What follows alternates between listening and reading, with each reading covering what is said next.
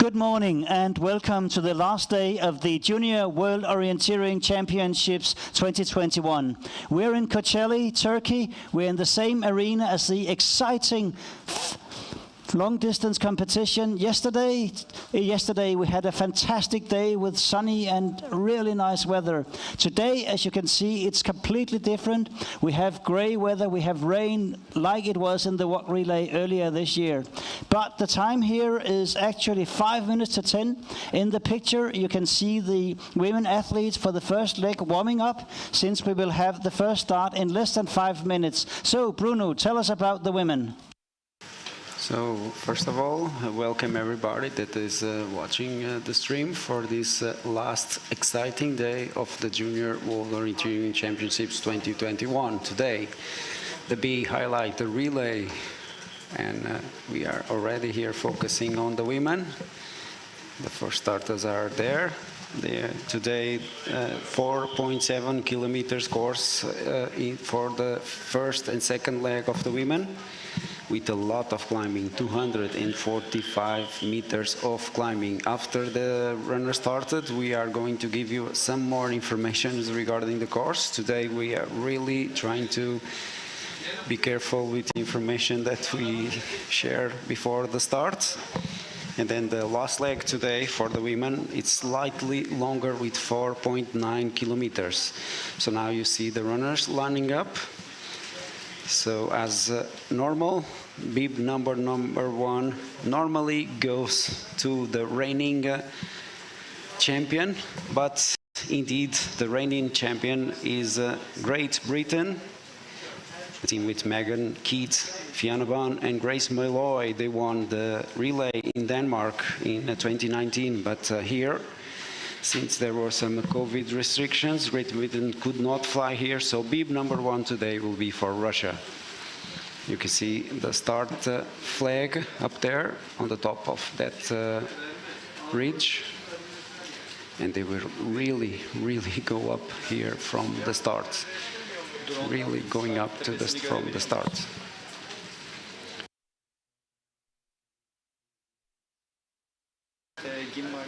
So, like we told you, bib number one goes for the Russian Federation, Olesia Gladikina.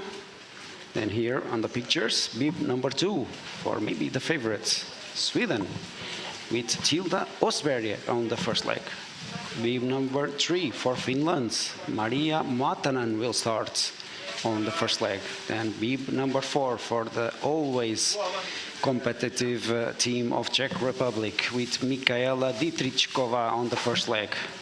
Bib number five for Norway, Kristin Melby Jakobsen here on the pictures. He has been doing some steady races during this week.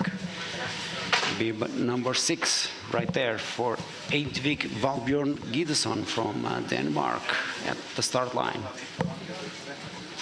Then bib number seven for the team that has the gold medalist from yesterday, Switzerland, here on the first leg, Corina Uni from Switzerland to the start. Bib number 8 for Bulgaria, Velina Koeva will be the first to start for Bulgaria. Bib number 9 for Hungary, Boglaka Zako will start the race. And then bib number 10 for Latvia, Elza Kuze will start the race. And right now, 1.5 minutes to the start. It is pretty tough already, the start of the course. Really up the yellow hill here. You can see the start flag right there. And then they will keep going up the hill and then into the first control.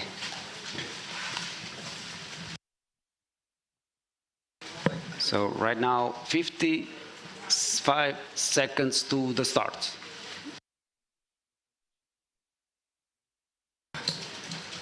Seconds to the start. Günaydın bayanlar, baylar.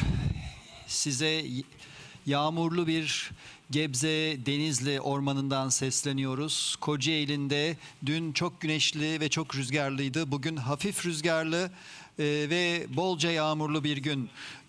Bayrak yarışı için demin ülkeleri, takımları tanıdık. Bugün So right now, 15 seconds to the start. 15 seconds to the start. evet, 15 saniye sonra start verilecek. Şu an koşularını görüyoruz. Ve çıkış alan takımlar bu tepeyi tırmanarak başlayacaklar. Birazdan daha fazla bilgiyle geri döneceğim. And there they go. There they go. The athletes out into the forest for this first leg of the relay of the 2021 Junior World Orienteering Championships. Like we told you, really nice pictures, this one. Up the hill, the drone pictures, and here already in the lead. Sweden is already in the lead of the pack.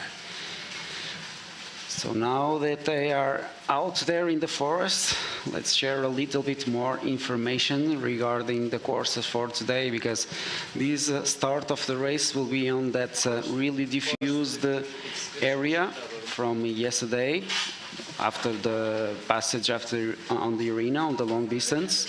So here they will really need to be quite careful with the navigation. You can see them already spreading a little bit. But I can say you that the runners more to the right, they are really not taking the best direction there. They are going a little bit off the line there. So they will move on this more diffuse area, and then they will go to the first TV control. Then after that first TV control is so steep up the hill.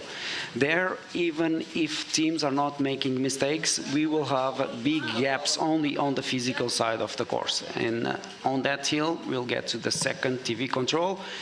Then the runners have a longer leg with some route choices. They will come down to the third TV control, then to the arena passage.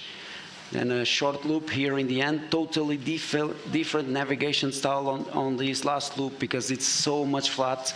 You can really push hard. So I think the big difference will be on the first part of the course, and then the runners that can make that gap, they really, if they do really good orienteering, they can keep in the front up until the finish.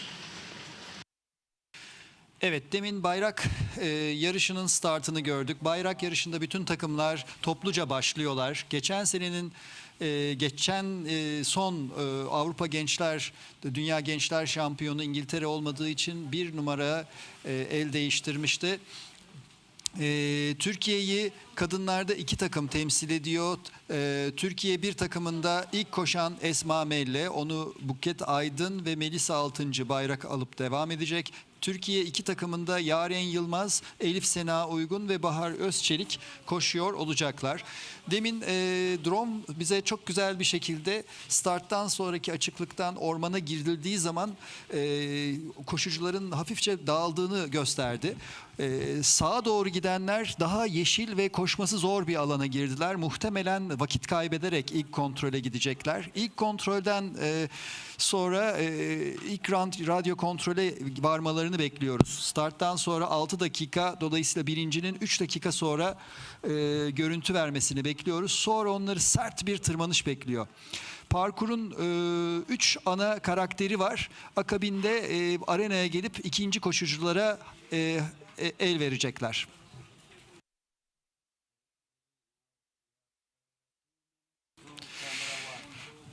Arena burada son derece güzel. Bitiş noktası dünle aynı. Orayı geçtikten sonra gördüğünüz gibi dikine bariyerler var. O bariyerde birinci sporcu arkasında bekleyen ikinci sporcunun eline değecek ve ikinci sporcu koşup aynı rotaya başlayacak.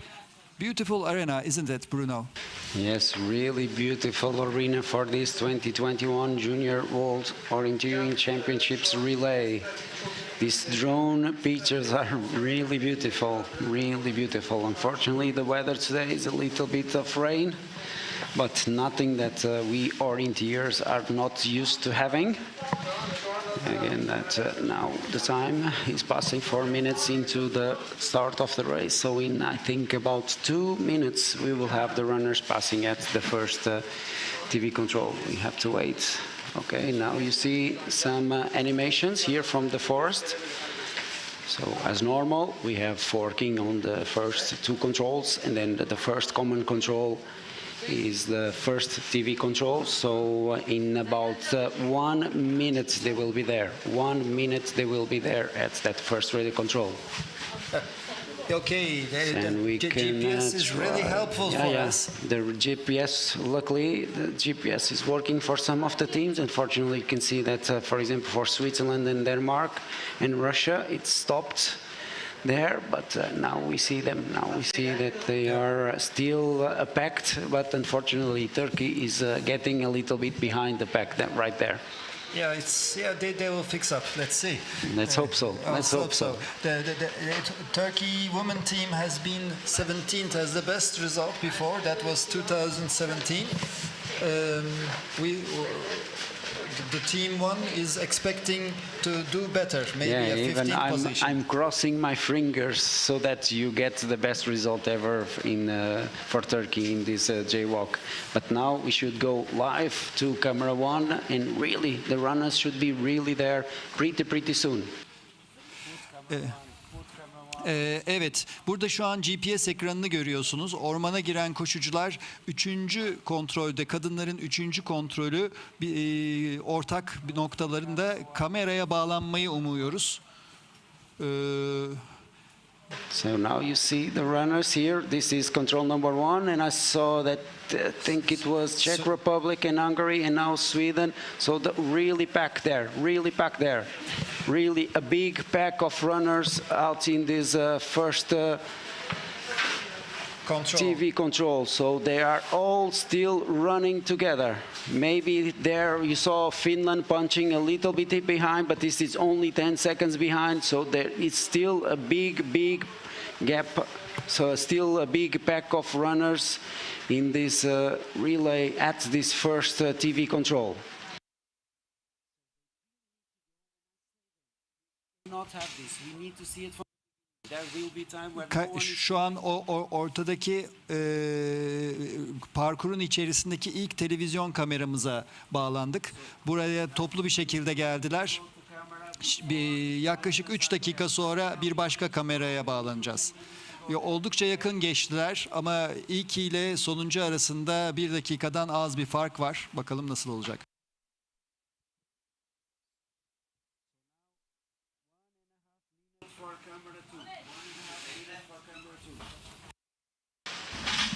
So this was an exciting start for the women's relay, and we want to remind you that here in the Junior World Orienteering Championships, the teams are allowed to have 2 teams running in the relay, actually Sweden 1 and Sweden 2 as an example. And of course, when we get to the final medal ceremony, if, for example, one nation has 2 in top 3, then only the first team will actually be in the official results. So this is a decision that is made how to do the results for the Junior World Orienteering Championships, so that everyone can actually attend, but the official results will only have the first team of the nation. So now we wait for runners to go into the second TV control.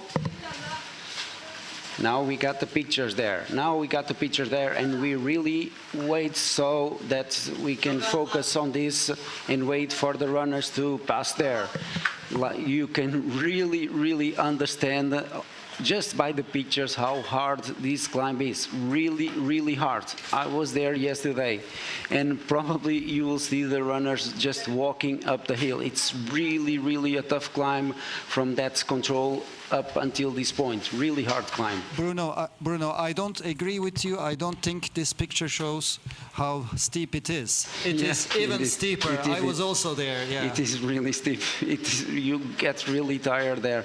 There's a forking just before this common control on the top of the hill. That forking can also create some differences.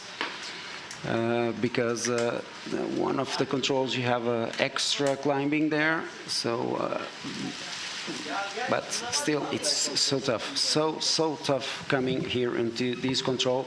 But pretty soon we will have them here. Less than 1 minute for them to come here to this common control.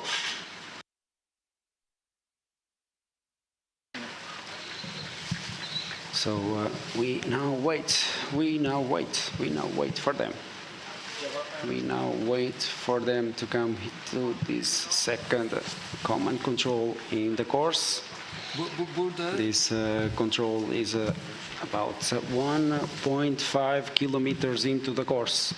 And pretty much after this control, it's always almost downhill. So I can see in the pictures, there's someone in the pictures there.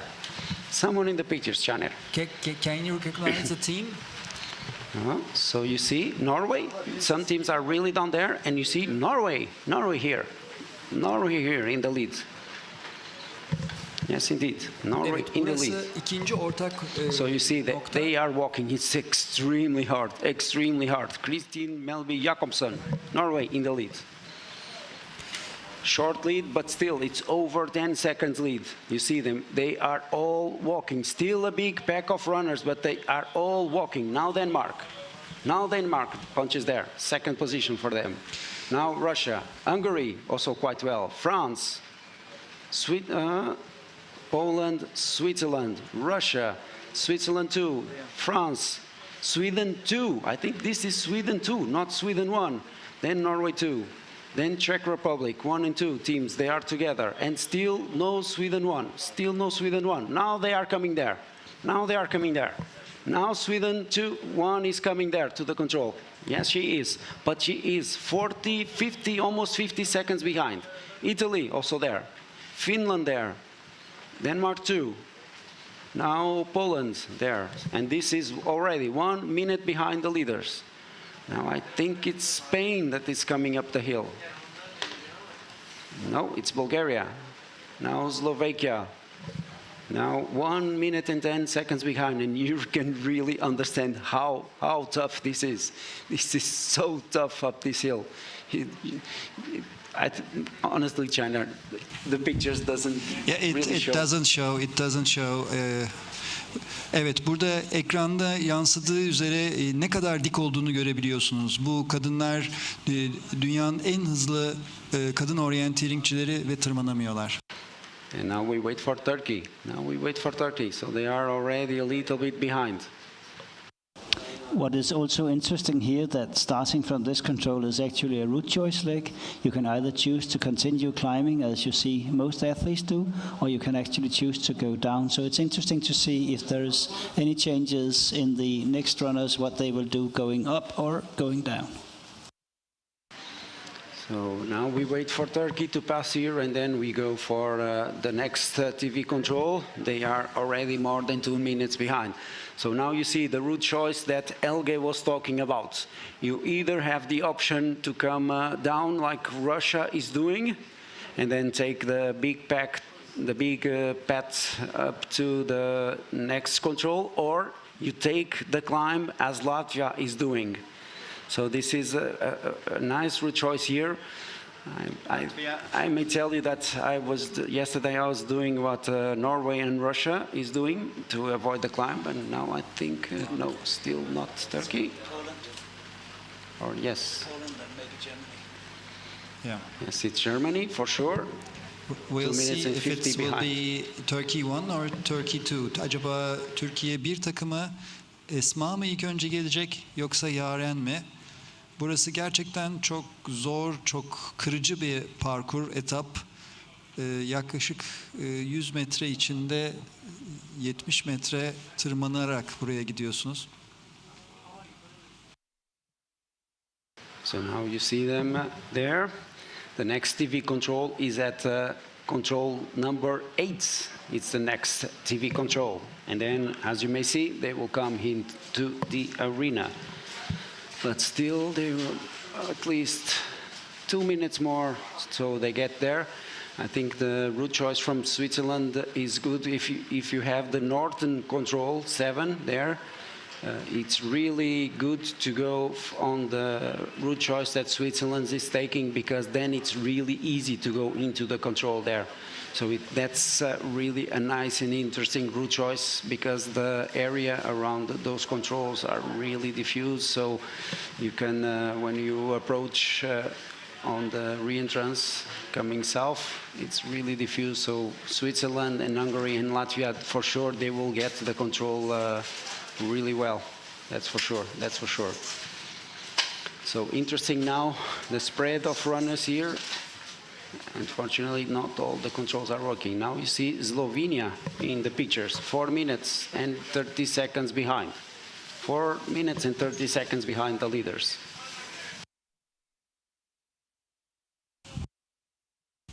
Evet, 4 dakika 30 saniye geçti. Lider 6. kontrol noktasına gerili. Burası buraya kadar yakın hedefler, karışıkça hedefler vardı. Burası fiziksel olarak çok kırıcı, demin söylediğimiz gibi. Ne kadar yavaş geldiklerini görüyorsunuz. Yaklaşık 5 dakika lider geçeli. Türk takımları henüz gelmedi ama birçok takım henüz gelmedi. Gelen sporcular var. There are some ladies moving up. Could you recognize them, Bruno? No, still some a little bit far, but maybe Turkey, no?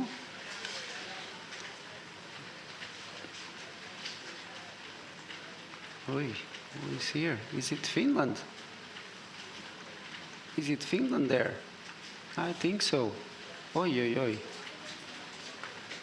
This is Turkey here. 5 minutes and a half behind, and in fact I think this is Finland there. Finland won. Oh my God. Oh my God. Finland won. 5.5 minutes behind. What a big surprise. Big problem for them. 5 minutes and 30 seconds behind at this first TV control. Oi, oi, oi. What happened with Finland won? What happened with Finland won? Now Germany, so tired legs up here, so tired. So now we focus into camera 3 now. Now we should really focus on camera 3 and start to wait for the runners to pass there.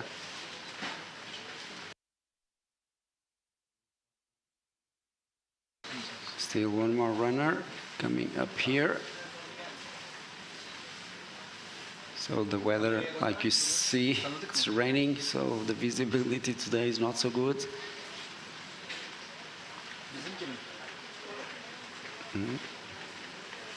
Couldn't really understand who that was in the pictures, but It looked like Croatia, I think. yeah, maybe Croatia. So these pictures here are from the control before the arena passage, but indeed we need to focus on control on the TV control before. So these are the pictures that later on you will see the runners coming into the arena passage, but before that we also have one extra TV control. They should be there pretty soon.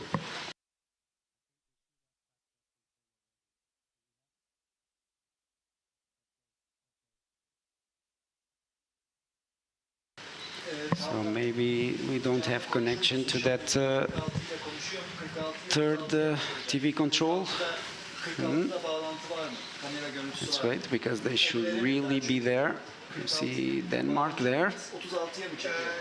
Honestly, they should be passing, but maybe we don't have a connection to that camera. But again, they are coming pretty close to the arena, so in about maybe 4 minutes we will have them here passing at the arena.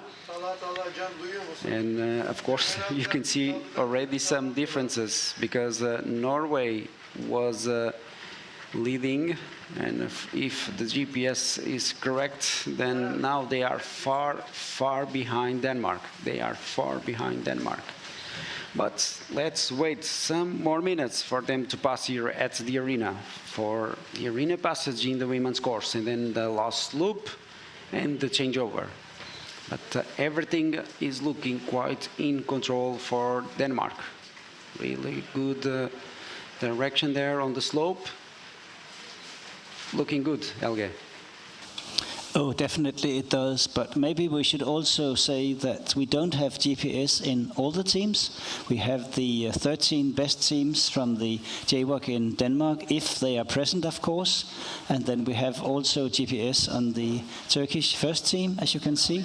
So there will be quite a few teams that will not have GPSs, who is also running there somewhere.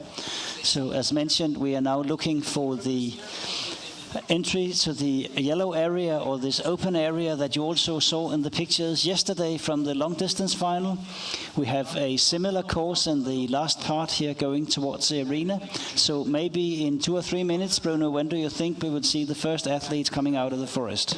From my calculations, it will be less than 1 minute now. In about 1 minute, we will start having runners coming here into the arena. Right now, 20 minutes running time for these girls out there on the rainy day here in the JWOC 2021 relay. So now you see Turkey one there leaving the second TV control. Evet, şu an ekranlara Türkiye takımı, Türkiye 1 galiba geldi. İkinci televizyon noktasını, parkurdaki 6. noktalarını terk ettiler. So now we wait. Now we wait here for the runners to come. Let's see who will be in the lead here at the arena passage. For those of you that are at home, the arena passage is exactly the same as yesterday. So you'll see the runners punching this control, and then that's run on the open area up till the spectator control. They will pass here at the arena, go out for an extra loop, and then again into the final. The finish also exactly the same. So the second last control and the last control are the same as yesterday. And then they will finish. And now we wait. Pretty soon they will be there. Pretty soon they will be there. And as you can see, what you also saw yesterday, there is a tough climb going from this area to the arena and onwards. So you will see very, very tired athletes also coming out of the forest, exactly the way you saw them when they started going up this hill in this open field. It's exactly the same here. There they will actually have to climb to the control just before the arena passes. Then it's a reasonably flat run to that what's here. And then they will actually have to climb a bit more in passing the arena, and then go out into the last loop of the course. But we are still waiting. Parkurdan geldikten sonra parkurdan arenaya gelirken aynen dünkü gibi gelecekler. Buradaki kamerayla onların açık alana geçişlerini göreceğiz ve bir yokuş tırmanıp ondan sonra kısmen düz, kısmen yokuş aşağı büyük bir ağaca gelecekler. Evet, açık alana çıkıp bu hedefi görüyor olacaklar. Bu hedeften de arenaya doğru koşacaklar. Ondan sonra evet biz onları takip edebiliyor olacağız. Bayrak değişim noktasına gidecekler. So, now we haven't. I made a mistake because I told Finland one was behind, but no, it was Estonia was behind at radio control. But now important news, because indeed, Denmark is in the lead. Denmark is in the lead. And then look at this. You have Hungary 1 and Hungary 2, position 2 and 3. Oh, such a good results for Hungary there. Such a good results for Hungary. But the leading, Denmark, then Hungary 2, then Hungary 1. And then I think it was France there, but I can't really... Yes, it is. Yes, it is France. And they have a gap. They have a gap there. They have a gap. Evet, 4 takım şu an arenaya doğru koşuyor. Now Norway is coming. Danimarka lider girdi. Macaristan 1 ve 2 hemen arkasında. Fransız takımı Fransa 1 galiba arkasında. So now Norway is coming. Norway 2 indeed. 40 seconds behind. 40 seconds behind together with France 1. So you had France 2. So the leading pack. Denmark 1. Eidik Valbjørn Gidesson with Hungary 1, Boglarka Sako, and Hungary 2, Dominika Mero. And then France 2, Tifa Moulet, This is the leading pack right now. This is the leading pack right now.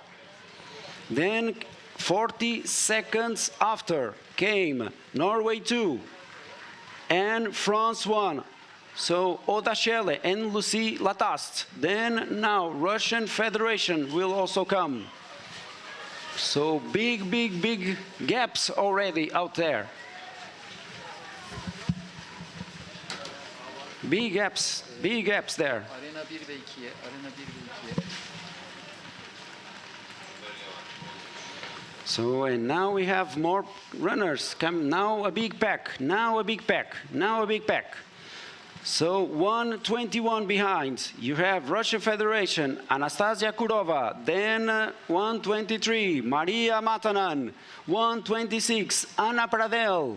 127, Barbara Smolkova. 128, Elza Kuze. 129, Olesia Gladikina. 132, Anne Hilo.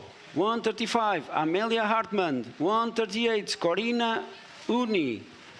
Then now we have Sweden 1, also to the spectator control. They are in position 16, 2:17 behind, together with Sweden 2, Emma Ling.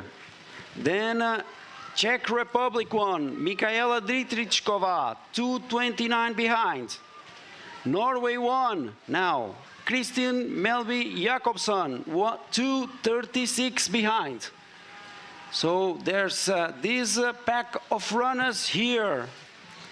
These pack of runners here, they are over 1 minute behind. And then we have the next pack of runners with Tilda Osberg in the lead of that pack. And they are 2 minutes and 17 behind. And now we also got Austria.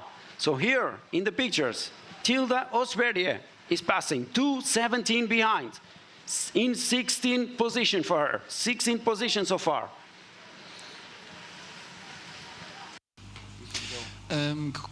Koşucular gördüğünüz gibi 3 ana grup halinde geldiler. Öndeki 4 kişiyi daha kalabalık bir ikinci grup takip etti. Onlar yaklaşık liderlerin 1 dakika arkasındaydı. Ondan sonra liderin 2 dakika arkasında, kabaca 2:20 arkasında önü ve 3 arkasında arkası olan 3. grup geldi. Çok heyecanlı. So such beautiful pictures from the drone on this last loop. Oh, what the beautiful pictures from this last loop of the Rienemann relay. This almost seems like World Championships, but this is only Junior World Championships, and what a production. I'm here invited by you, Caner, and I can say, what a production from Jaywalk in Turkey. Big congratulations for you. Well, thank you for the comments. This was only possible with the support of Kocaeli Municipality. Evet, burada neredeyse dünya şampiyonası kalitesinde bir gençler dünya şampiyonası görüyoruz diyor Bruno. Prodüksiyon kalitesi anlamında bunu mümkün kılan Kocaeli Büyükşehir Belediyesi'ne çok teşekkür ediyoruz. Parkurun bu son bölümü oldukça hızlı, daha düz bir parkur. Yokuşlarda yorulan bacaklarını tekrar hızlandırmaya çalışıyor bütün koşucular. And in the pictures you could actually see the forking, that some athletes went to one control in the open and the others went into the forest. So just another example of the forkings that will make sure that the athletes cannot just follow each other in the course. So now in the picture, Spain won, Patricia Toledo, now coming to the spectator control. 24 position for her, 4:32 behind. Over 4 minutes behind. She is looking back to see if someone is coming, and indeed, Ana Rita Scasotto, she's running for the mixed team, is coming behind. 4:11, but Patricia Toledo is alone here. Position 24 for her at the arena passage, 4 minutes and 32 seconds behind the leading team of Denmark. Hedvig Valbjørn Gideson was in the lead here at the arena passage. And again, maybe 3 to 4 minutes from now, we will have the runners coming into the arena to the changeover. So you see there, back on the screen, Ana Rita Scasotto, She's running on a mixed team. This is possible in jaywalk, of course. We want all the runners to run here. So the runners that don't have complete teams, they can put a team together with other nations. Oh, what a beautiful pictures there. I think it's the red and white shirt of Switzerland, I think there. Nice, nice pictures. So now the athletes have come back from the forest out in the yellow area, so they will soon approach the second last control that Bruno just mentioned, that they also had yesterday. So very soon you will see them coming to the open area again to go to the second last control. And let's see, I'm not sure if they are really the lead, because it seems really good for Sweden, because they seem to be alone there. So maybe some changes on this last loop. And like I told you, pretty soon, they will be coming here into the arena. I have the radio. So at the radio control, we have the punch of Denmark 1, and we have France 2 seconds behind. Mixed team with Dominik Camero of Hungary is actually in third position. We have Hungary 1 with Boglarka Charko in fourth position, 33 seconds behind. And then Norway 2 is 48 seconds behind from the radio control, very, very shortly before they get. So Denmark still in the lead, So Denmark right there, punching the second last control, coming here into the arena. 30 minutes and 30 seconds running time right now for Eidvig Valbjørn Gideson from Denmark, and leading this relay. That's for sure. And they are alone. They are alone right there. Evet, Danimarka son kontrol, radyo kontrolden lider olarak geçti. O 31 saniyeyle Mix 4 takımını onu takip ediyor ve Macaristan 1 takımı da 3 saniye hemen onun arkasında. Sonra Fransa 2 ve Norveç 2 takımları peşindeler. İlk harita değişim noktasına Danimarkalı sporcu geliyor. Şu an hem koşmayanlar onu alkışlıyorlar. 50 metre sonra haritayı verecek.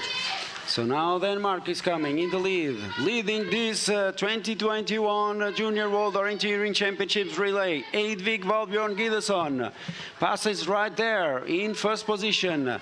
And now out into the forest, Eva Ornhagen Jorgensen is going there. Now I can see that France 1 is coming. France 1 is coming here. Lucie Lataste will pass the baton to Cécile Calandry. So now they are out there into the forest, 16 seconds behind, 16 seconds behind. Now both Hungarian teams, 1 and 2, in the changeover. 1 and 2 teams from Hungary now into the changeover. 30 seconds behind. Hungary 1. Boglarka Zako out there into the forest. I think that was not the Hungary yeah, two, no, but it's the mixed team. It's yes. mixed team right there. Yeah, because I was looking at Dominik Camero.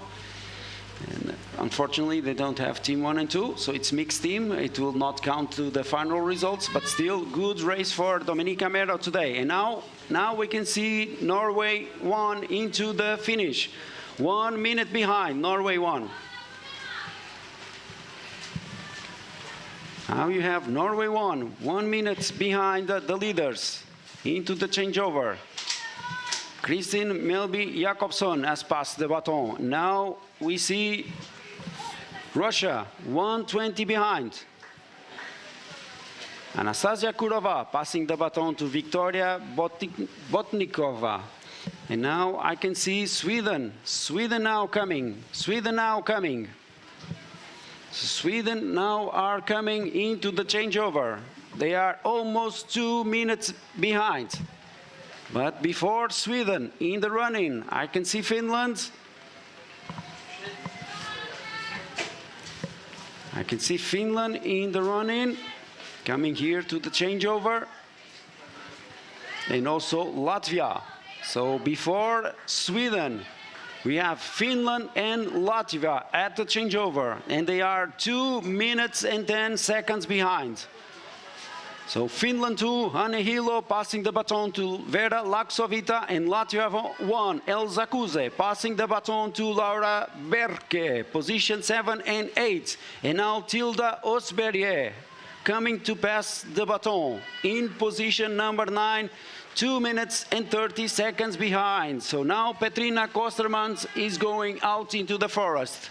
And now Czech Republic also at the changeover. Mikaela Dietrichkova passing the baton.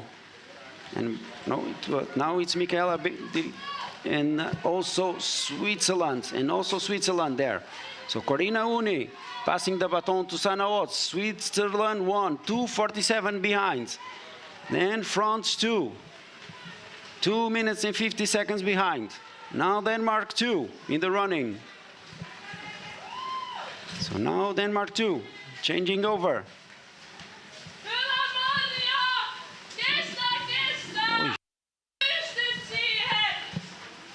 Now this is Sweden 2, and actually Finland 1 is now coming. Maria Matanen is now passing the baton, 3 minutes and 30 seconds behind. 3 minutes and 30 seconds behind. And then just after, Italy 1 with Anna Pradel coming, 3 minutes and 40 seconds behind. Position 16 for Italy at the changeover. Now Russia 2, or Russia, no, indeed, Russia 1 is now passing. Olesia Galadikina, position 17, 3 minutes and 50 seconds behind. There you have it, 17 position for them. And now Sweden 2, now Sweden 2. Now Sweden 2, 4 minutes behind, into 18th position, and then Slovakia. And then Slovakia is coming.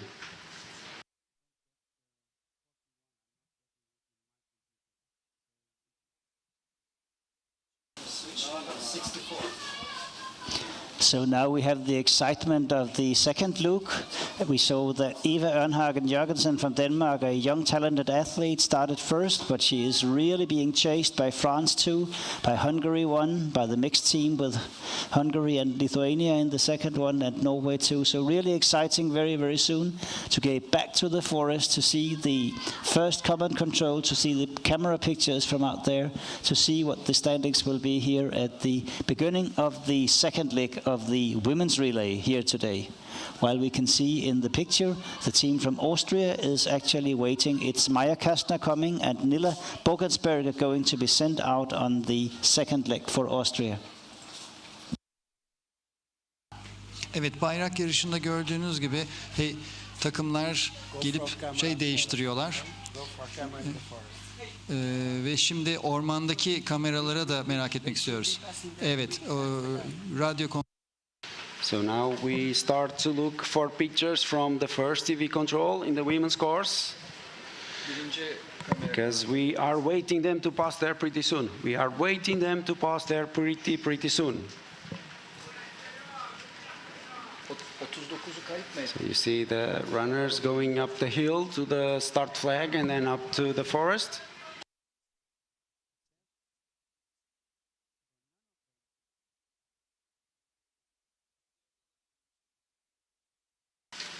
Now Patricia Toledo coming into the changeover.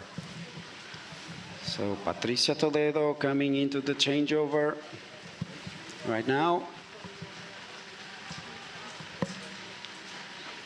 This will be position 24 for her. Can I see?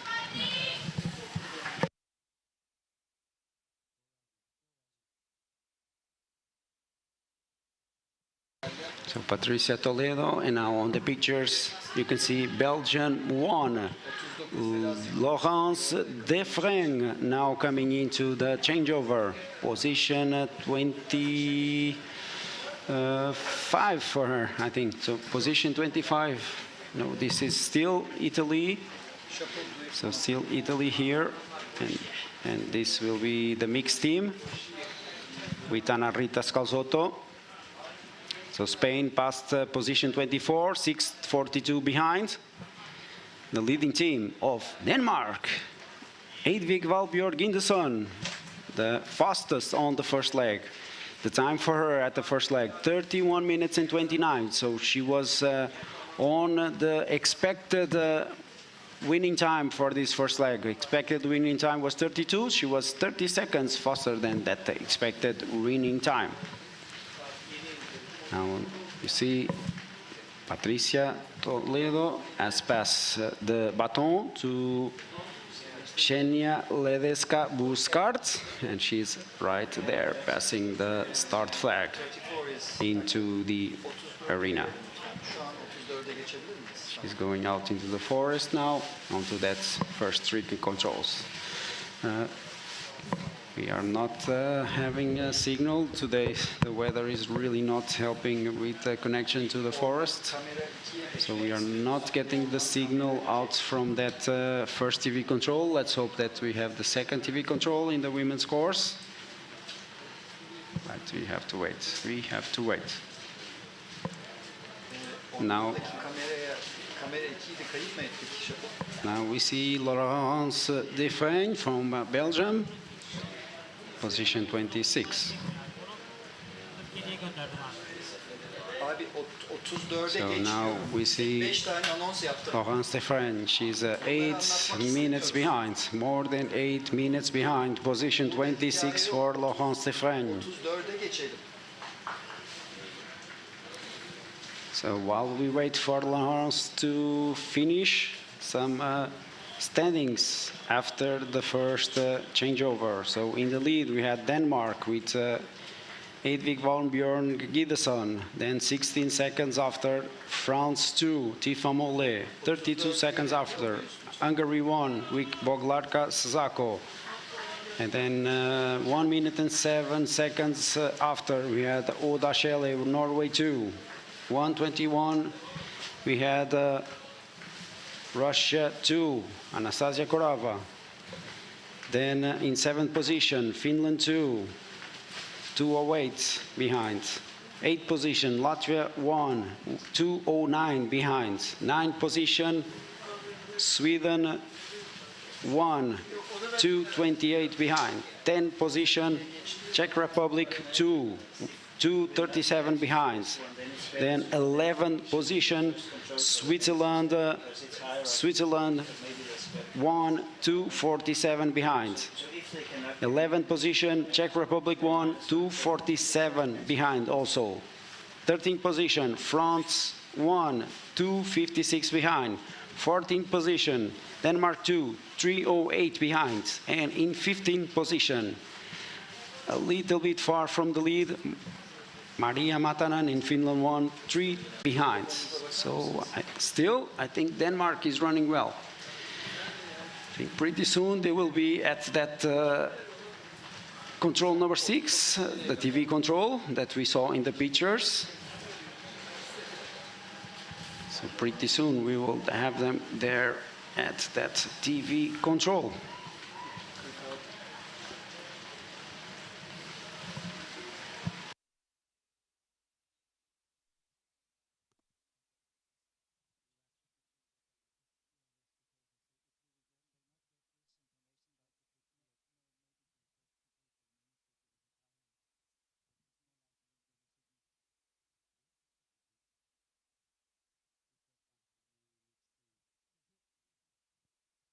Yeah, so now they come. Now they come to the TV control.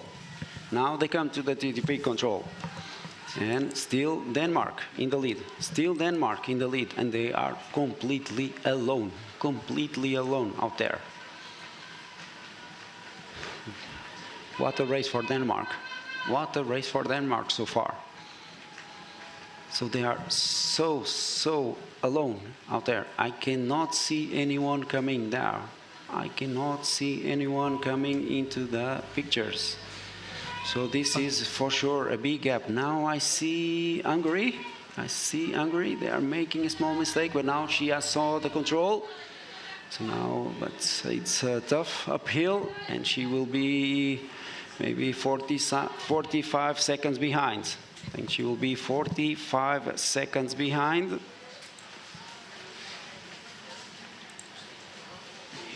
Yeah, you can see how tough the terrain is, isn't it? So 50 seconds behind. 50 seconds behind. Evet, şu an ikinci ayakta, ikinci kamera kontrol noktamızda parkurdaki yaklaşık 6. hedefi görüyoruz. 6. ortak nokta. Buradan Danimarka lider geçti. Onun yaklaşık 45 saniye, 43 saniye arkasından da Macaristan'ın geçtiğini gördük. Oldukça zor bir zemin. So the time is passing. 1.5 minutes and still no third team there. So looking really good for Denmark and good for Hungary today. Now I see. I think it's Russia. Or maybe Sweden. Or maybe Czech Republic. No. Could that be Finland also? No. Sweden. No, it's Russia. Russia there. So Russia punching there. 2:04 behind. Now France, now Norway, now Finland. This is 2:10 behind. So now a big pack of runners. Now Sweden also coming there. Sweden also coming there.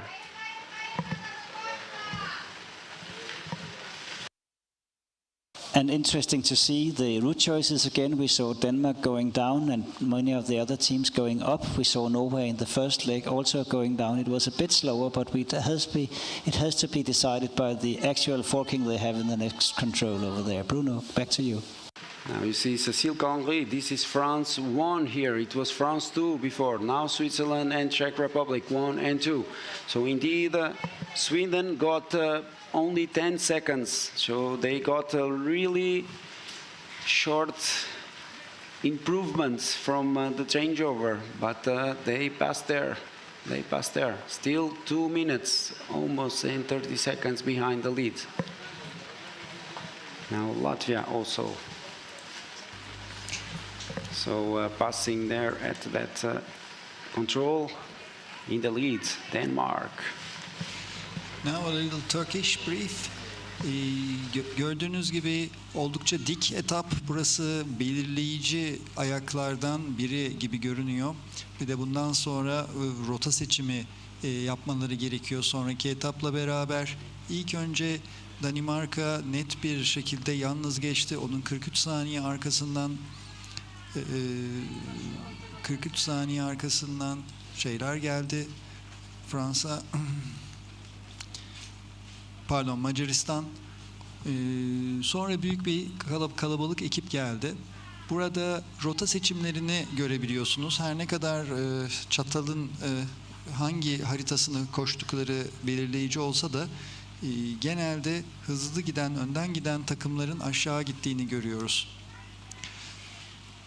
Ve şimdi yeni bir grup geliyor. A new team group coming. There's Finland there and Italy. Finland and Italy passing there. So Finland 1, Salla Iso-Herranen passing there. 4 minutes and 10 seconds behind. And also Italy 1, Martina Rizzi. And they were 4 minutes and 14 seconds behind. Also you had mixed team pass there, and also Sweden 2, Tilde Backlund 4:32 behind. 4:32 behind Sweden 2. And also Russia Federation first team, Anastasia Botova 4:44 behind, position 16 at that TV control. So now you see the Turkish. Evet, şu an Türk takımını görüyoruz. Türk takımı bir Esma Mel'le harita değişim noktasına değil, arena geçişine geçiyor. Esma için kuvvetli bir alkışla onu cesaretlendirelim. Şu an onu ikinci bir düz etap bekliyor. Ve geçiş zamanı 23 liderin 35. sırada geçti. 35. sırada geçti. Bunu geliştireceklerdir.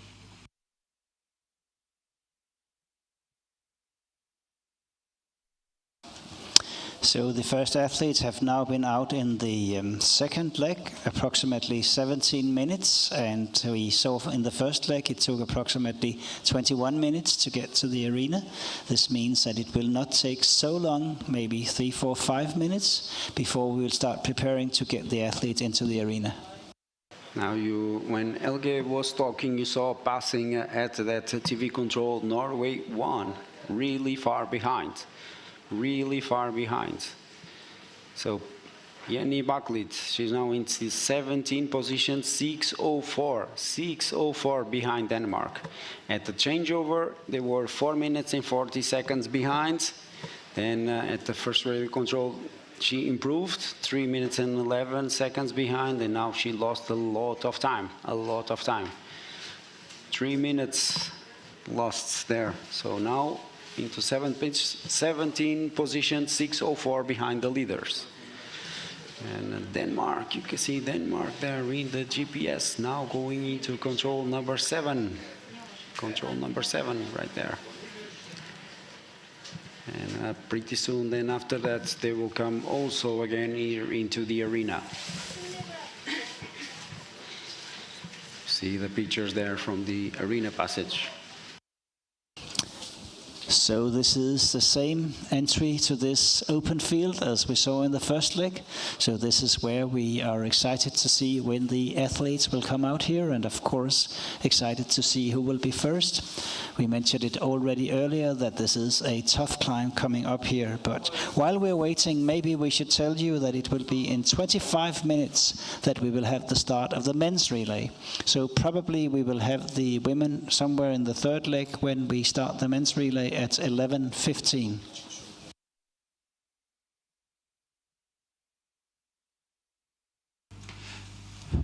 Evet, Türkiye'de çok fazla bayrak yarışı yapılmıyor. O yüzden bayrak yarışının mekanizmasına biz belki çok alışık değiliz ama gördüğünüz gibi oldukça heyecanlı ve koşuculara stres yükleyen bir yarış. Hep beraber çıkıyorlar.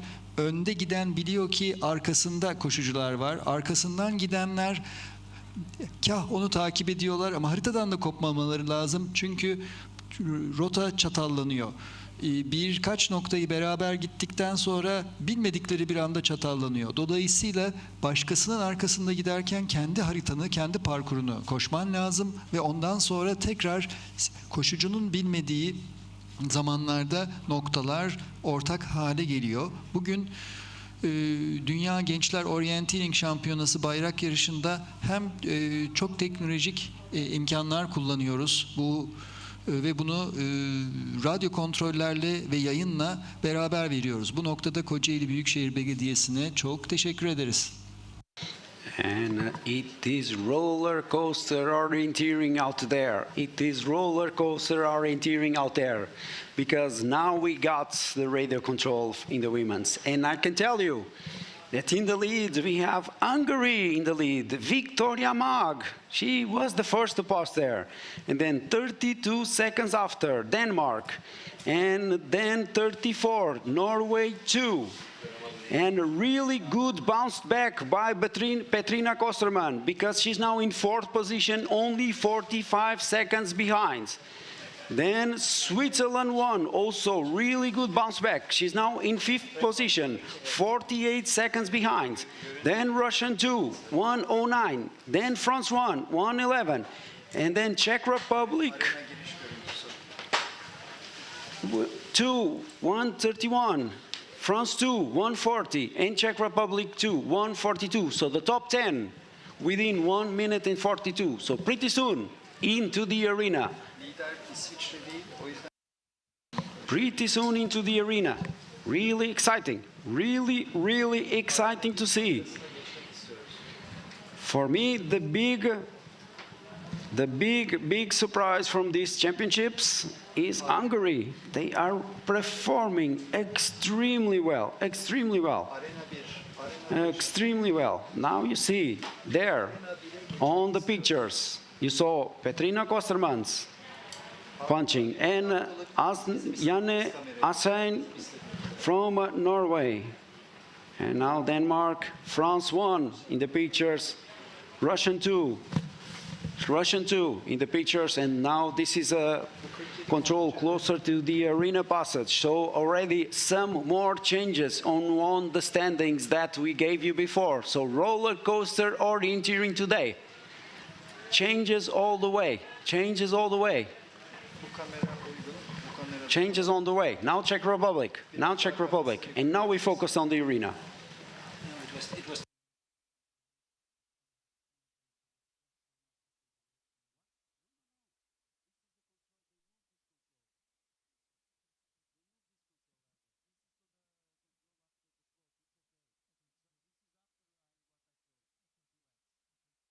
So now we focus into the arena, because pretty soon they will come here to the arena passage. Pretty soon into the arena passage. On the words of Per Forsberg, sometimes it's rock and roll orienteering. I think this today is heavy metal orienteering channel. It is really tough, and they are changing it. And actually, Hungary made a really good attack there. It's like that changes like more than almost 190 seconds attack.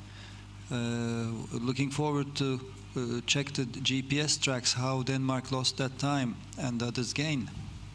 Well, in fact, also the forking may have something to say with this, because there's a different forking there, and some of the controls you can really save some time to have a shorter and not so tough forking. But yes, good race so far for Hungary.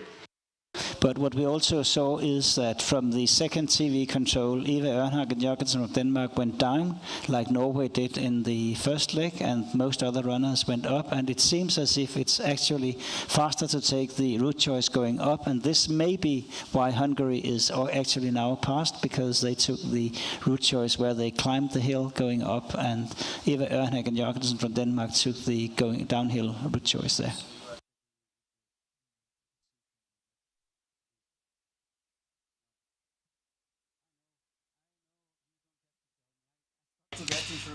Evet, GPS'te Now you see Hungary. Hungary.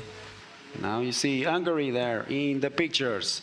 Victoria Mag, bronze medalist from yesterday, leading the relay. Hungary in the lead. Şu an Macaristan'ı görüyoruz. Dün gümüş madalya kazanan Victoria Mag bayrak yarışını lider götürüyor. Birazdan arenaya doğru gelecek. Açık alandan tırmandı ve yan geçişte geliyor. Şimdi arkadan acaba kim geliyor? Bir önceki noktada 30 saniye arkasındaydı. Kamerayı... Evet, bir önceki noktaya geri dönüp şimdi göreceğiz kimler geliyor. Evet, this is Russia. Now you see Russia. Rusya geliyor. Now you see Russia. Russia 2 coming into position number 2. Russia has Victoria moved up, Bolitnikova. 4 places up. She has got up some time, but in the lead, Victoria Mag from Hungary. And this is a clear lead for her, a clear lead for Hungary. And now we have Russia. Oh, that's a big close pack. Yeah. So the big battle right there. Because 49 seconds after, we have Russia 2. 54 seconds after, we have Sweden 1. Then 56 seconds after, Denmark 1.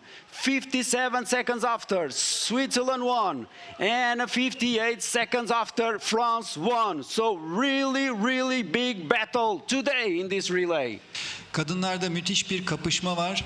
Her ne kadar Macaristan önden gitse de 49 saniye arkasında Rusya onu kovalarken hemen 4 ülke İsveç 1, Danimarka 1, İsviçre 1 ve Fransa 1 birer saniye arayla kovalıyorlar. Burada hata yapanı geçecekler. Kadınlar her şeyini veriyor bu genç kadınlar ve 3. ve son sporcularına doğru koşuyorlar. Heyecan burada dorukta. Özür dilerim, arena geçişine doğru koşuyorlar ve takım arkadaşları, antrenörleri onları şu an cesaretlendiriyor. So you see Victoria Bolitnikova leading this second pack. Victoria Mag is all alone in the lead. She's all alone in the lead. And then 50 seconds after, we have this pack, leads by Victoria Bolitnikova. And now, just after this pack, we have coming into the arena passage, Czech Republic 1, Czech Republic 2, France 2, and Norway 2. And they are 1.5 minutes behind the leader. They are 1.5 minutes behind the leader. Leading this pack, the silver medalist from yesterday, Lucy Semikova from Czech Republic. Again, beautiful aerial pictures from this relay area. Evet, bu ikinci grubun peşinde bir başka 4 kişilik grup var. Esasında Çek Cumhuriyeti 1 ve 2 takımı beraber koşuyorlar. Yaklaşık aynı hızda koşuyorlar. Dün gümüş madalya kazanan Lucy Semikova da bunun içerisinde. Norveç, Fransa 2 ve Norveç 2 de onlarla beraber ikinci grubu oluşturuyor. So now you see they're still leading the second pack. You still see leading the second pack Victoria Bolitnikova now, and then followed by Petrina Koserman. We now see the forking quite clearly. They are having different route choices. Because there's a forking here for the girls, and they are going to different controls. You see Switzerland is coming to that. It's actually a small spur in the open area. And now they need to pass these forest parts.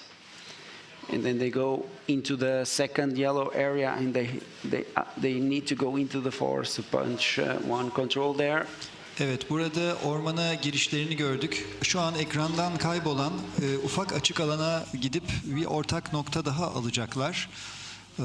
Demin iki takımın minik de olsa hata yaptığını gördük ama bu tabii beraber bir saniye arayla koştuğu gruptan kopması anlamına gelebilir. Bakalım üçüncü koşucular ne yapacak? So now coming into the arena, we have another pack of runners. Italy won and Finland won. So it's not going to be Finland day today. Martina Rizzi and Salla Isoheranen, they are 4 minutes behind. 4 minutes behind. Position 11 and position 12 for Italy and Finland. Salla Isoheranen now leading Martina Rizzi. They are 4 minutes behind. Exactly 4 minutes and 17 behind the leader. Victoria Mag from Hungary. Victoria Mag from Hungary. Hungary is leading this race so far. And just after them, we will have another pack of runners here into the arena. Vera Laksovita and Tilde Baklund will also come to the change of the arena passage. They are 5 minutes behind. 5 minutes behind. Evet, lider grubun 4 dakika ve 5 dakika arkasındaki koşucuları görüyoruz. Şu an ekrana gelen İtalya'dan Rizza Martina ile Finlandiya'dan Salla Isoheranen, onların arkasında. Bunlar 4 dakika liderin arkasındalar. Onları Norveç, Finlandiya 2 ve İsveç 2 takımları takip edecek. Latvia, Letonya 1 ve karışık 4 takımları da hemen arkasında. Burada harika drone görüntüleri görüyorsunuz. Şu an arena geçişinden sonra açık alana doğru gidiyorlar. Buralar hızlı yerler, ufak yokuş aşağı ve yokuş yukarı eğimler var ama görüş sise rağmen, hafif sise rağmen oldukça yüksek, zemin de düzgün ve Norveç'ten Baklit, yeni Baklit'in geçtiğini görüyoruz.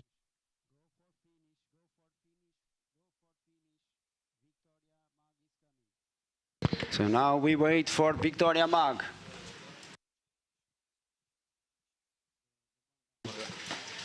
So now you see Turkey here, but we are waiting for Victoria Mag. We are waiting for Victoria Mag to come here into the finish. And I can tell you, she's still alone. There you see it. There you see her. There you see her. There you see Victoria Mark. She's still all alone out there, all alone. And I can tell you that the gap right now is over 1 minute gap for Victoria Mark. She's punching right there, and it is looking really good. It is looking really, really good for Hungary. Evet, Macaristan'dan Victoria Mak yukarı gelirken Yaren Yılmaz'a da biz alkışlıyoruz. O da son loop'una koşuyor. Victoria Mak şu an son hedefine gidiyor. Son hedefinden sonra da final sporcularına bayrağı teslim edecek. Arkasından gelen kimseyi görmüyoruz sanki. Arı kovanlarının oradan koşan var mı diye soruyoruz. Kameramız orayı tarayacak şimdi. So now you see in the pictures, Victoria Mark from Hungary. Really clear lead, over 1 minute lead for Hungary at this relay. It's looking really, really good for them. It's looking really good for Hungary. Over 1 minute lead for sure. And the pack that we saw coming here into the arena patches is broken, because now we have France and Switzerland, position 2 and 3, 1 minute behind, and then Sweden is 1:43 behind, and Russian is 2 minutes over. So you see in the pictures, Victoria Mark, what a race from her today. Bronze medalist from the long distance yesterday. She's running really good. In the pictures now, also running extremely good, Cécile Calandry from France. She's coming into second position at this second leg. Really strong race for Cécile Calandry today. She was in the fights for the middle distance yesterday. Maybe disappointing race for her, but today really, really well. Yeah, she has moved France quite up. That's really good for France. And actually, she should be followed quite close by Switzerland. Yeah, I think we will also see Switzerland here into the changeover pretty soon. I can see Sana Ots. You cannot see her in the pictures, but Sana Ots is just following Switzerland, France. But first France. Evet, First France, second position for them. 1:11 behind. 1:11 behind. son bayrak And turuna now Sana Ots, Switzerland won into third position. 1:20 behind. And you can see also in the run-in, Petrina Kostermans from Sweden now sprinting all the way to give the baton to Anna Lundberg. So Anna really needs to perform today if she wants to take Sweden to the gold medal. They will be about 2 minutes behind Hungary. And now you see Anna Lundberg from Sweden going out there into the forest. Position 2, 1:46. 1:46 behind the leader. Now Czech Republic. Evet, bayrak değişiminde üçüncü koşucuların ilk Macaristan çıkardı, ikinci Fransa, üçüncü İsviçre ve dördüncü İsveç girdi. Czech Republic, fifth position, 2:06 behind. Now Russia. Now Russia is coming. Russia 2. They will be position 6, slightly over 2 minutes behind. Really pushing hard here. Victoria Bolitnikova pushing hard, position 6, 2:24 behind. Now Denmark, Eva Hornhagen Jorgensen, position 7. Position 7 for Denmark, 2:38 behind. Now Czech Republic 2, 2:41 behind, 2 in 8th position. Now I can see Norway. Norway 2. Janne Johorn Ashein pushing up the hill and bringing Norway into position 9. They will be slightly over 3 minutes behind the leader.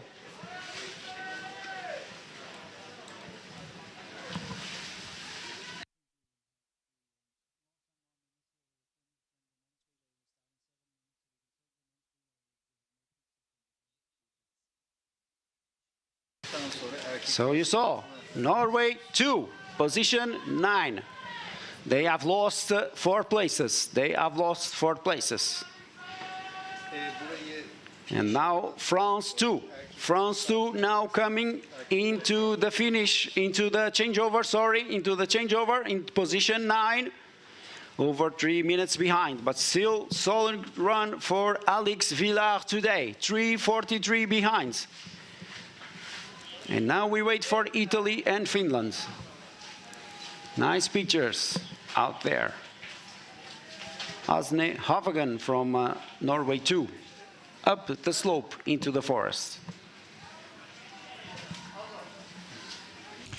Evet, burada tekrar start sonrası sinsi bir yokuş var. Onu çıkıyorlar. Bayrak değişim noktasından sonra start bayrağına ve yukarıdaki ormana doğru çıkıyorlar ve orada şimdi bu kamera açısından daha iyi görüyorsunuz. Esasında yoran bir şey. 6 dakika sonra erkeklerin toplu startı olacak.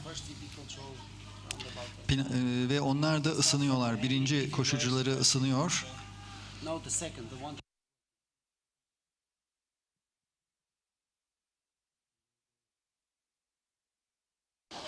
So while we look at these pictures, France going up the hill. Behind you can see the warm-up of the men, but we are now back at the finish, Bruno. Yes, at the finish, Finland won at the changeover. 11 position for them, 4:52 behind. Now Italy won. Martina Risa to Catarina Dall'Era in position 12, 5 minutes and 4 seconds behind. So we have gone so far to position 12. Now we wait for Norway 1 and Sweden 2. First, Norway 1. Jenny Baklitz is coming to pass the baton to Pia Youngvik. They are over 5 minutes behind into position number 13. 5 minutes and 30 behind. Jenny Baklitz to Pia Youngvik. This is Norway 1. And now Sweden 2. Now Sweden 2. Tilde Baklund to Alva Sonesson. They are 5:41 behind. Position 14. Actually, Alva Sonesson was in the bronze medal team in Denmark 2 years ago. And now she's running here in Sweden 2. And while we look at these pictures from the finish, we have started to prepare for the start of the men, which will be in approximately 4 minutes. So this means that in 4 minutes we will have the start for the men's relay here at the Junior World Orienteering Championships 2021. Evet, Gençler Dünya Orienteering Şampiyonası'nda bayrak yarışı bütün heyecanıyla devam ediyor. Kadınlarda ikinci koşucular birçok ülkede bayrağı teslim etti. Türkiye'de takım ikisi bitirmiş gibi görüyorum. Yaren Yılmaz bayrağı vermiş, Elif Sena Uygun koşuyor. Ve şu an Türkiye'de bitiş hattında hangi takım bekliyor? Arkadan burada kameralarda biraz sil olduğu için tam göremiyoruz. Evet, şu an Yaren Yılmaz verdi, Elif Uygun koştu. Buraya da ilk ayağı Yaren Yılmaz'ın çok güçlü olmasa da güzel bir şekilde gidiyor. 3 dakika sonra erkeklerin toplu startını görüyor olacağız.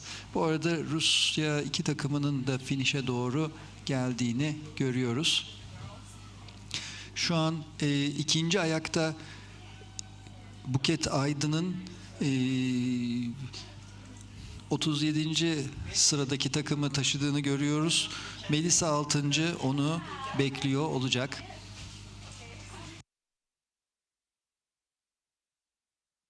So now more runners, Russia and Latvia here at the changeover. Russia and Latvia at the changeover. Russia 1, Anastasia Botova passing the baton to Olesia Ryazanova, 16th position, 7:47 behind, and also Laura Berke to Leonarda Baltina, 7 minutes and 50 seconds behind. What not so good race for Laura Berke today. And now in the picture you can see at the start line the men that will start in approximately 2 minutes from now. at 11:15, and looking at the rows, you can see them standing with the numbers according to their place.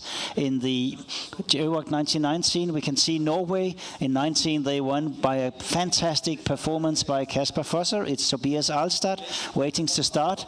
And we also have with Sweden, Noel Brown is going to take the lead there for Sweden. France is 103. The winner of yesterday, Basile Basset, is going to run the first leg for the incredible strong French team.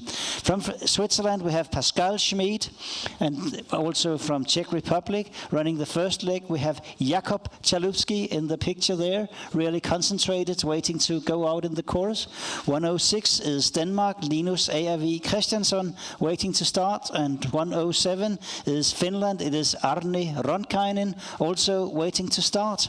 Hungary is team number 108, and Hungary is there. It is Peter Nagy who is having the first leg for the strong Hungarian team. 109, that's Germany, that's Anselm Reichenbach, the first runner for Latvia, and it's actually here also just 30 seconds to the start of this, so we will actually now hand over the start time to the starters out there, and then we will get back with commentary after the start. Erkekler yarışı birazdan başlayacak. Koşucuları tanıdık. Türkiye bir takımını Aziz Kızıltaş ilk başta taşıyor olacak. Türkiye iki takımı da Yusuf Parlak'la başlayacak.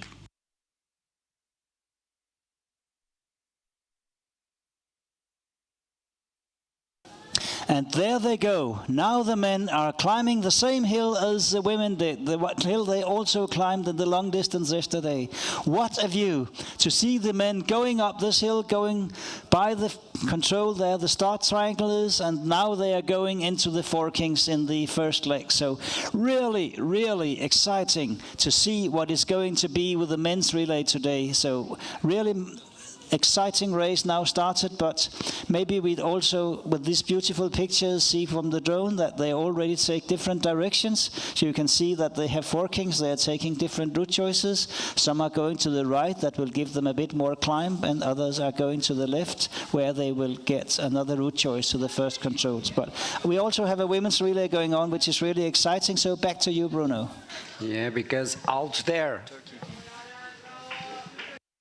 Evet, şu an Türkiye takımının değiştiğini görüyoruz ve orada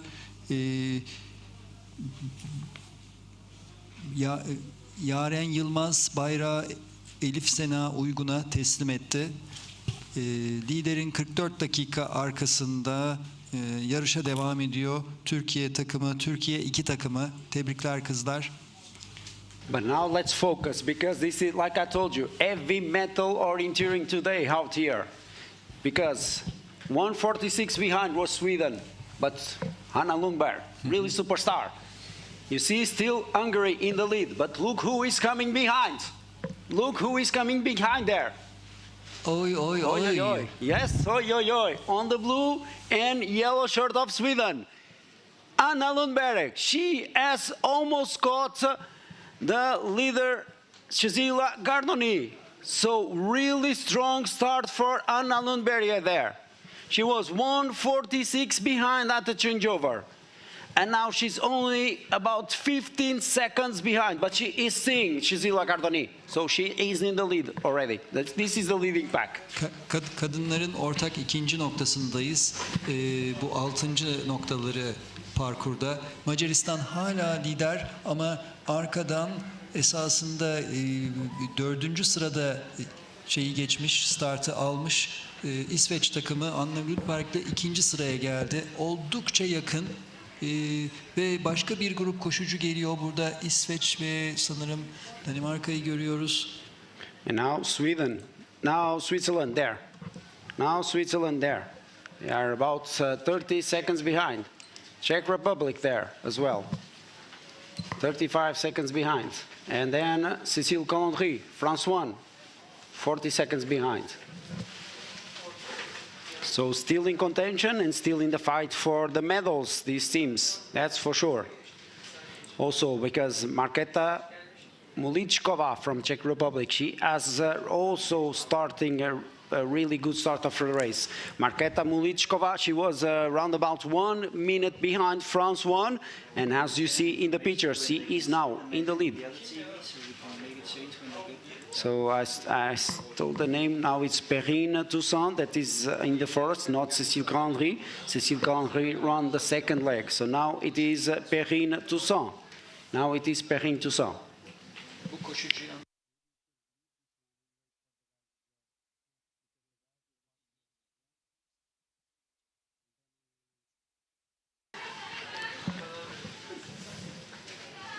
So right now we had passed Hungary, Sweden, Switzerland, France, Czech Republic, and Denmark at that, and Switzerland at that first TV control.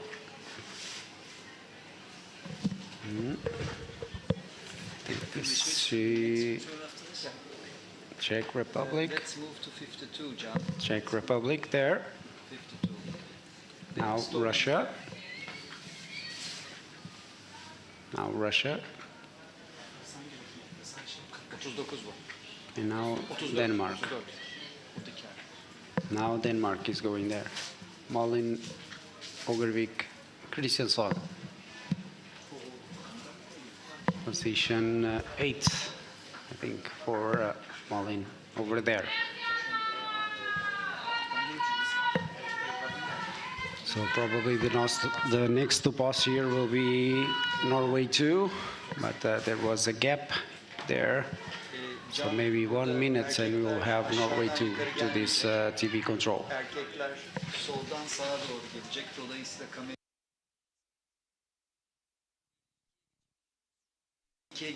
So now you see maybe Norway or Finland.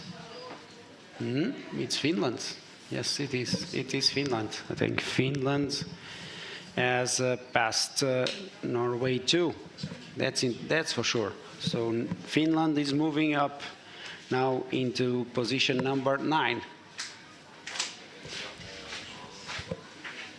Ida Apala in the pictures there.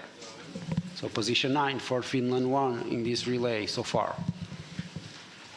She has got the time on Norway 2. Now Italy. Italy, position 10. Together with Norway. So Italy and Norway. Position 10 and 11 at this TV control. Katarina Dallera and Osne Havengen in the pictures. Position 10 and 11 for the women. And also Norway 1 also coming there. Norway 1 also coming there. Pia Jongvik coming to this control. She's more than 4 minutes behind. More than 4 minutes behind. And it's easy to understand how tough this climb really is. You can see on the back there, Annabelle Delaine from France. It's really, really, really tough. Really tough. Really tough.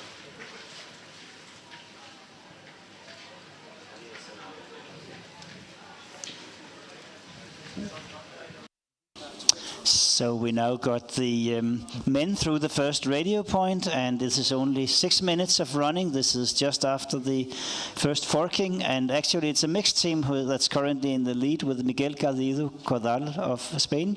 But in the kind of real competition, we have Sweden and Czech Republic together, only 2 seconds behind those two teams. We have Italy with Francesco Mariano, and we have Lithuania also 6 seconds behind, Rokas Parauskas. We have France 2, 8 seconds behind. Sweden 2 with Benjamin Neslund, 9 seconds behind. Switzerland 1, 12 behind. Switzerland 2, 13 seconds behind. France number 1 is 16 behind. Germany 20 behind. Spain 25 behind. Russian Federation 2 and 1, 28 and 30 seconds behind. We have Austria 33 seconds behind. Norway 34 seconds behind with the first team. Bulgaria 34 34 seconds behind. United States, 35 seconds behind. Turkey, 36 seconds behind.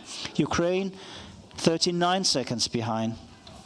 We have the Czech Republic, team number 2, which is 40 seconds behind. Poland, 42. Ireland, 47. Portugal, 50. Slovakia, 52. Denmark, 2, 55. Latvia, 56. Japan, 56. We have Hungary, 57. Germany, 1 minute and 1 second behind.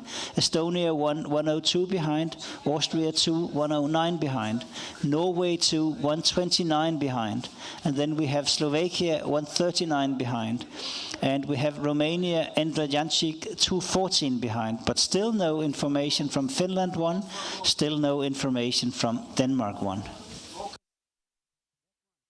So now some more news in the heavy metal orienteering today. The radio control in the women's class. And guess who is in the lead? Sweden is in the leads. Anna Lundberg has passed that radio control. She's now clearly in the lead. So we have Sweden 1 in the lead. And then in second position, still Hungary.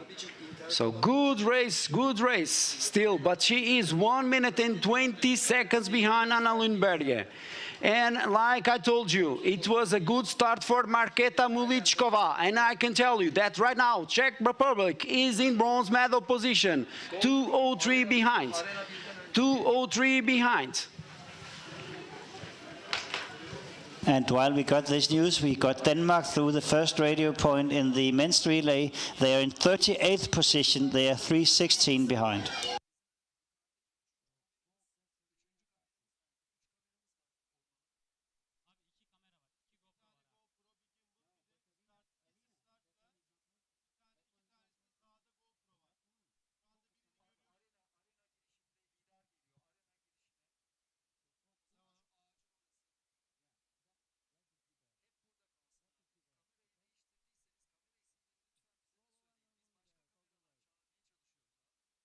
So now we have the images from the arena.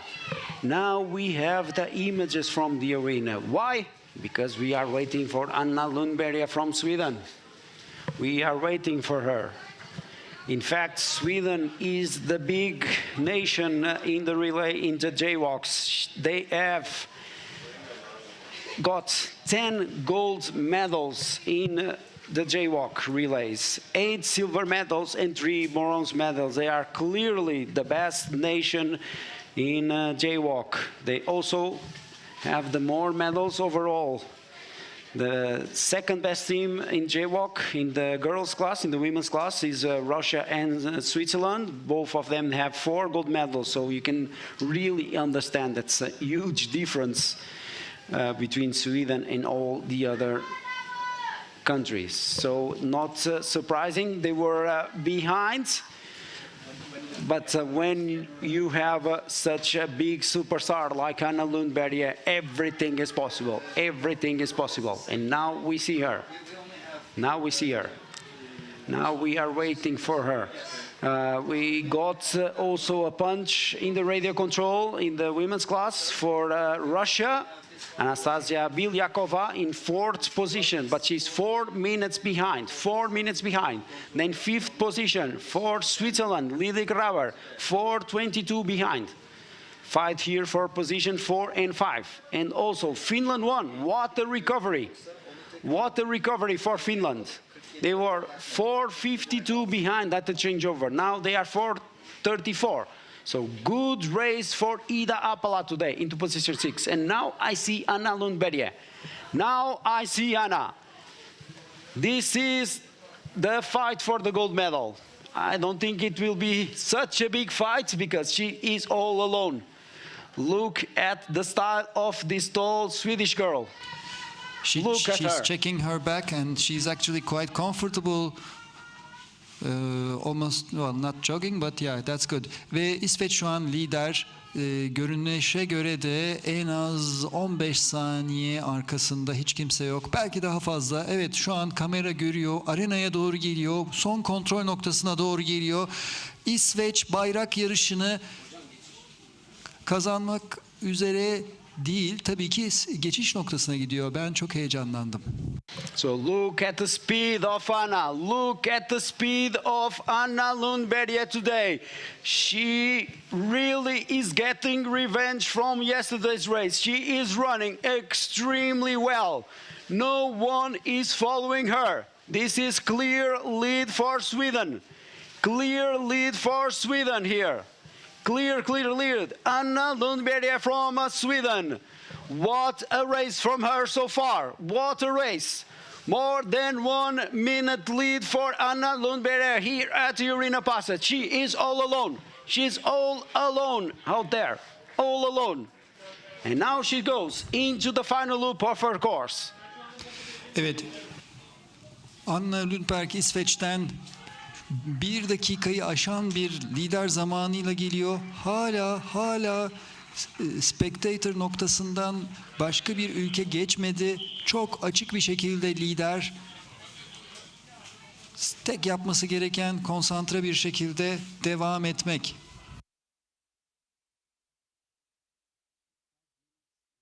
And now you see Hungary. Now you see Hungary.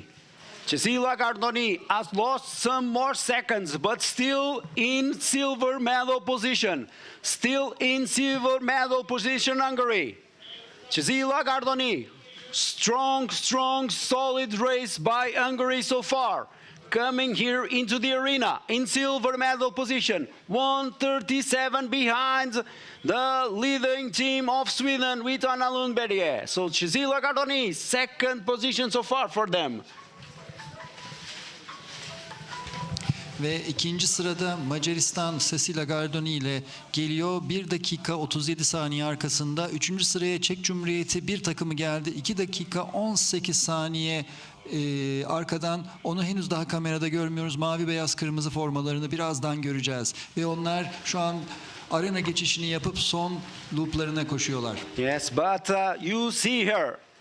Because Czech Republic, Markéta Muličková, what a race from her so far.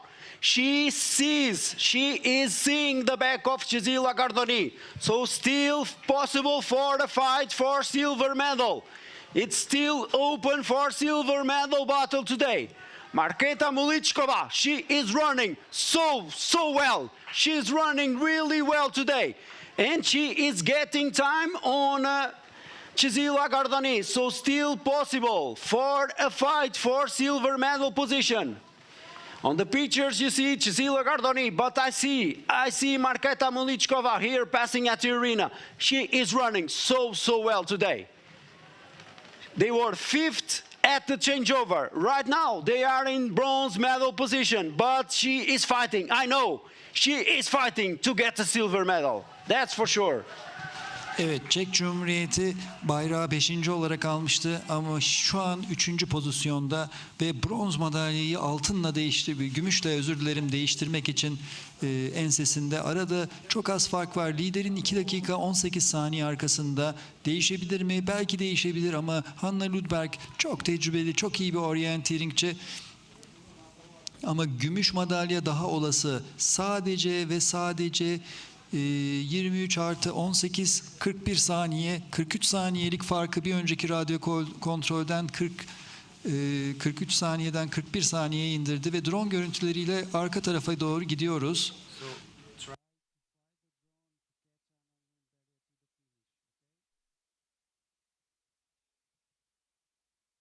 So now we wait. Ida Haapala. What a race from her. What a race from Ida Haapala. We thought she was fighting maybe to 6th best, but she is coming into 4th position. What a race. Let me remind you, Finland was at the changeover in 11th position. 11th position for Finland. And right now, Finland is in 4th position. And indeed, she is leading the pack, Ida Haapala. Ida is leading the pack. And now you see, so it's Finland in 4th position, Switzerland 5th position, Russia 6th position, and France 7th position. So this is the fight for the podium. One of these teams will be outside the podium today. But Ida what a strong running. It looks really strong running form for her today. She's running really well. Really, really well. Evet, 4. sırada Finlandiya'yı gördük. Ida Haapala takımını 4. sıraya taşıdı. Bayrak değişiminde onlar 11. sıradaydı ve Ida Haapala ile 4. sıraya geldiler. Liderin 4 dakika 46 saniye arkasında madalya olabilir mi? Zor ama podyum şansı çok yüksek. Ama podyum için 5 takım yarışıyor. Finlandiya, İsviçre, Rusya, Fransa ve Norveç. Bunlardan biri podyuma çıkamayacak çünkü sadece 6 yer var. But from the images, I think that the 4th position will go to Finland because Ida Haapala, she really seems to have fresh legs today. She's really, really pushing hard there, and the other ones are just not following. There's a small gap there. I think she is running really stronger than the other ones.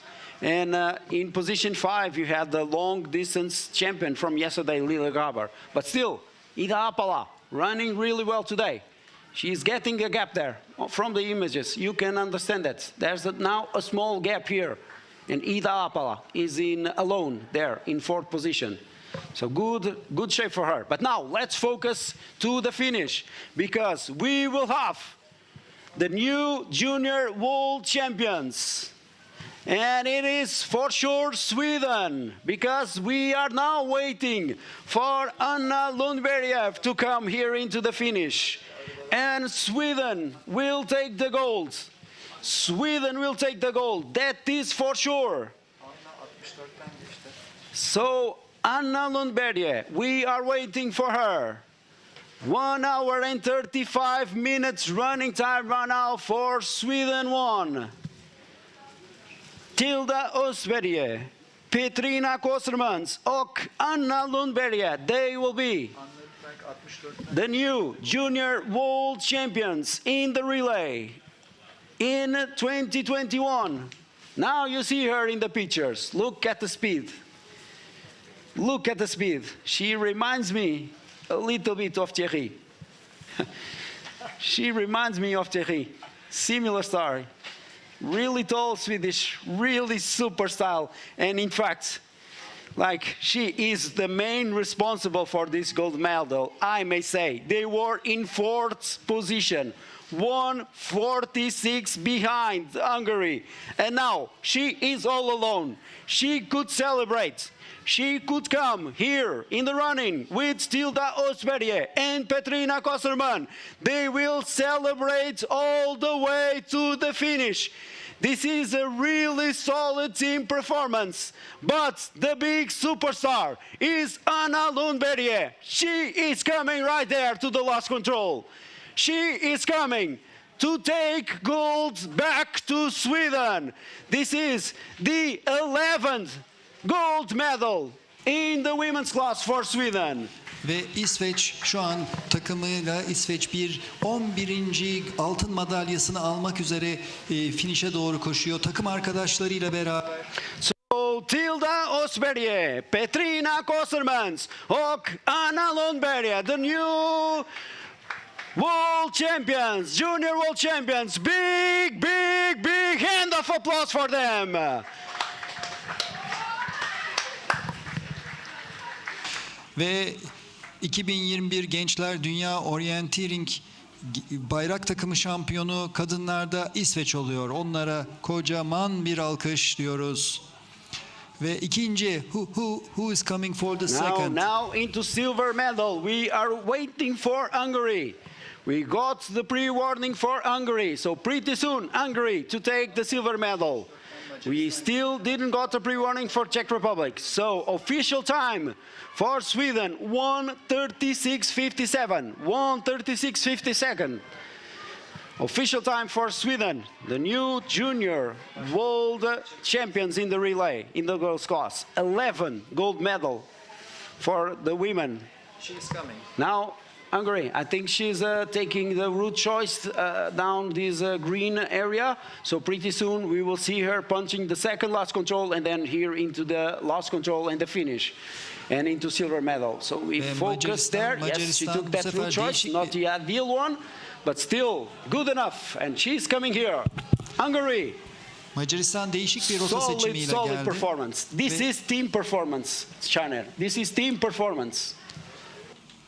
Ve Macar takımının son ayağında ufak bir belki yavaş olsa da Macaristan gümüş madalya için koşuyor. Oh, Czech Republic, very close. Oy, oy, oy. Yes, they are close. No, it's not Czech Republic, Caner. Don't make a mistake. No, no, no. They are clear. It's another team for another leg. So this is clear silver medal for Hungary. Relax, Caner. Okay. Real okay, silver medal. But I can say we really need to give a big hand of applause for the whole team of Hungary. They really deserve it. Boglarka Chako, Victoria Mag, and Cizila Gardoni. Big hand of applause for them.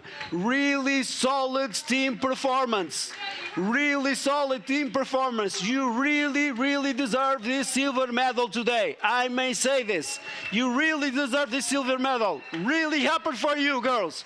Really happy. Congratulations. Ve gümüş madalya Macaristan'ın bu hızlı genç kadınlarına gidiyor. Tebrikler, kocaman bir alkış. İsveç'in. And now you see in the pictures, Marketa Mulichkova is coming to bronze medal. I think that she tried to push a little to see if she could get Hungary, and maybe she has done a small mistake there, but still good enough for bronze medal. And I may say, Marketa, you should be happy, because you really brought Czech Republic into bronze medal position. You should really be happy. You see in the pictures, Czech Republic coming into bronze. So Mikaela Dietrichkova, Lucy Simikova, the silver medalist from yesterday, and Marketa Mulichkova, the team from Czech Republic, coming into the finish, and they will take the bronze. They will take the bronze.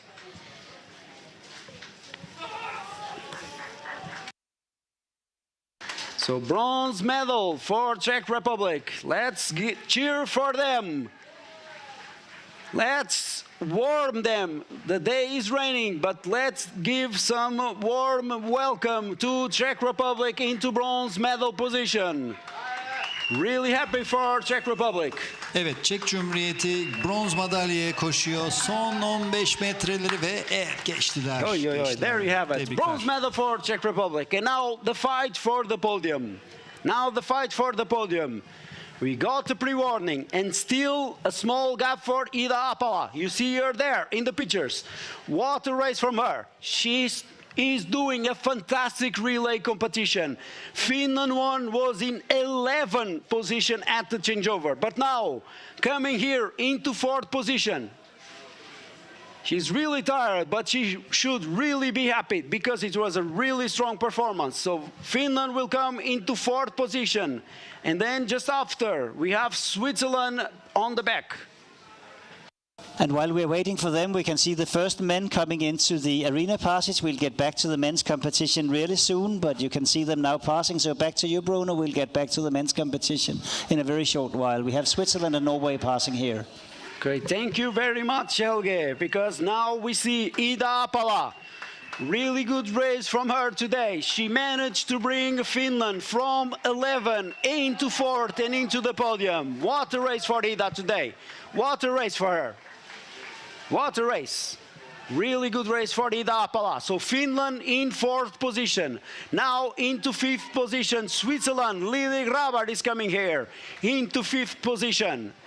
And on the back there, sprinting onto the last podium position, from France, Perrine Toussaint is coming. And this is the last podium position here.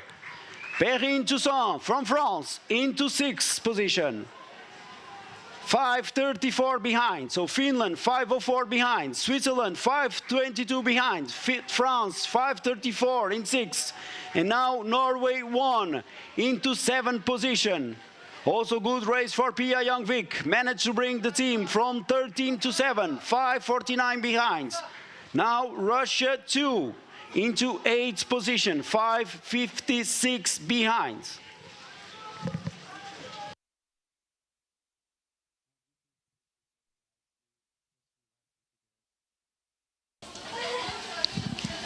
Really tired girls out there, really tired. They were battling all the way to the finish. They were fighting all the way to the finish. So as you can see, the guys have now gone into the last loop of the first leg. So this means that the first changeover in the men's class, it will actually be not so many minutes from now. The men, they have been out now approximately 28 minutes, 40 seconds, and they are expected to have a race time of approximately 33, 34 in the first leg. And here you can see them coming. You can see it is team number 128, which is actually, I think, the second team of Norway. And you can see more teams coming here towards the spectator passage, but this is not the lead. We will get back to get you the exact results or the exact rank of this just in a short while. But here we see Norway, Finland and Austria coming towards the spectator passing. But we will wait not so long until we actually get the first teams coming into the second last and last control. So now, with the women, we will keep telling you the positions. Of course, we are telling the positions at the finish. Because, for example, now it will come into the finish Czech Republic 2 with Teresa Kozova. But, of course, they will not count to the results. Only the first team to arrive will count. So only the third position for Czech Republic will count. So this means that Italy 1, that is also coming, is now fighting for coming into 9th position, top 10 for Italy, maybe. So this is maybe top 10 for Italy. This is really good for them in the relay.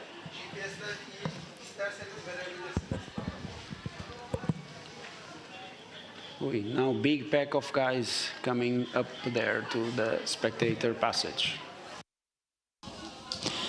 Yes, but these are all behind, so what we are waiting for is the information from the third last control it will be, because we know that the leading runners in the men's first leg, they are already out there, and we are waiting for them to get to the control, which is just before the second last control. But in the meantime, we can enjoy these wonderful pictures of a big group of men that are a bit behind the first ones, coming towards the spectator control.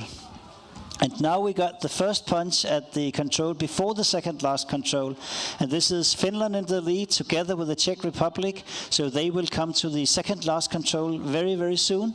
So after we have seen these athletes here, hopefully we'll be able to get to the camera at the second last control to get the leading teams of the first leg in the men's relay to that control. And now we see Italy. Really strong team performance from Italy today. Coming into 9th position. Really good race. Caterina Dallera bringing the team home. She started in 12th position and she finished here into 9th. 9th position for Italy. 9:32 behind the leader, Sweden. Now Finland 2 also coming to the finish. Milja Vatanen. Again, they will come into position 10. At the official results, they will not be in the official results, but this is position 10. Now we can into the men. Now we can see the men coming towards the last control, and it's Czech Republic in the lead. Czech Republic and Finland, they are alone in the lead so far. Actually, they had some time before the Sweden and Norwegian team that is coming too. But actually the first two teams to come to the changeover here in the men's relay with a clear lead. That is Czech Republic with Jakub Chalupsky. It is Finland with Arni Ronkainen. We did not get any punch from the first radio control from Arni Ronkainen, but certainly he was there. So there you can see the punch at the last control going to make the changeover. Arni Ronkainen is going to send Tobias Arola on the second leg. Jakub Chalupsky will send Jan Gajda on the second leg. Here a clear lead for the two teams from Czech Republic and from Finland in the first leg of the men's relay. Still looking for more teams to come, but there is such a gap with these two teams, so really interesting to see what's going to be next. We have pre-warnings from Sweden, from Norway, from Switzerland too, from Russian 1 and 2, from Austria, from Switzerland and from Italy. So it will not take long until we get more more teams coming towards the last control. And here is Sweden. Sweden is coming. It's in third position so far. It is Noel Brown who will come to the finish and send Victor Svensk out in the second leg. So let's enjoy the sight of Noel Brown coming to take the third position in the first leg of the men's relay. Still waiting for number 4 to come. So really a big spread here in the relay for the men. So a clear lead for the two first lead teams. And here's Sweden coming in third position. So what we're waiting for is the next group of teams that we are expecting to see running towards the last control very, very shortly. I think we saw probably Norway also coming. Yes, indeed. So Norway is coming. It is Tobias Alstad that would send Cornelius Rukoshat Lofal out on the second leg for the Norwegian team, the gold medal winners of 2019 in fourth position. Also, we can see Russia coming towards the last control. Russia in fifth position so far, but really spread out already in the first leg of the men's leg. It's really a tough course out there. So Russia coming to the changeover in fifth position. And Russia, as far as I could see, it's probably Dmitry Stepanov sending out Ilya Malichin. But we also have the second team from Russia coming really soon. Here it is. The changeover, as mentioned, and we also have the changeover for Switzerland coming quite soon. But both Russian teams that have now come to the changeover, and here you can see the actual change there for the second team of Russia going out on the second leg in the men's relay. So let's see what's next. I think it's Switzerland coming and Italy also coming just behind. It's Francesco Mariano of Italy, and I think from Switzerland it's Pascal Schmid. So a really spread out and really, really interesting start of the relay. Here is Sweden. I think it's Sweden, team number 2, as I see it. Also coming into the run-in. Also we see France, a very strong team from France, did not get the best start here in the first leg of the... And now Turkey. Turkey is coming towards the last control. What a sprint from the Turkish runner here today. I think it might be Aziz Kisiltas, really, really going fast. So let's enjoy here the home nation coming from Turkey to go into the second leg. What a performance by the Turkish runner today. He's going to be changing over in 17th position. Really, really great from the home country here to go to the finish and send their second leg runner out into the forest. So also Slovakia is coming to change over very, very soon. Here's Turkey changeover. Really, really good that Turkey has done such a great performance in the first leg here today. Also Slovakia is punching, so Slovakia will go to the changeover. And next here is Hungary. Actually, quite a surprise to see Hungary in that position, Pedanaci, but we know they have strong runners in the next legs. And here you can see them climbing up to the start point to go towards the forest, to go to the Four Kings at the last control. So the same climb you've seen so many times before, really tough climb. While we also in the women's relay got the finish of the Danish team with Marlene Evie Christensen, but what we are looking at here is the Slovakian team and the Hungarian team coming towards the start point. And I think it's also Denmark and probably, well, we'll get back to this later, but you can see here the tough climb they have here in the second leg of the relay. The teams coming from the arena that you can see from behind, going up to the start point, and from there, of course, they are going into the second leg here of the men's relay of the Junior World Orienteering Championships. And I think this is Norway team 2, probably coming towards the last control and the changeover.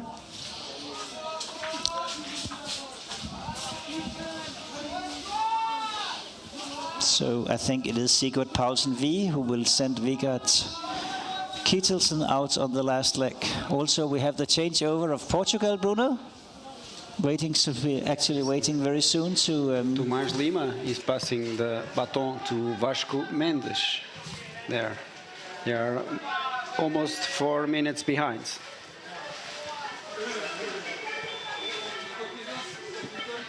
Mata Vasco. And also Finland team 2 has changed, while we also got Japan to the finish in the women's relay. So now the athletes are out on the second leg of the men's relay. It's going to be really exciting to see the development there, while we see more beautiful pictures from the start triangle. The athletes are really pushing hard from the arena, going up to the start triangle, into the forest, and to the reasonably long leg that you saw in the tracking earlier on, the very long leg they have, the men to the first control or the first forkings.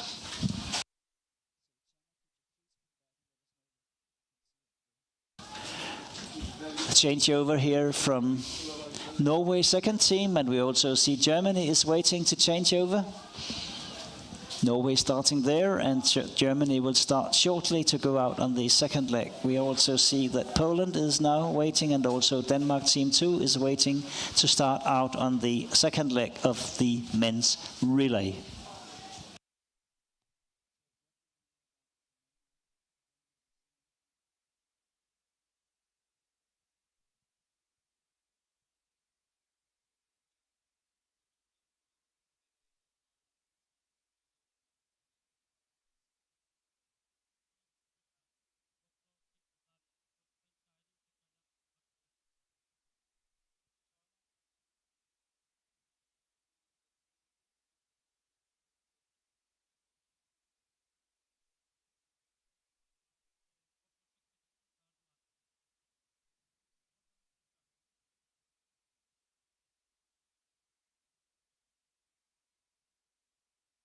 We have more teams coming to the changeover. We can see team number 110 and also the second team from Denmark in the changeover there. But what we are waiting for, of course, is news from the forest from the second leg of the men's relay. So now you have at the first radio control in the men's class, passing there. Viktor Svensk from Sweden has passed there in the lead. 40 minutes and 11 seconds, the passing for Viktor Svensk at the first radio control.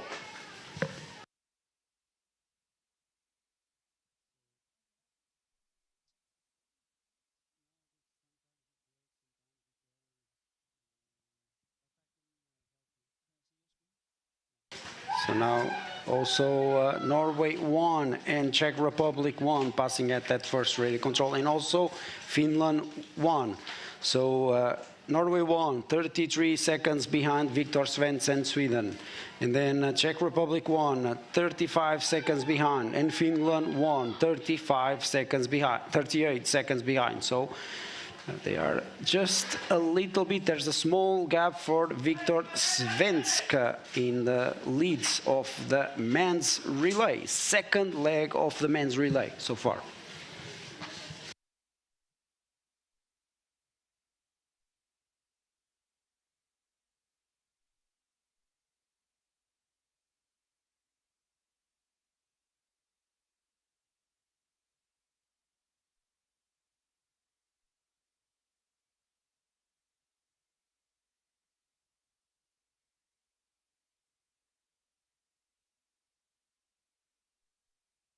No more teams are passing there. Now you can see GPS, Helge. Now you see the GPS and you see the small gap for Viktor Svensk there.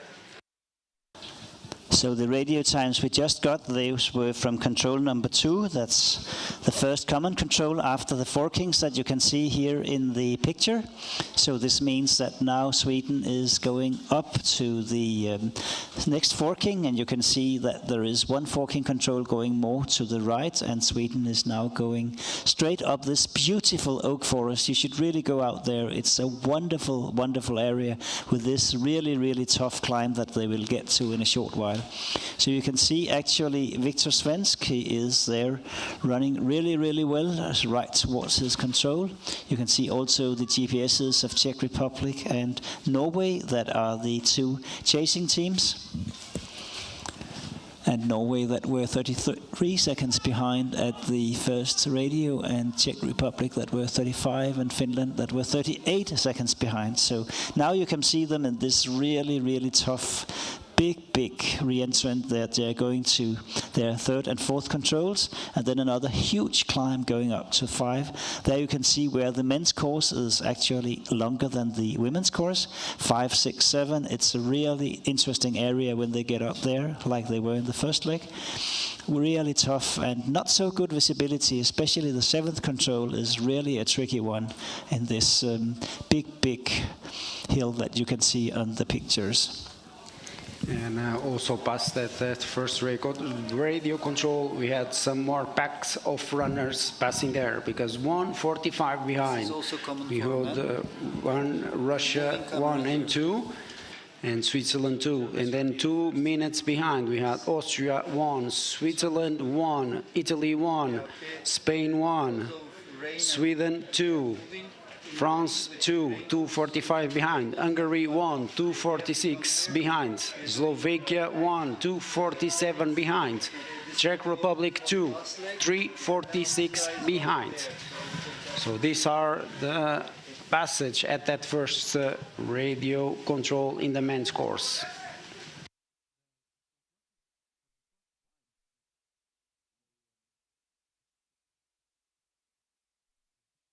So it will take a little while before we get the next TV control in the second leg for the men.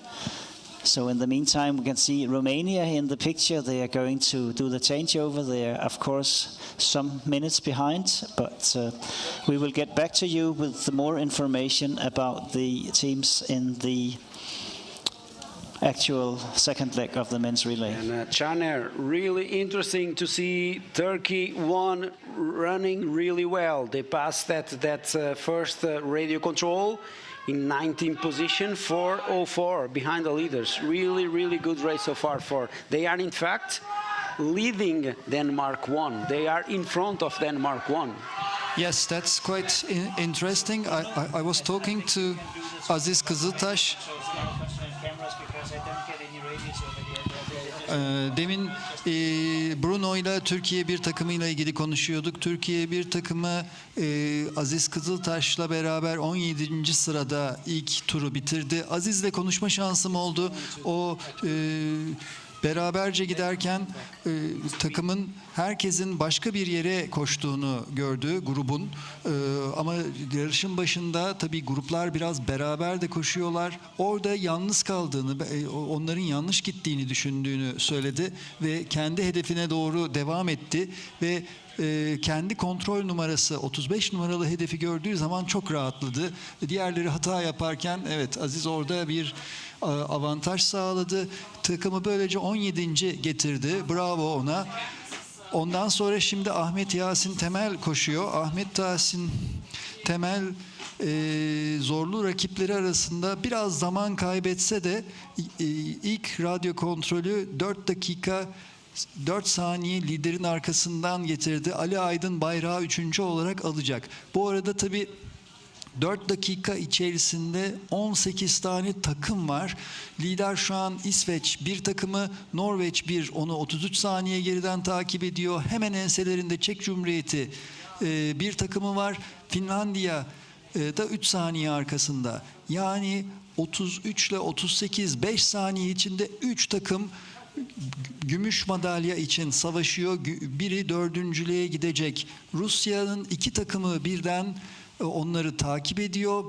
İsviçre, Avusturya, İsviçre'nin 2. takımı öndeydi. Avusturya'dan sonra İsviçre 1, İtalya 1, İspanya 1, İsveç 2, Fransa 2, Macaristan 1 ve Slovakya 1 şeklinde erkeklerin dizilimi devam ediyor. And in the picture you can see the GPS signal from the leading teams now in this loop that they of course also had in the first loop of the men's relay. We can see it's Sweden and Finland in this tough climb up there, going to the very small control on the hill. Now they're going slightly down the hill to get a very easy control in a re-entrant that the Finland is punching now. And what's going to be interesting to follow now is how they approach the 7th control. I can tell you the visibility out there is really low, which means that you really have to be sure that you're in the right height on this very big slope. Otherwise, you may lose quite some time at the 7th control.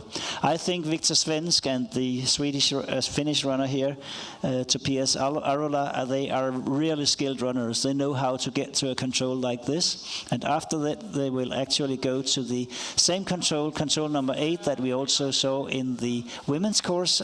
Unfortunately, the camera out there is not working properly anymore, so it will take a bit more time before we actually get the first signals of the cameras from this second leg of the men's relay. So maybe Norway is a little bit in the lead. It's maybe too early to say, because probably also the GPSs of Sweden and Czech Republic may have stopped. We don't know really.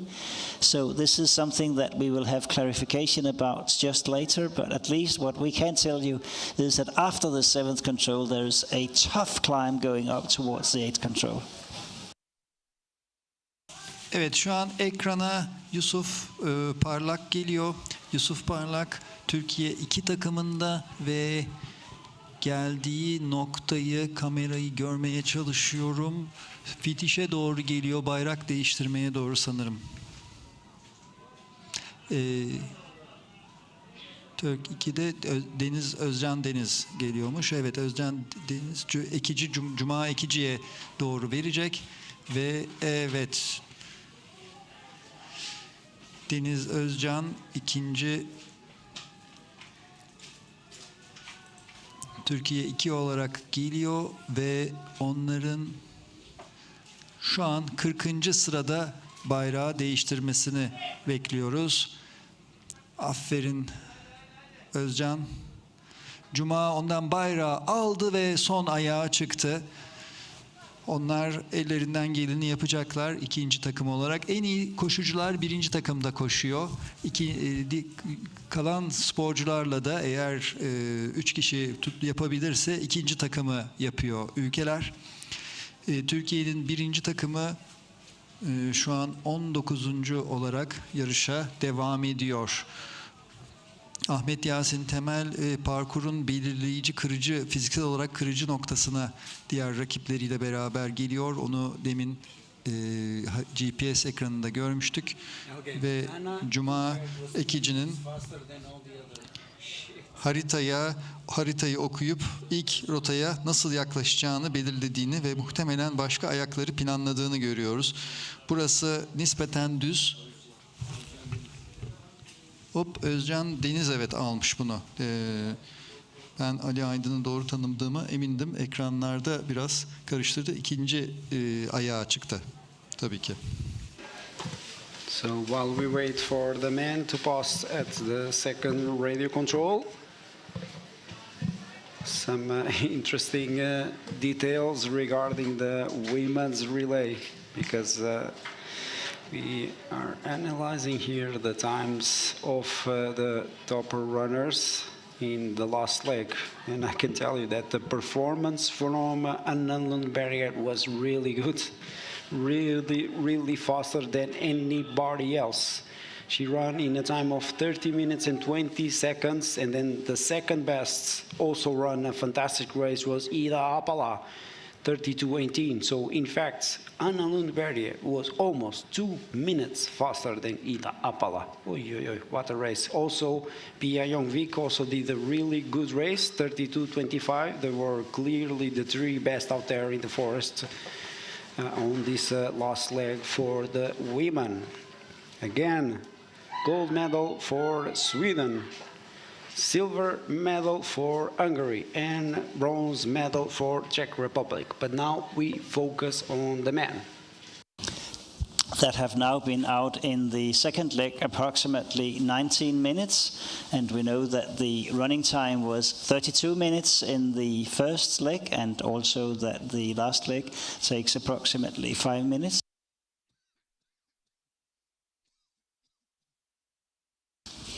So this means that we expect something to happen with the arena parties in the second leg of the men within not so many minutes from now. So we are really looking forward to see if anything is happening. Do you know if there is any news from the radios, Bruno? Nothing yet, nothing yet. We are waiting. We have to wait. We really have to wait some more minutes, I think. So maybe it will not take that long before we actually get the second leg runners out from the forest, while we get one more runner, 144, coming towards the changeover. But what we should really aim for now is the control before the spectator passage, because this is where we expect to get the athletes of the second leg of the men's relay coming relatively soon. While we have these beautiful pictures here from the athlete with number 144 coming towards, I think it's Croatia, coming towards the changeover. So of course they are quite far behind. It's a mixed team actually at the passage here. But what we are waiting for is actually to get the athletes from the forest into the arena for the arena passage in the second leg.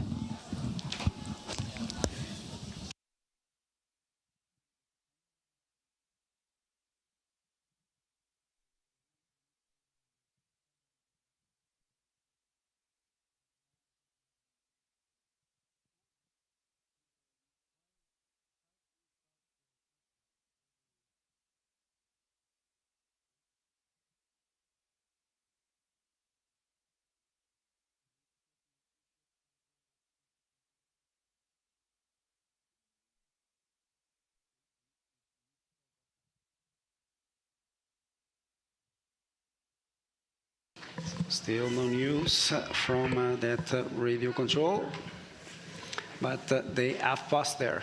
They have passed there, that's for sure. They have passed there. So they are now on the downhill into the arena. So now the forking there, and then they will get to control number 10, 11, 12, then 13, and into the arena passage. But I think there's, they are still running together. Czech Republic, Finland, in fact Sweden, it seems like they are behind, but I think it was the GPS signal got lost, so we really are not sure what is happening out there in the forest. But now we got the punch, but this is third radio control. So third radio control, and this is control number 10.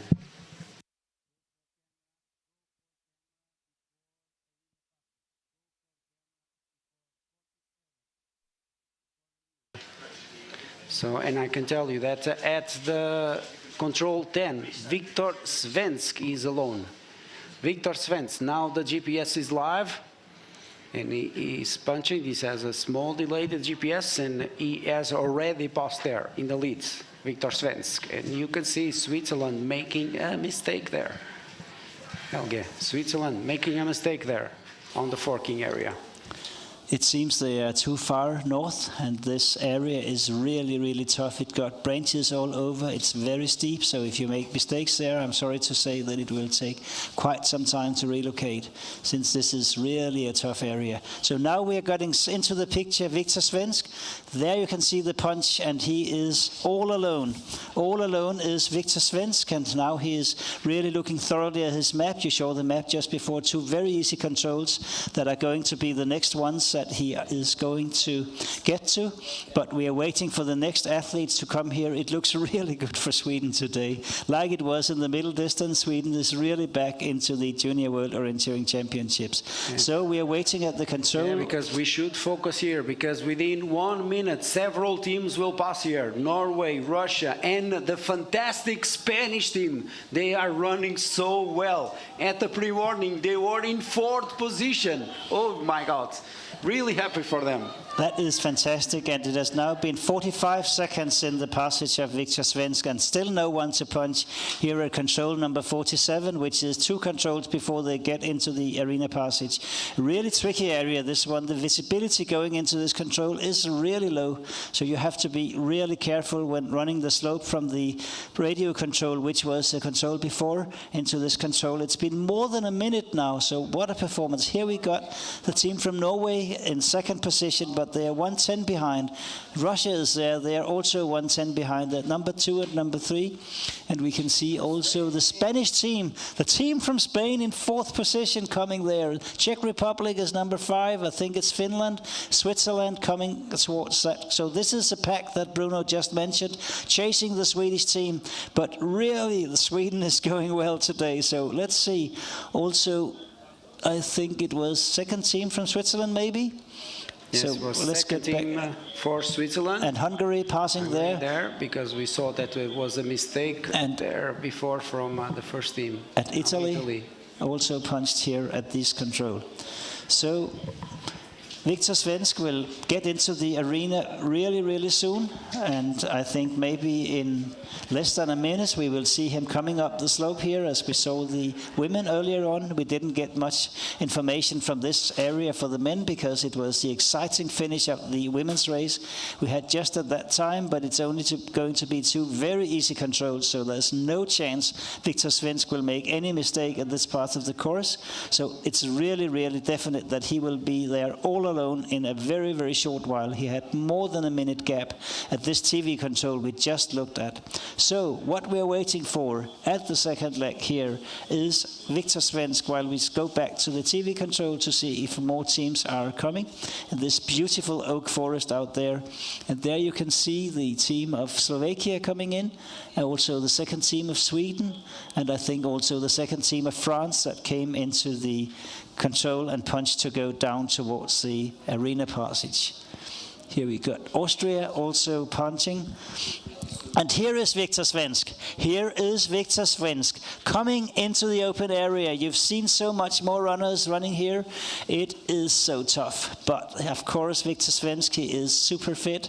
He will really do a strong performance. It's really a tough climb. It may not look that way in the pictures, but it really is. But Victor Svensk is now coming towards the arena passage. He is all alone.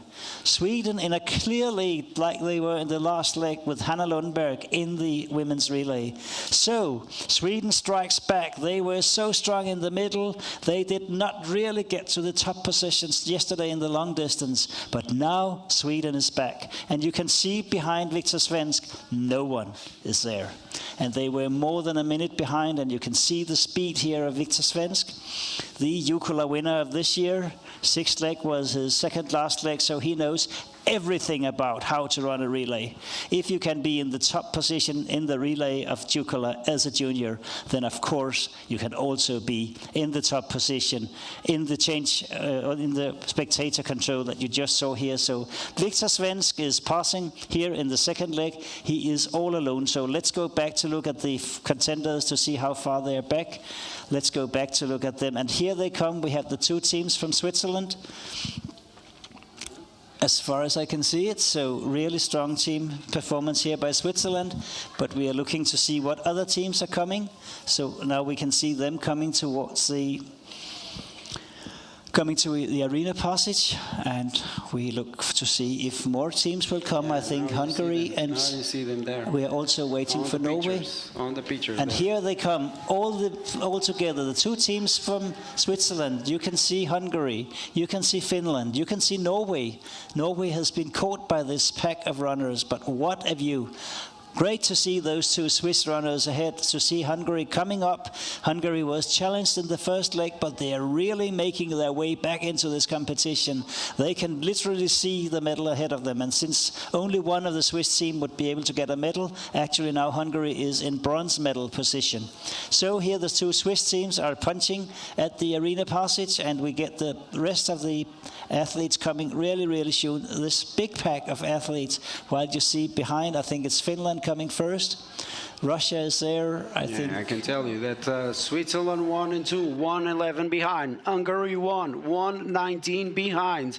Finland 1, 1:21 behind. Russia 1:23 behind. Also Czech Republic 1:23 behind. Spain 1:25 behind. Norway 1:26 behind. This is the pack. And then after we have Italy coming 2:01 behind. Italy coming. They still haven't punched here at the spectator control. but they are 2:01 behind. And then after, Sweden 2 also coming, 2:37 behind. Slovakia 1, 2:40 behind. France 2, 2:47 behind. Now you see the Italian, 10 position, 2:01 behind. While we are now having, of course, Victor Svensk in the lead in the last loop, and we know this last loop is not very long, so it's not going to take long until hopefully we can get pictures from our drone, if it's still flying, to see him coming back to this arena area to go into the changeover to actually send the gold medal winner for the, and here's Sweden 2 coming to the arena passage. The gold winner from the middle distance is Axel Elmblad, who is waiting to be sent out on the third leg by Victor Svensk. So let's look for Victor Svensk to get to the changeover just in a reasonably short while.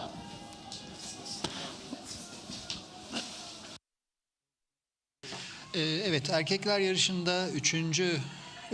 Takımların çıkmasına son 5-6 dakika kaldı. İkinci arena geçişini yapıyor. Takımlardan 14 tanesi yaptı. Şu an lider İsveç. İsveç'in çok net bir liderliği var. 1 dakika 11 saniye arkasında İsviçre 1 ve 1 saniye yanında da İsviçre 2 takımları var. Macaristan, Finlandiya, Rusya, Çek Cumhuriyeti ve İspanya ile Norveç 1 takımları üçüncülük kovalıyor olacaklar. Aynı zamanda da podyumu netleştiriyorlar. Ardından başka takımlar gelmekte. In the picture, we can see Denmark and the second team of Czech Republic coming towards the arena passage, but it's really Victor Svensk we are waiting for. Yeah, so they are 4 minutes behind. 4 minutes behind the leaders. So in a very short while, I believe we will see that from the second last control, this leading Swedish team is going to get there. It's just a question of very, very short time, since now the time is 65 minutes and the time of the first leg was approximately 32. So it has to be very, very soon we will see Victor Svensk.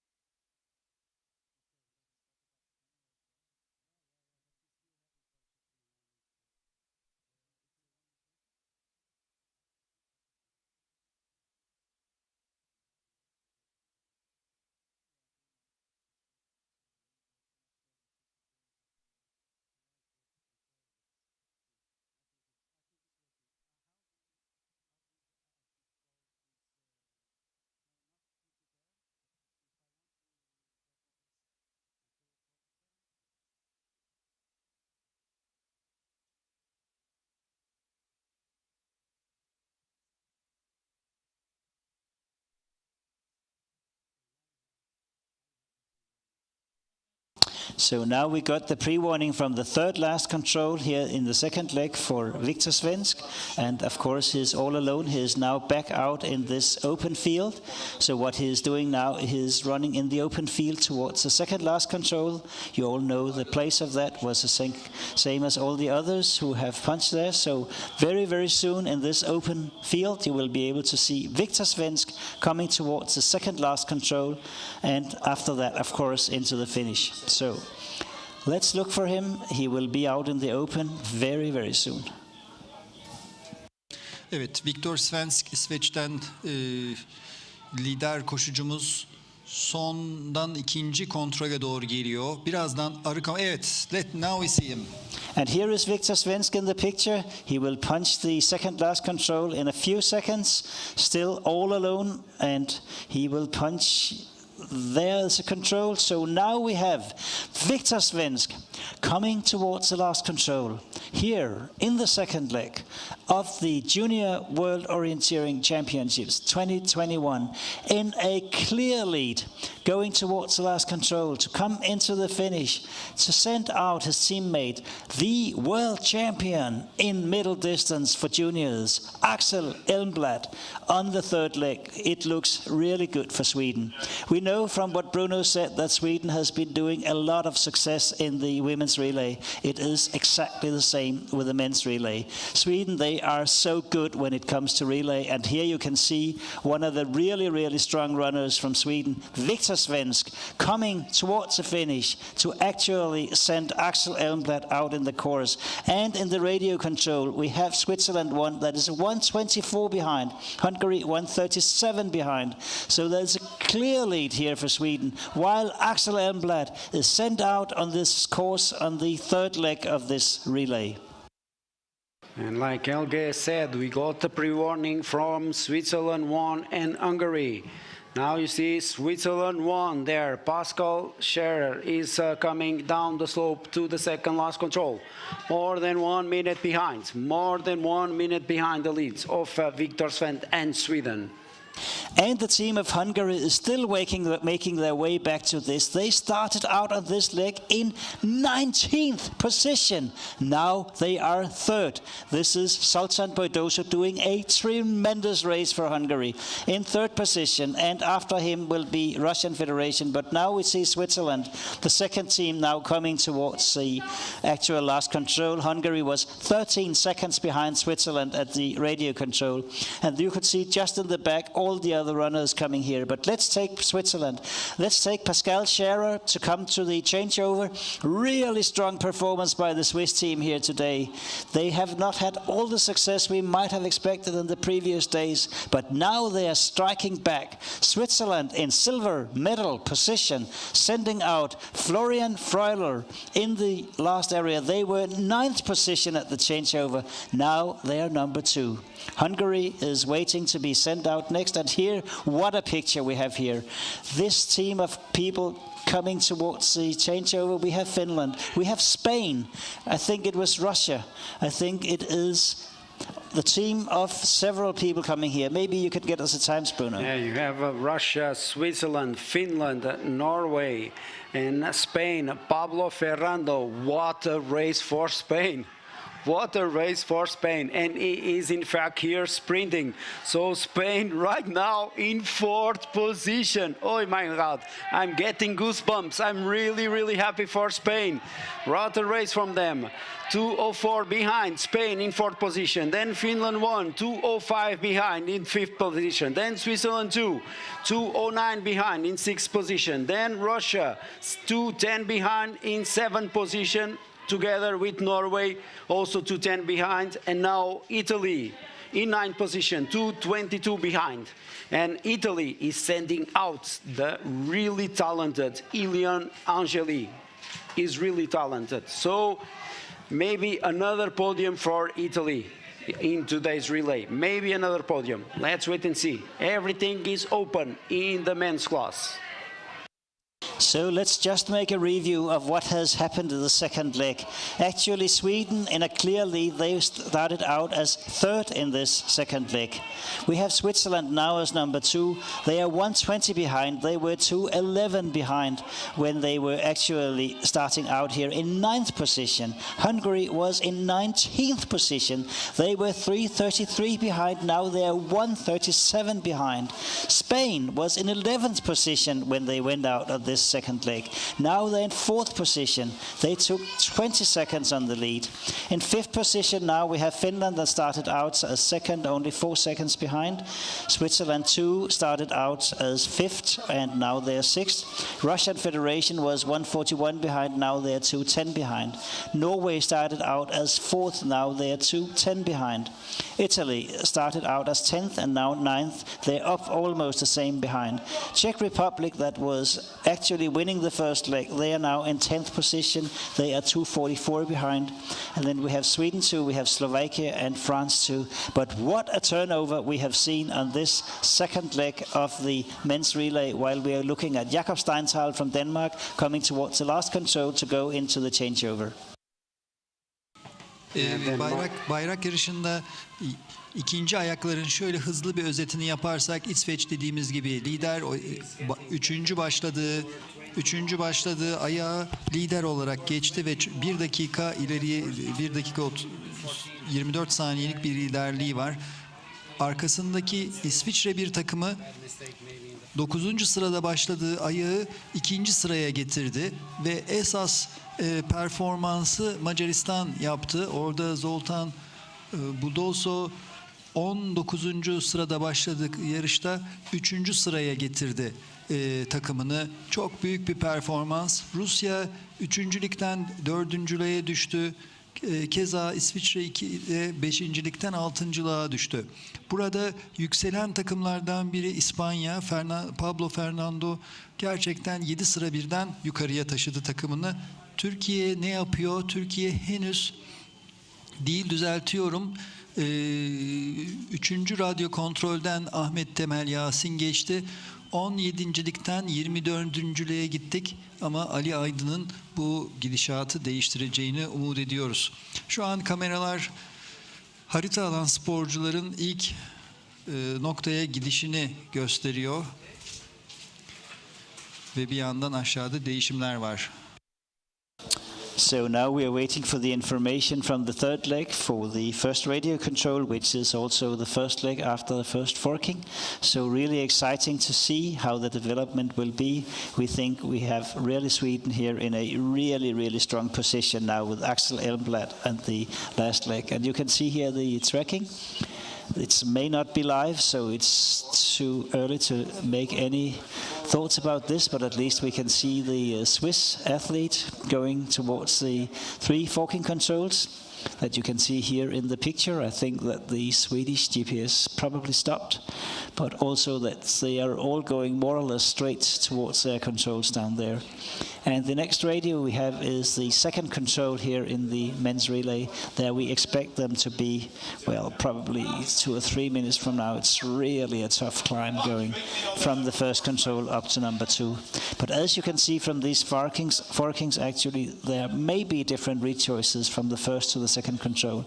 If you have the very northern control, you may go straight down the field and take the road into the second control, which gives you a better climb. And if you come, now you got the Sweden A actually back in the GPS, so you can see that Axel Elmblad now just went through the fern down there in the bottom of the slope, and he now started to do the climb going up towards the radio control. And actually we can already see the time of the radio control of Axel Elmblad. He is now the only one who has punched there. The time was for the team 1:14.43 at his punch. So what we are waiting for is to see how big is the gap for the next teams while they come to the first radio control in the third leg of the men's relay. And like Elge said, Axel Elmblad has passed that first radio control. He's all alone, Axel Elmblad. So it's looking really good to have 2 gold medals for Sweden today, but still open out there in the forest. But it's looking good for Sweden. It is looking good for Sweden, I may say. At the changeover right now.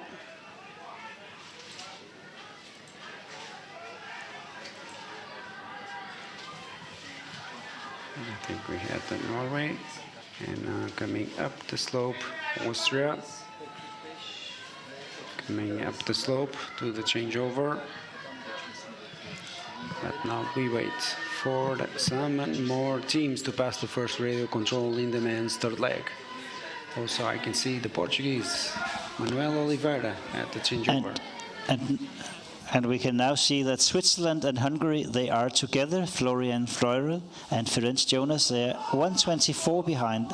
Actually, they're exactly the same, more or less, behind as Switzerland was, but Ferenc Jonas is going 13 seconds faster here than Axel Elmblad. So nothing is really decided yet, but we will see. Yeah, but indeed, Ferenc Jonas has got some time over Alex Elmblad.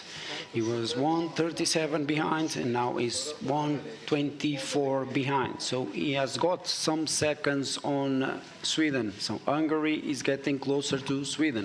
So all is open in the fight for the medals.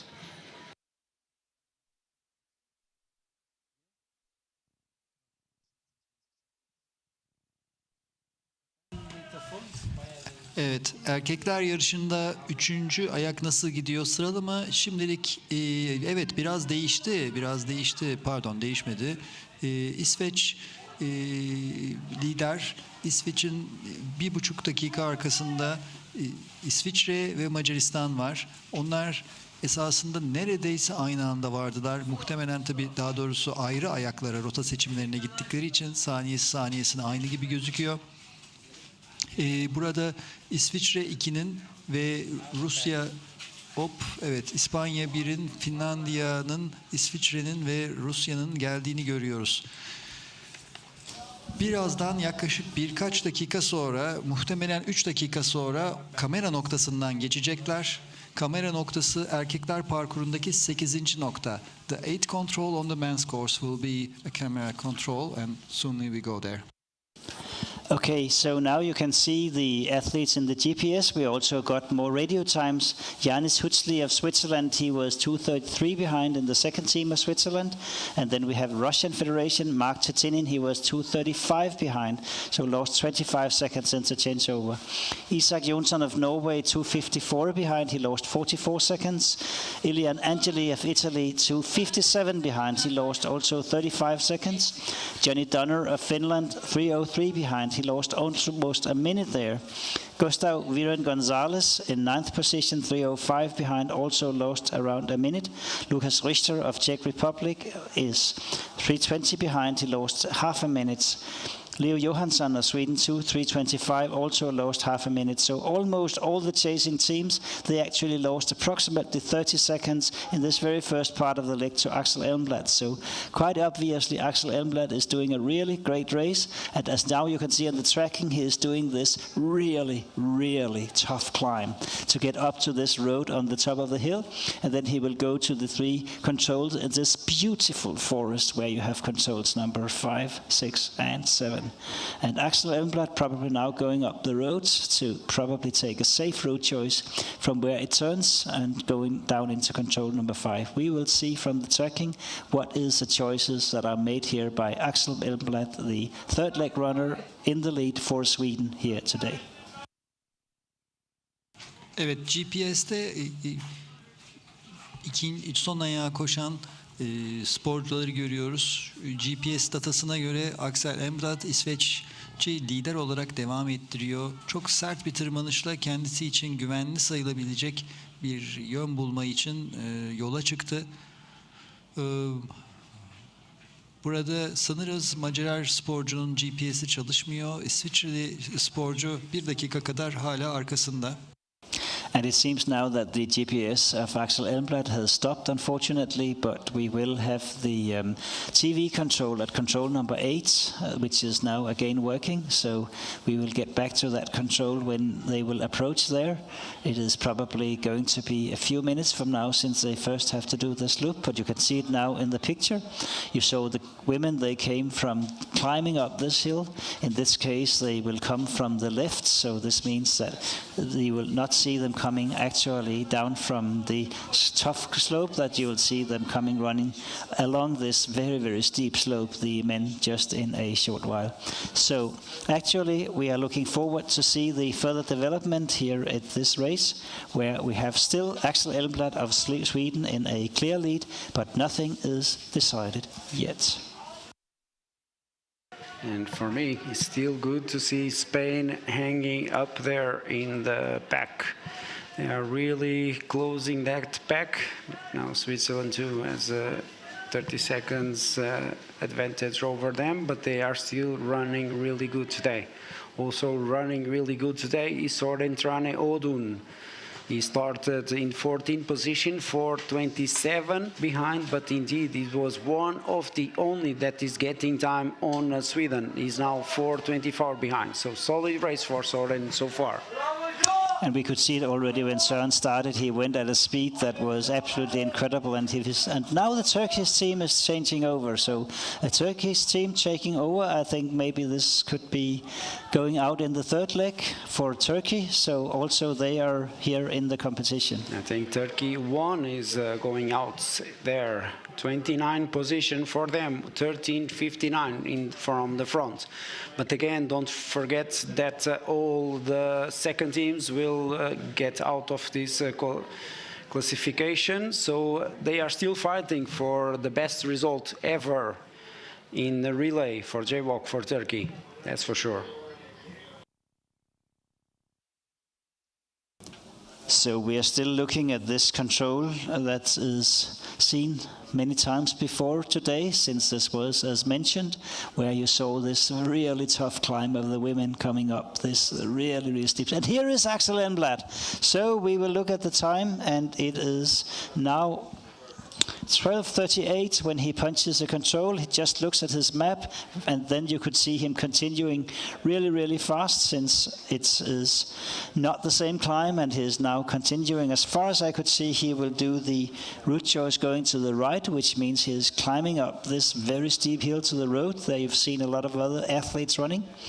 The other route choice you saw earlier on with the women was going down, but probably what he took was the fastest route choice.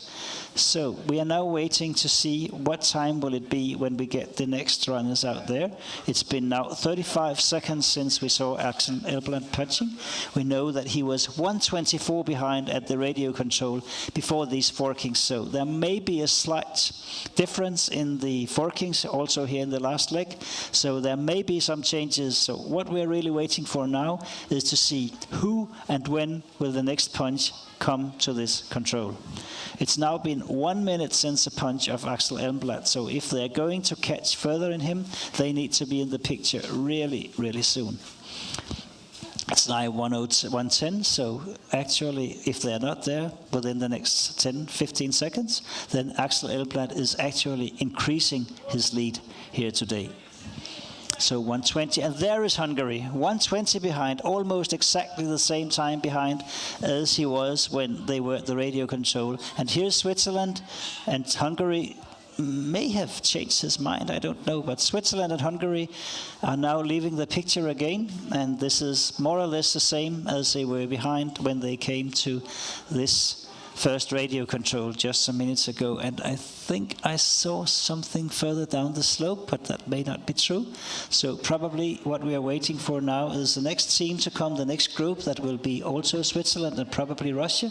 And then just after that we got Norway. So those are the three next teams that we are looking for here at this TV control. Indeed, they were 1 minute behind the Hungarian and Swiss team, this next pack. So pretty soon we will see them in the pictures, that's for sure, pretty soon. So now we wait for Switzerland, Russia, Norway, Italy, Finland, and maybe Spain. Now we wait for them. But it has been now 2.5 minutes since the passage of Axel Elmblad, so if they're going to stay the same speed as him, they will have to be there now. They are losing time. They are losing time, Helge. They are losing a little bit of time. Axel Elmblad is running really well, for sure. He seems to be having everything under control with this orienteering, but still some more controls for him. But now we wait. This is the fight for the podium. And here is Norway, and Norway is going down the slope to take the route choice going down to the road. Russia is just behind Mark Tutinin. He will take the other route choice, so we will see what they do. Italy is coming, and Spain maybe? Yeah, Spain. So Spain really, and yes. Then Switzerland's second team also came there to the control. So really strong performance today by the team from Spain. They lost a little bit of time, but the one that was losing longer was Switzerland too. Because the other ones, they are losing maybe 30 seconds more. But still, such an exciting to see Italy and Spain fighting for a podium position in today's relay. Interesting to see. And again, Axel Henblad has taken, for me, the right choice there. Really safe. It's hard getting out from the control, but then it's really easy to run hard there, and into the control is quite controlled because that area is so diffuse you can lose time. Now Denmark in the pictures. Søren Trane Audun.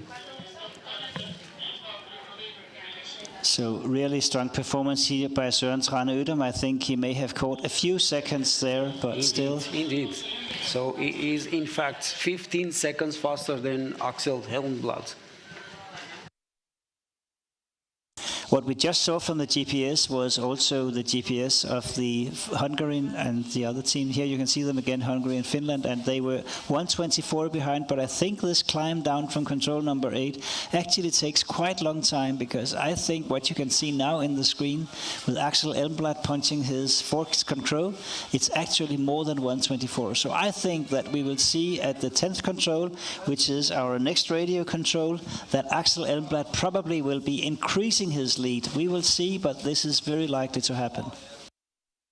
I totally agree with you, Elge. I totally agree, because he took really the right and safe route choice into that forking there.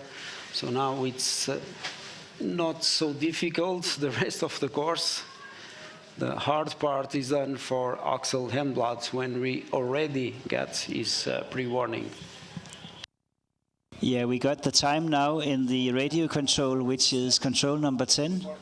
So you can see that there is a delay for the actual GPS, but now we have facing the control that you also saw in the previous leg, and this is the control after the radio there. He just punched, and this means that probably not so long from now, I would say probably 30 seconds, maybe a minute, there we'll see Axel Elmblad all alone coming to this control number 47. We are still waiting to get more punches at the radio control, which is just before this one, at still silence, and as you saw from the GPS, we expect the time at that radio control to be a bigger gap between Axel Elmblad and the chasing runners, because it seems they took a route choice which is not as fast as the one that was taken by Axel Elmblad. Here he comes, Axel Elmblad punching this control, and the time is 44:30 now, so we will see when he actually get his contenders there, but they still haven't punched at the control before. So as mentioned several times before, like in the women's relay, it looks really good for Sweden today. Still looking at the radio control, the control before this one, they haven't punched there yet, so you should not expect to get any passages at this radio control within the next seconds at least. And I can tell you, the gap will be over 2 minutes. The gap will be over 2 minutes, that's for sure. 2 minutes have passed since Axel Helmblad has punched the pre-warning before this TV control. And now we have it. Now we have it. Hungary passing there, the pre-warning, Hungary. Second position for them, 1:58. 1:58 behind, in silver medal position. So it seems like it's going to be again Sweden and Hungary. Gold and silver as in the women's relay. And now Switzerland, 2:17, 2:17. So in fact they are 19 seconds behind Hungary. So still a big fight for the silver medal in today's men's relay at this 2021 Junior World Orienteering Championships here in Kocaeli, Turkey. So it's only going to be seconds until we see Hungary with Ferenc Jonas coming towards this control. So hopefully we'll get the camera back there to see when he's passing. While we also now can see the open field there, we will see Axel Elmblad coming in not so long time, but also we look for the radio control to see when the fourth team is actually coming there. And here is Ferenc Jonas of Hungary going out of this control that we just saw Axel Elmblad, and now Switzerland is really close. Florian Fleurer just was a few seconds behind Ferenc Jonas here at the TV control. So we are looking at the radio and we are looking at the screen at the radio because we want to see the followers when they will get to the control before that previous TV.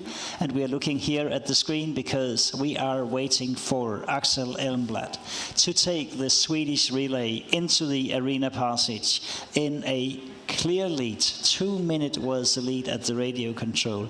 So let's wait and see while we got Russian Federation, Mark Tutinin in 4th position at the radio control. He's 3:29 behind. And here is Axel Elmblad. You can see how fast he's running. The gold medal winner of the middle distance is Axel Elmblad, coming here in very fresh legs, punching the control. It seems he didn't even realize it was a hill there. And now he's coming towards the arena passage to be cheered here from the arena. Unfortunately, not with many spectators, as we mentioned several times during this week. It is COVID-19 pandemic time, but look at this picture. Look at this wonderful picture from Kocaeli, Turkey, while we have Axel Elmblad of Sweden coming towards the spectator control to do the last loop for Sweden. I am sure he's going to make it.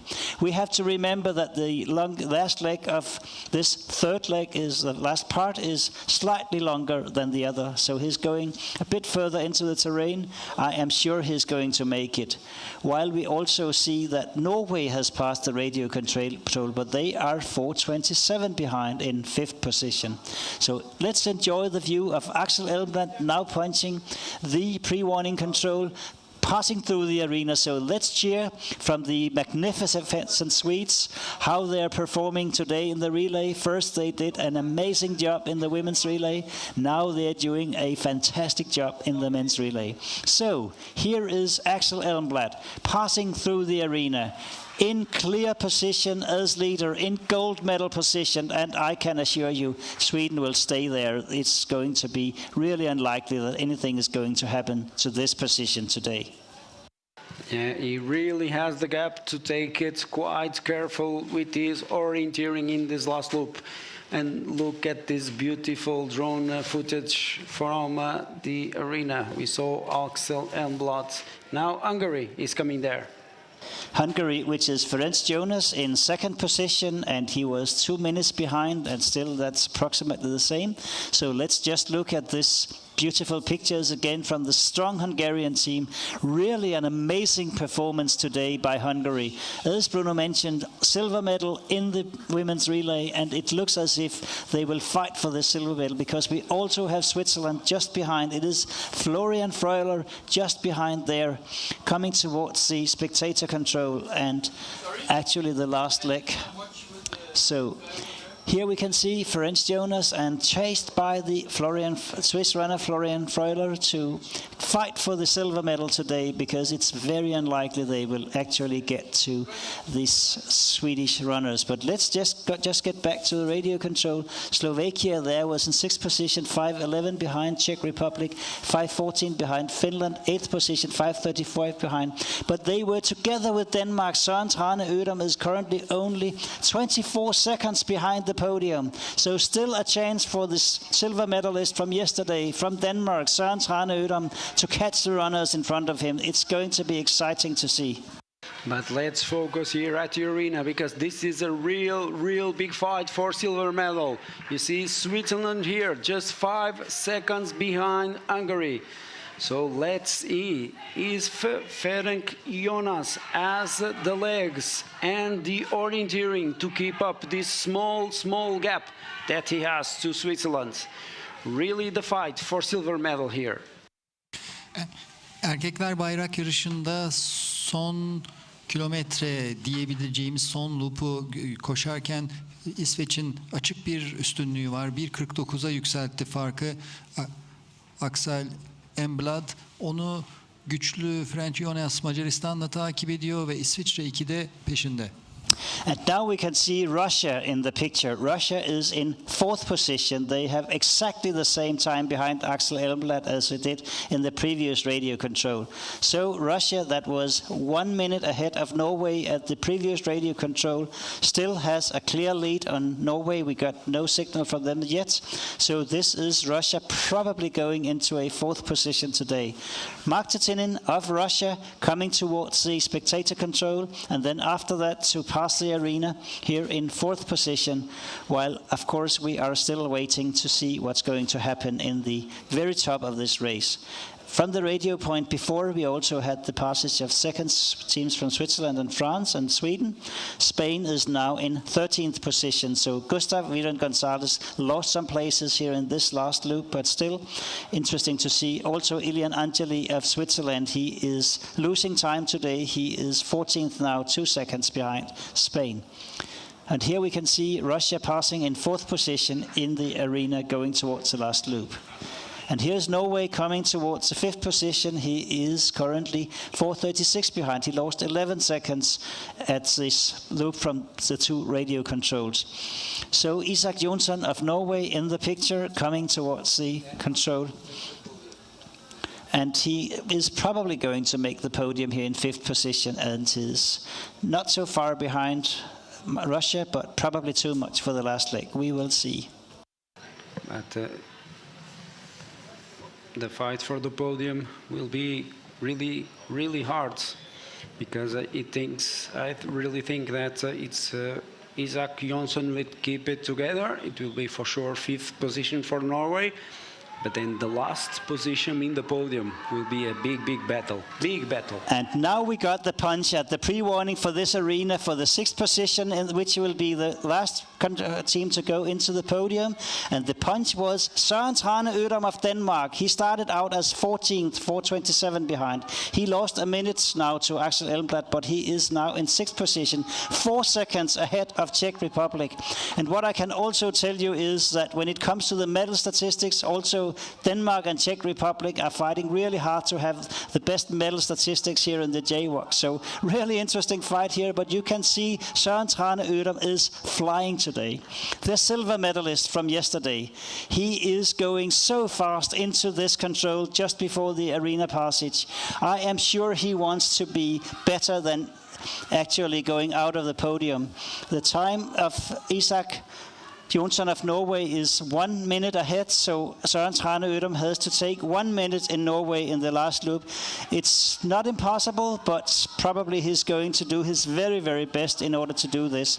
So really great to see this Danish athlete once again doing a smashing performance here in this beautiful arena passing, where Czech Republic is losing time. I think Søren has much faster legs here than Czech Republic. But really, really interesting. We need to get back to see the final decision of this race. We still have no radio from the 3rd last control for Axel Elmblad. It's, as mentioned before, a bit longer course, this 3rd one, than the 2 previous ones. So it may take a few more minutes before we actually get the winner here to the arena.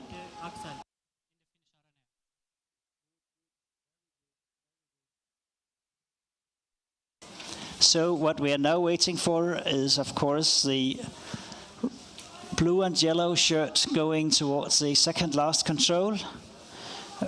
We may not get the radio signal from the 3rd last control, but what we will get in a short while, that is, of course, Axel Elmblad coming here when he has now been out in the last loop approximately 8 minutes. So we will wait and see when Axel Elmblad is coming towards the 2nd last control. While we here have team number 131, that is the 2nd team of Switzerland. They are currently in 10th position, and they will get a nice result, not in the official results, since only one team from Switzerland will be in the official results, and they are quite far ahead, but still a great performance here by the 2nd team of Switzerland. Next one to come is likely to be France, team number 2.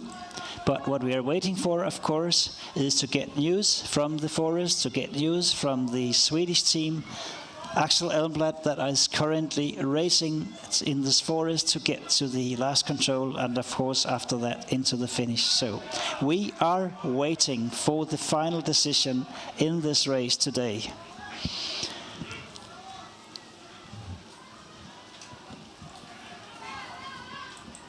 Well, we can see in the picture Italy passing the arena.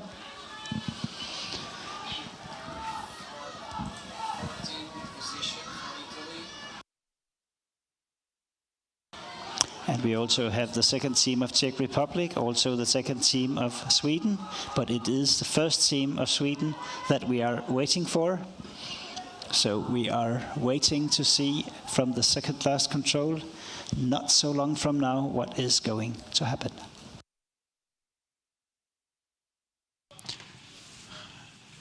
Evet, şu an 15 takım arenayı geçmiş durumda ve son loop'a girdi.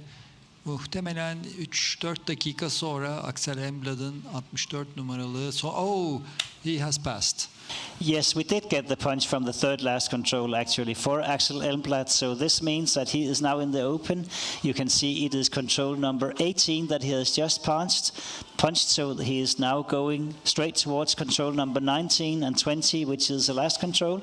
You may not see his track. It is actually delayed quite a bit because we did get the radio signal a few seconds ago, so you can see the track here, but he is actually much closer to control number 19, so probably only maybe 10-15 seconds from now we should be able to see Axel Elmblad coming towards the second last control here today in this relay.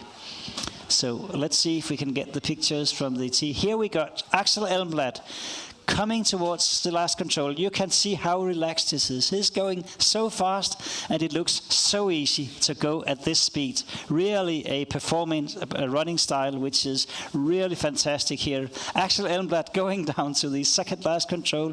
He's so relaxed, there is nothing to worry about. His teammates can easily be ready at the last control to take another gold medal for the Swedes today in this relay. The Swedish team of the women were so much in front when they came here, and this is the same. You see another runner behind, but this is not one from the third leg. So Axel Elmblad in the picture, running towards the last control to take the last gold medal today from the Junior World Orienteering Championships. That is going to Sweden. Sweden is going to take the gold. Axel Elmblad is coming here. So, what a performance by the Swedish team that are running towards here. It is Noel Brown in the first leg. It is Victor Svensk in the second leg. And here we got Axel Elmblad running with his teammates towards the finish line to take another gold for Sweden right there. Congratulations. While we are looking now at the radio control where we have the punch from Hungary, they are now 1:34 behind. So they actually stayed the same distance behind Sweden. Az önce İsveç'in altın madalya kazanmasını gördük takım olarak ve şimdi Macaristan ikinciliğe doğru gidiyor. And here is Hungary coming towards the second last control, punching there. So it's Ferenc Jonas who is really doing a great performance today. Ferenc Jonas is running towards the last control. And this is really a strong performance by the Hungarian team.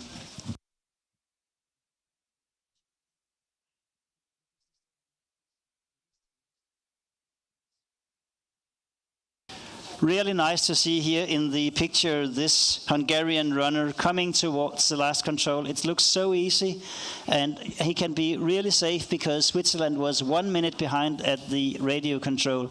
So here is Hungary coming towards the finish to take the silver medal today in the men's relay.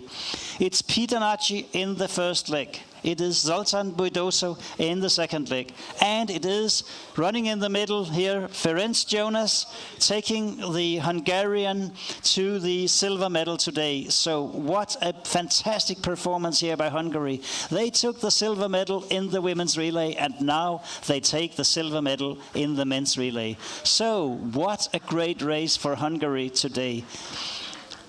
While we are now going to wait for Switzerland to come to the second last control, here we got him in the picture. It is Florian Freuler of Switzerland. He is coming towards the last control. He is looking back. There's no reason to do that. We have no radio signals from the third last control, so he is safe for the bronze medal. There's no reason to look for them, but anyway, you can do it if you want. So, coming towards the last control to win the bronze medal today, the last medal of the Junior World Orienteering Championships 2021 is going to be won by Switzerland. It is Pascal Schmid, it is Pascal Scherer, it is Florian Freuler that are now really, really relaxed because there's nothing to hurry about. The next punches we got at the radio control, they just came, but we'll take Switzerland to the finish line to take their bronze medal before we get back to the exciting battle for the fourth position. But maybe we should ask you to just get across the finish line, since we actually want you to get the finish time, and then we will get back to an exciting battle for the fourth place. So Switzerland crossing the line here in bronze medal position. But out there, Norway and Russia is fighting for the fourth position. They were only 3 seconds apart when they punched the third last control. So we get to the pictures. Here is Norway, but where is Russia? Norway punching there at this control, and Russia is right behind. What a battle for the fourth position here today. Is it Russia? Is it Norway? Isak Jonsson, Mark Titinin, they are just beside each other. Maybe Norway is a little bit behind, but this is a battle for the fourth position in this relay. They both want to get it, I can assure you that. So, Norway and Russia. Will it be Norway? Will it be Russia in the fourth position? Norway is really speeding, but Russia too. So, let's see what's going to be the fourth position today. It is so close. They are sprinting. Who has the best legs here in the last part? We can see them here. They are side by side, but I think it's Norway. Yes, it's Norway, but this was so tight. Really, really, really tight for the position as number 4 and 5, and I can tell you that we are now waiting for the last podium position. And at the radio control, the third last control, we have 2 punches now. We have the punch from Søren Trane Ødem, currently in the picture, and Czech Republic. And Søren Trane Ødem was half a minute faster than Czech Republic there. So, for the last actual podium position today, we have the team from Denmark. Søren punching there, the second last control. He was silver medalist yesterday. He didn't make it into the middle final, and he was pissed about that. Now we can see Søren Trane Ødem starting out today in 14th position, coming to take the Danish team to the last position in the podium today. What a performance by Søren Trane Ødem, taking the Danish teams 8 spots up in this last part of the relay. So, yeah, there's no reason to look back. Czech Republic, they are at least 30 seconds behind. So, Søren Trane Ødem now punching at the last control, going into the finish to take Denmark to the 6th position today and the last podium position at the Junior World Orienteering Championships 2021. So, let's cheer for Søren for the last meters. He doesn't need to speed anymore. There's no one behind, so the 6th position is actually safe. So, let's cheer now. The last meters, the Danish team is excited to see their teammates coming here. Søren Trane Ødem, the last meters to take 6th position today for Denmark. What a race in this last leg. While we are waiting for Czech Republic to come into 6th position, they are approximately 22 seconds faster than Slovakia at the control before the second last control. But also great performance by Slovakia today, while we're also waiting for Finland to probably take 9th position. Here is Czech Republic coming to take 7th position today. Czech Republic with Lukas Richter here in the last leg. And quite soon we will also get team number 8, which is a really pleasant surprise today. Slovakia with Adam Jones in the last leg is actually going to take 8th position. They started out as 12 in the last loop, so it's really a great performance today by Adam Jonas of Slovakia, coming here the last meters. What a great performance today by the Slovakian team. That was number 8, and number 9, which is also coming, that will be Finland. Finland with Johnny Donner in the last leg. They started out on this leg as 5th, but they will actually get to the finish in 9th position, and they will do that probably soon, since you can see him now in the picture. Really tired legs, you can see from this Finnish athlete, but he is coming towards the last control to take Finland into 9th position. So what we're waiting for is actually the next runner to be number 10, but that will take a little while. So let's take Finland to the last control to get into 9th position today.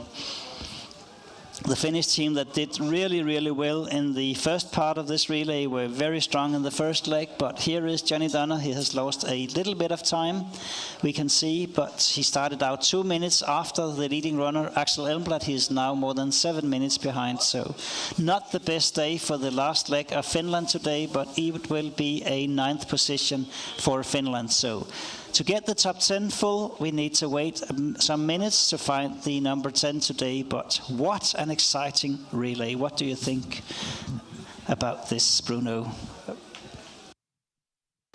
Yes, it was really exciting to see Sweden again on the top. Solid team performance from all the team, and of course Axel Helmblad brought it home.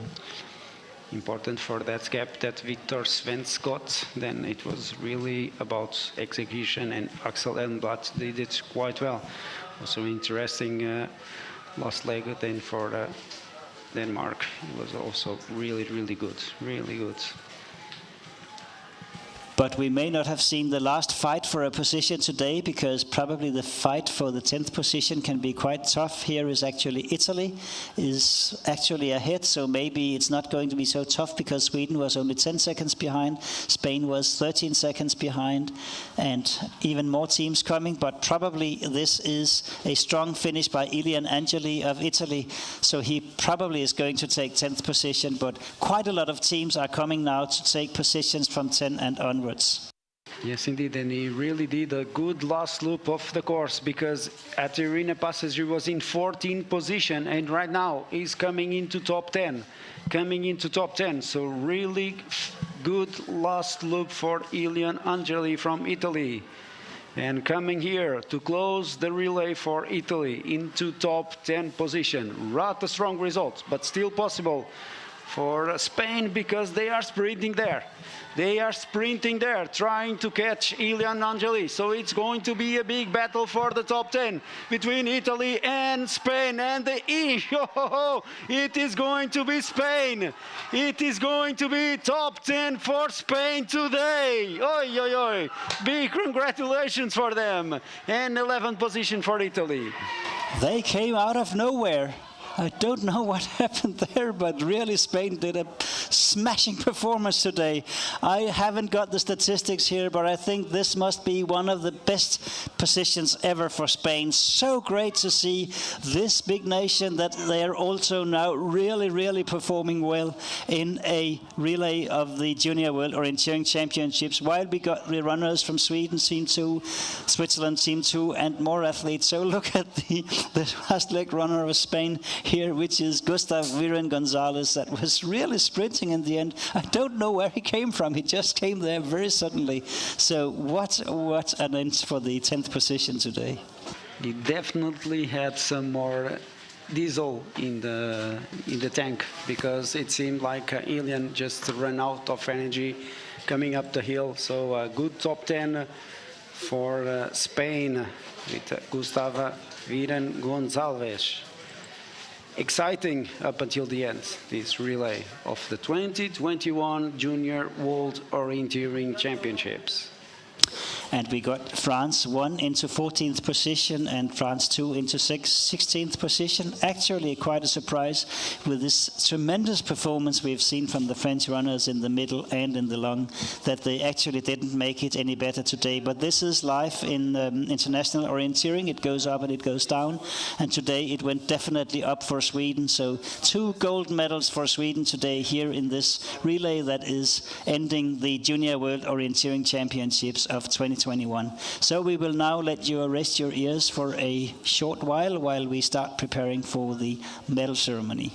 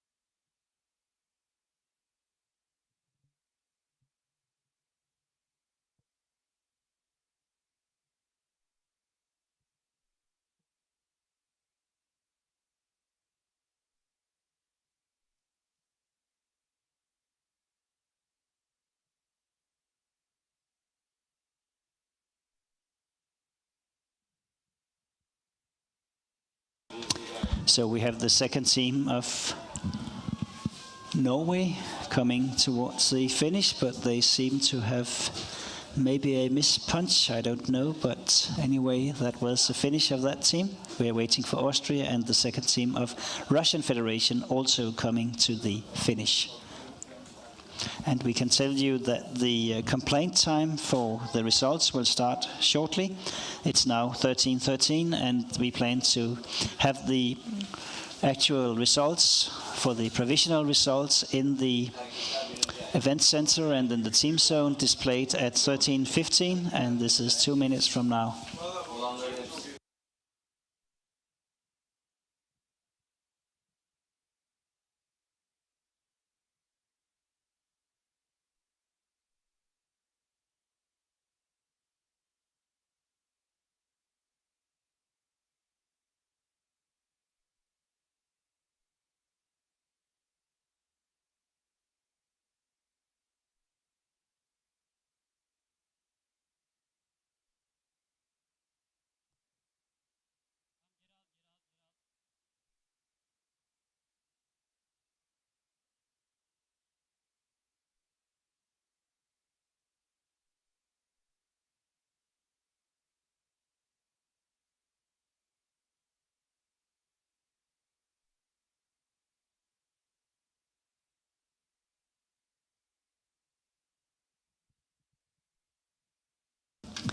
So on the screen you can now see a preview of the run today. It is the men's course. You can see the Swedish GPS and of course all the other teams just following. It's going really well in these slopes and no problems with the controls whatsoever, and going so clearly down to the control. And here we can see the teams going down towards the 10th control, and then we had the TV at 11th, and then quite easy control number 12, quite easy control number 13, and there you have to go around the arena. And you can see them here, the controls, the fork controls, where they seem to have lost some time, the Swedish team, though that Finland got in a lead up there. And then going into the finish here, it's probably was the first leg, I believe, in this relay. And you can see the teams that are finishing there from the third last, second last, and then last control.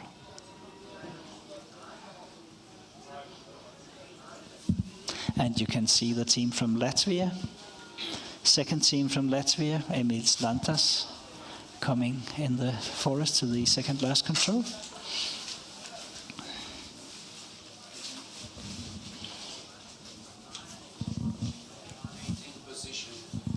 So now here 1 minute ago, then the official results were published, which means that there are now 15 minutes to make complaints about the results of the athletes in the finish so far.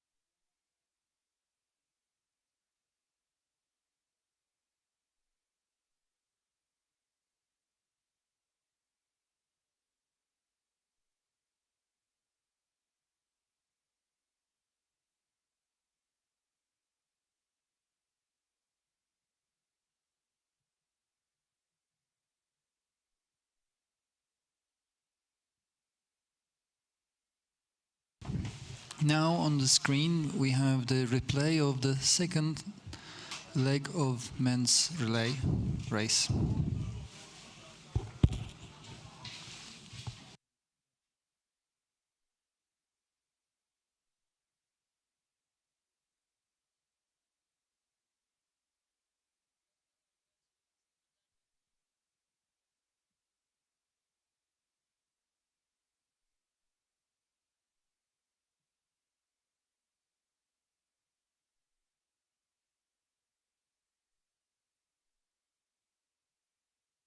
Evet, ekrana bu arada erkekler yarışının GPS izleri geliyordu. Şimdi 3. ayakla devam edeceğiz. Son ayak.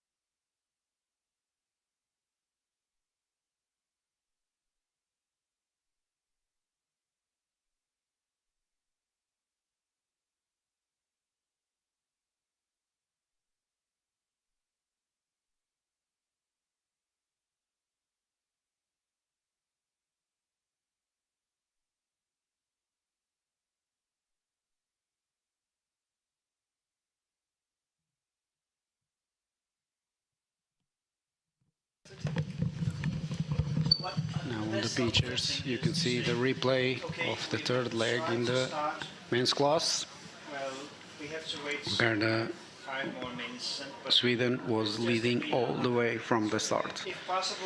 There was that big battle for silver medal between Hungary and Switzerland. They were together during almost all the course.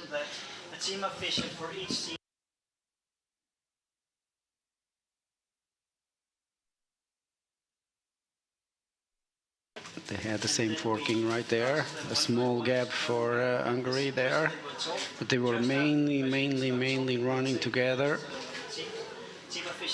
And then here after the arena, Hungary started to build up this bigger gap. Switzerland stayed behind. Sweden really clear there in the lead, but then Hungary really fast into the finish and to take the silver medal and then bronze for Switzerland and Norway and Denmark.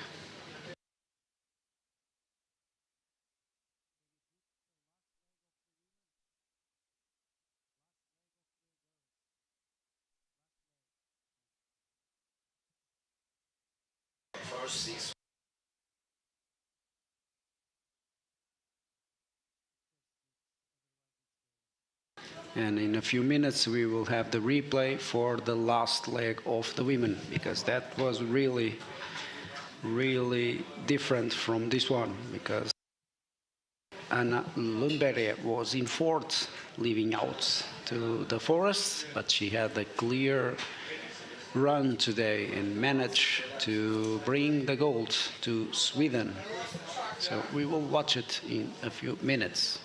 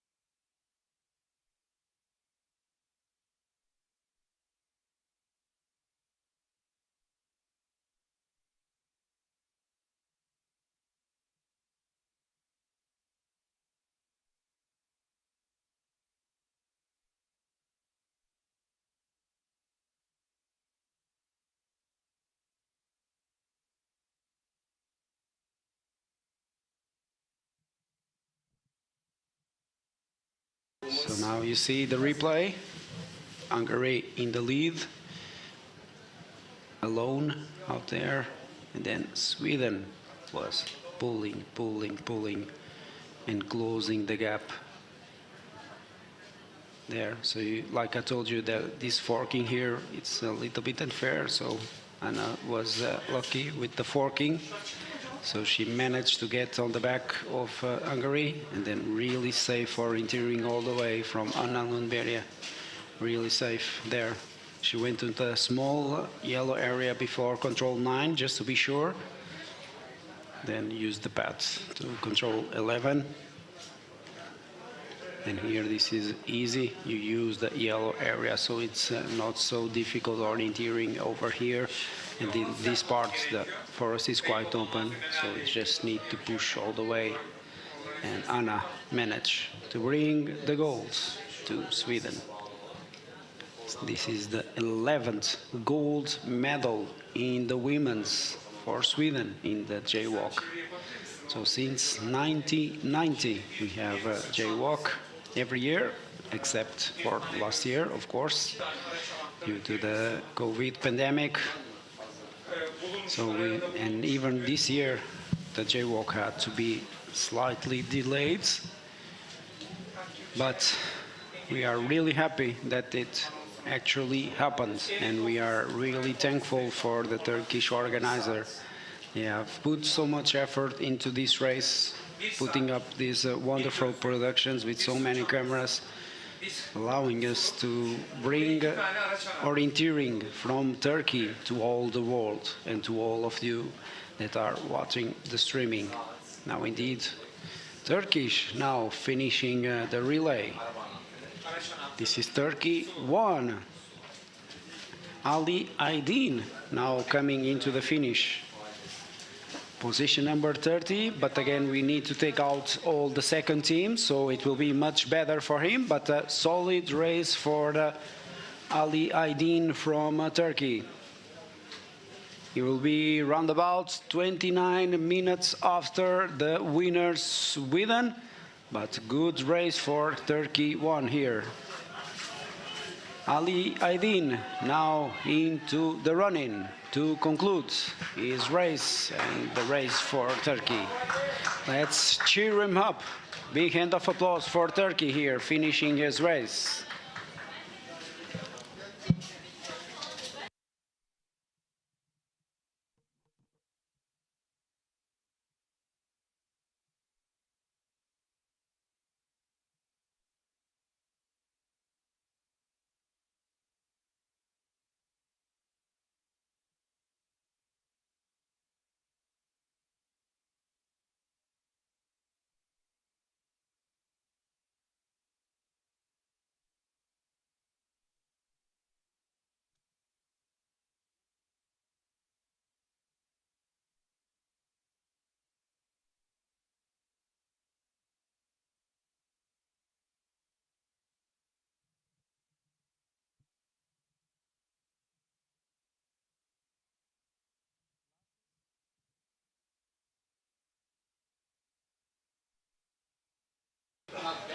Okay, so there are some information for all of you.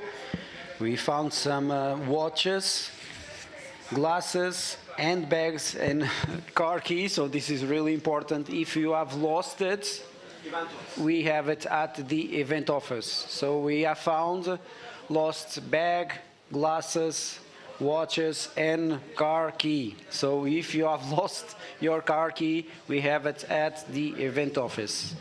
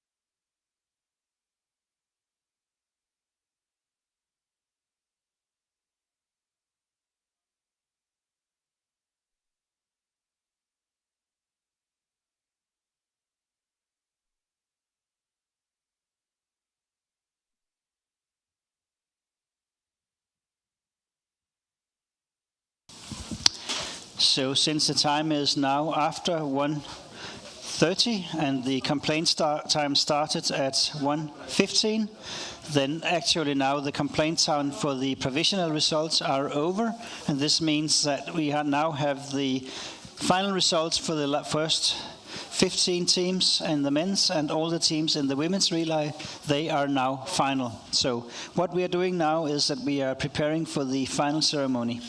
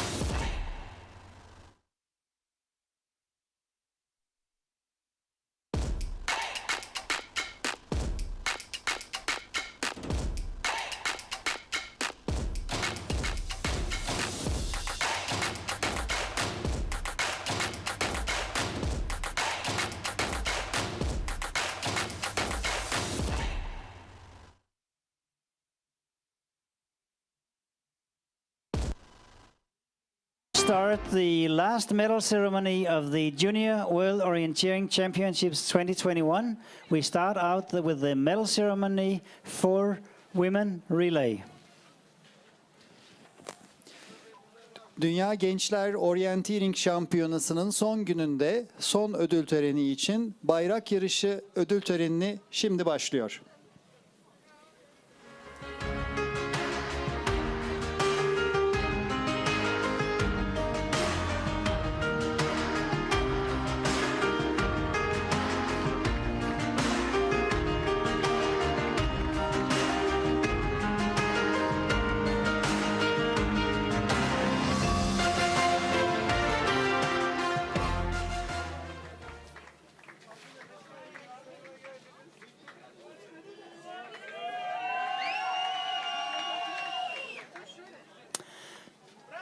And the medals are presented by Yasa Chakmak, the Vice President of Kocaeli Municipality, and Tatiana Kalenderoglu, Vice President of the International Orienteering Federation. Madalyaları takdim edecek kişiler Kocaeli Büyükşehir Belediyesi Başkan Vekili Sayın Yaşar Çakmak, Uluslararası Orienteering Federasyonu As Başkanı Sayın Tatiana Kalenderoğlu. Sixth, representing France. The team is Lucie Lataste, Cécile Calandry et Perrine Toussaint.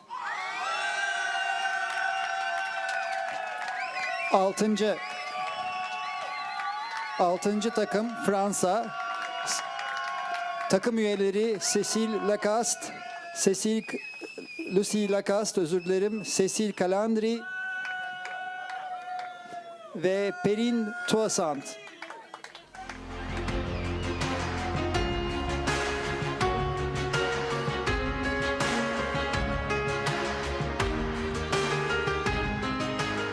Fifth, the team of Switzerland. Karina Huini, Sanna Hotz and Lily Graber.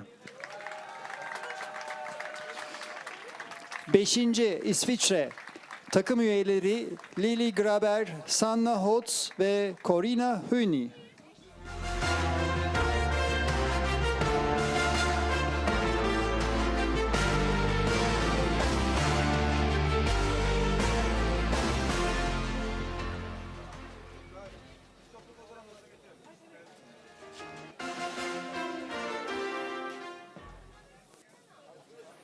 Fourth, the team of Finland. Maria Mattanen, Salla Istuheranen and Ida Haapala. Dördüncü takım Finlandiya. Takım üyeleri Maria Mattenen, Salla Isoranen ve Ida Haapala.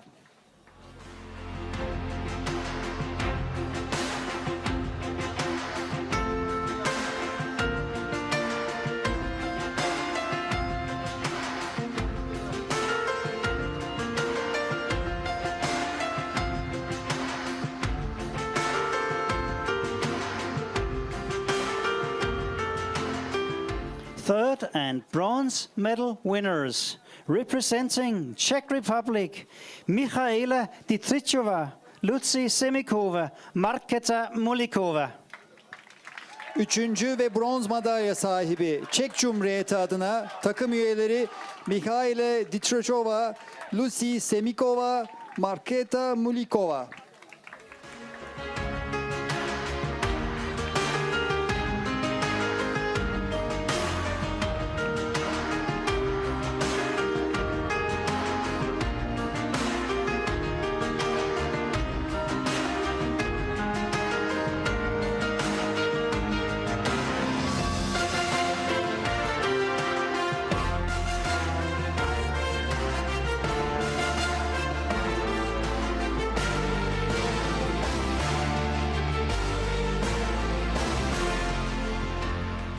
Second and silver medalist, the team of Hungary, Boklarka Chako, Victoria March and Silla Gardoni. İkinci sırada ve gümüş madalya sahibi Macaristan adına Boklarka Chazako, Victoria March ve Cisila Gardoni.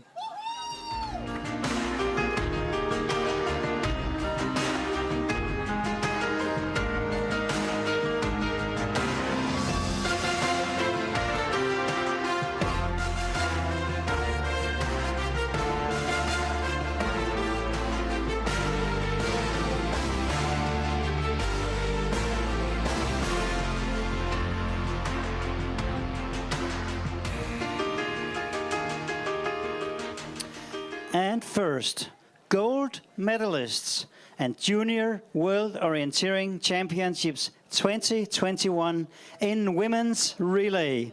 The team of Sweden, Tilda Östberg, Petrina Kostermans and Hanna Lundberg. Birinci sırada altın madalya sahibi ve 2021 Gençler Dünya Orienteering Bayrak Yarışı Kadınlar Şampiyonu İsveç. Koşucular Tilda Östberg, Petrina Kostermans ve Anna Lundberg.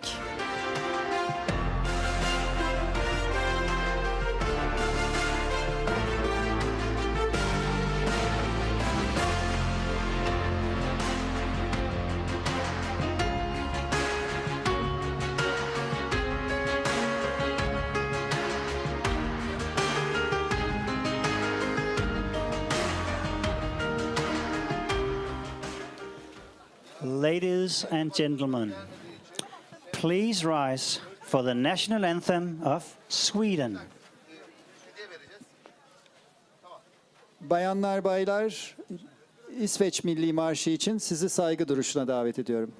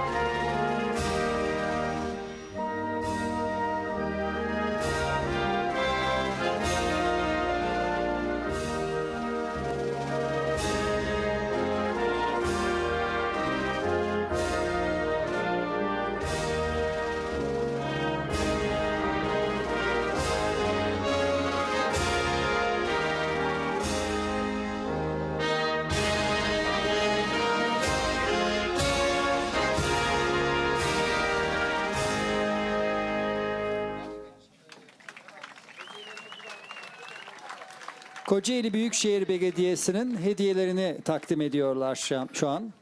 And we are now handing out presents from the municipality, and after that we will have an opportunity for photos.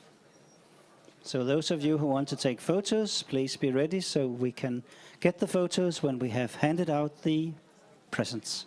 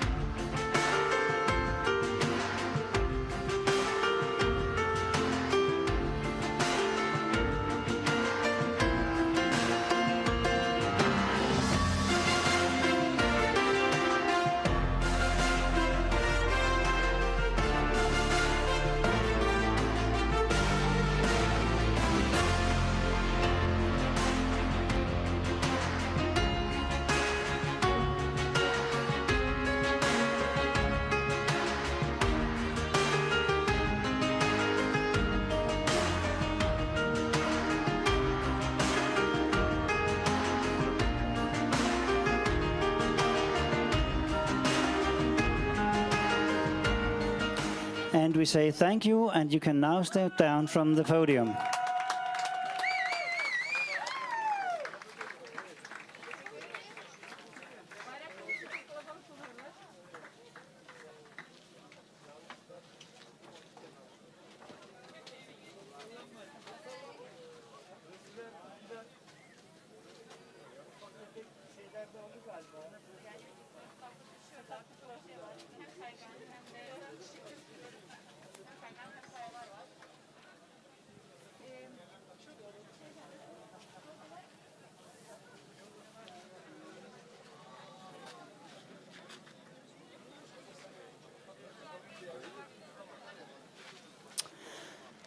We will now continue with the medal ceremony for the men's relay. Şimdi bayrak yarışı erkekler ödül töreni için başlıyoruz.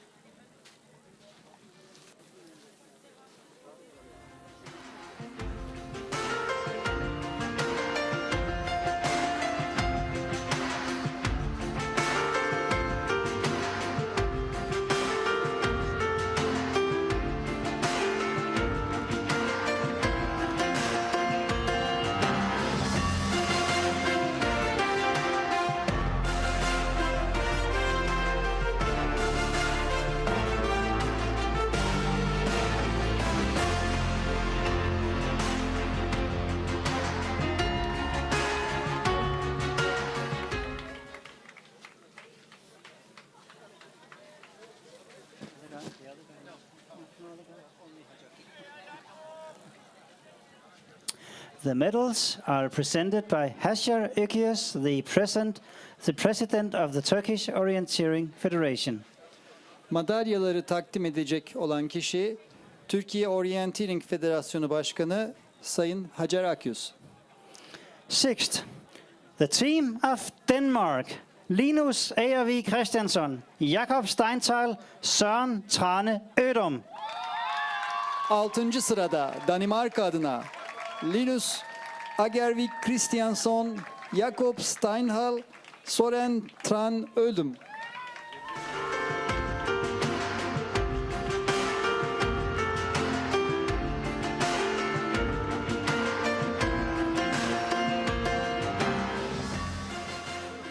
Fifth, the team of Russia, Dmitry Stepanov, Ilya Maligin, Mark Titinin.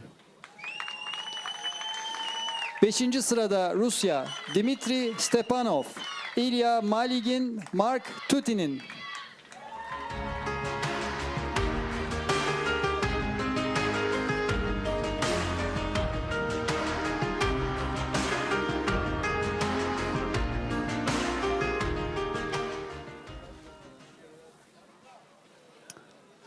Fourth, the team of Norway, Tobias Alstad, Cornelius Christian Lofald and Isak Jonsson. 4. sırada Norveç adına Tobias Alstad, Cornelius Christat Lofald, Isak Jonsson.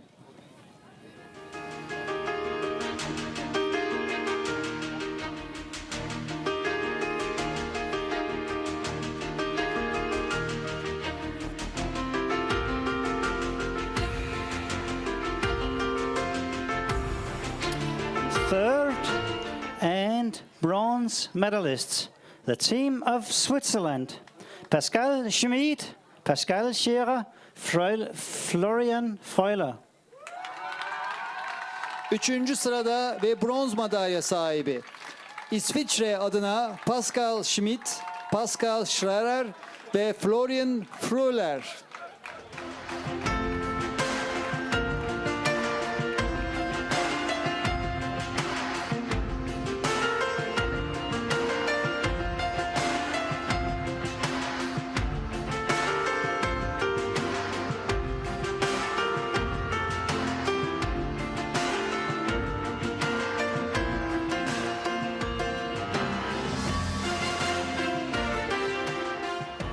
Second and silver medalists, the team of Hungary, Peter Nagy, Zoltán Bújdoszó and Ferenc Jonas. 2. sırada ve gümüş madalya sahibi Macaristan adına Peter Nagy, Zoltán Bújdoszó ve Ferenc Jonas.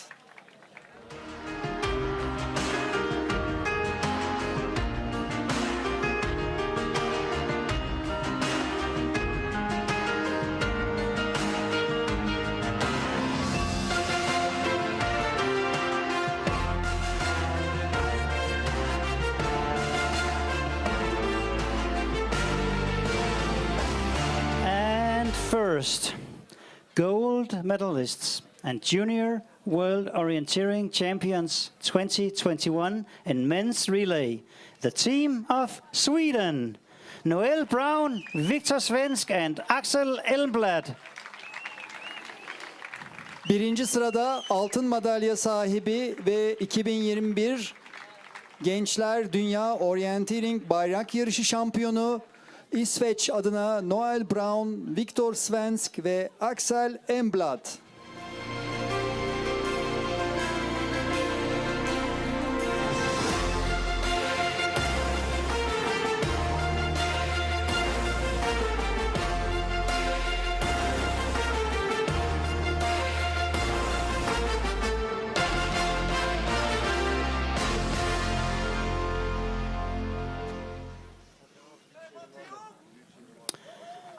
Ladies and gentlemen, please rise for the national anthem of Sweden. Bayanlar baylar, sizleri İsveç Milli Marşı için saygı duruşuna davet ediyorum.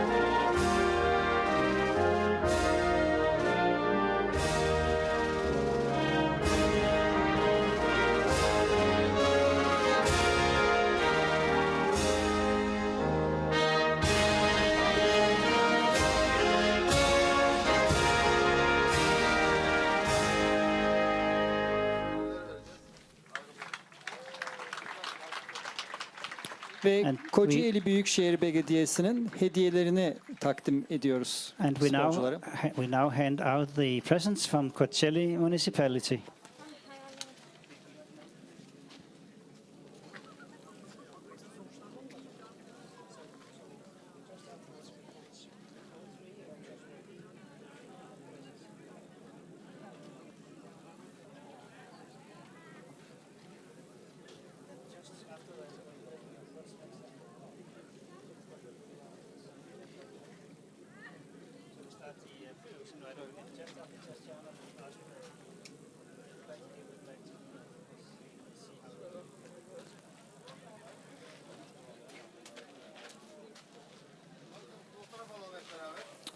So now you can step forward for photos. And you can take off your masks so that we can take photos without the masks.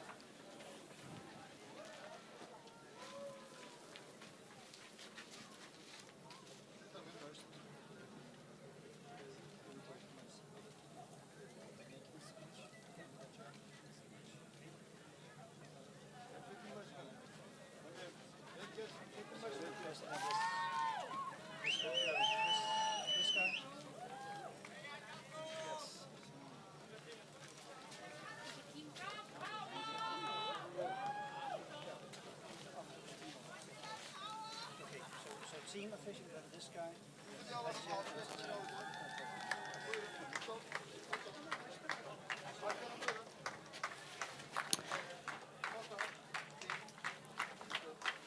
Thank you very much. I think we have all the photos taken.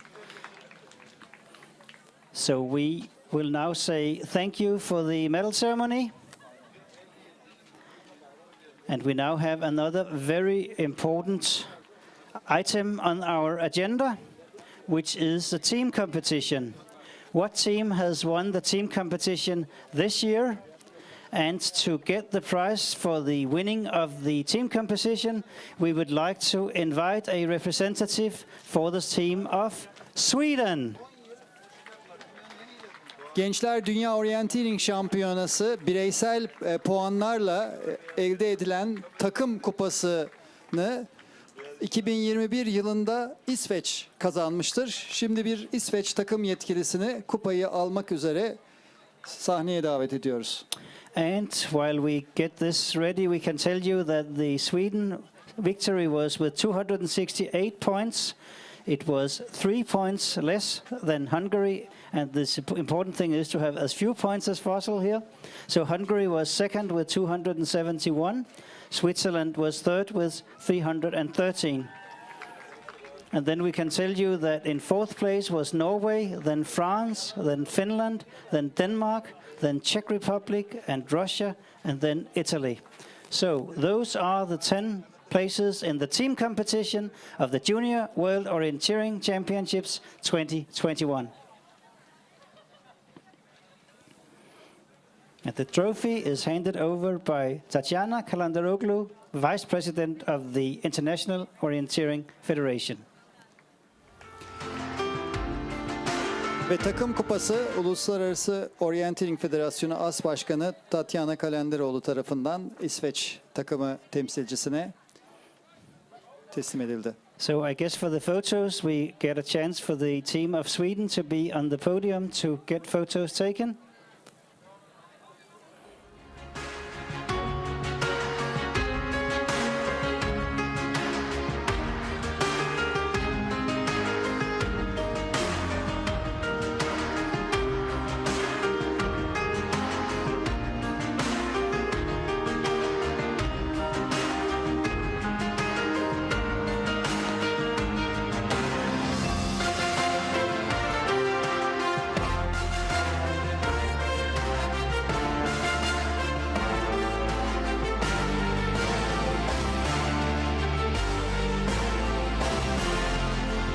And thank you very much to the team of Sweden, and we immediately follow now with the closing ceremony of the Junior World Orienteering Championships 2021.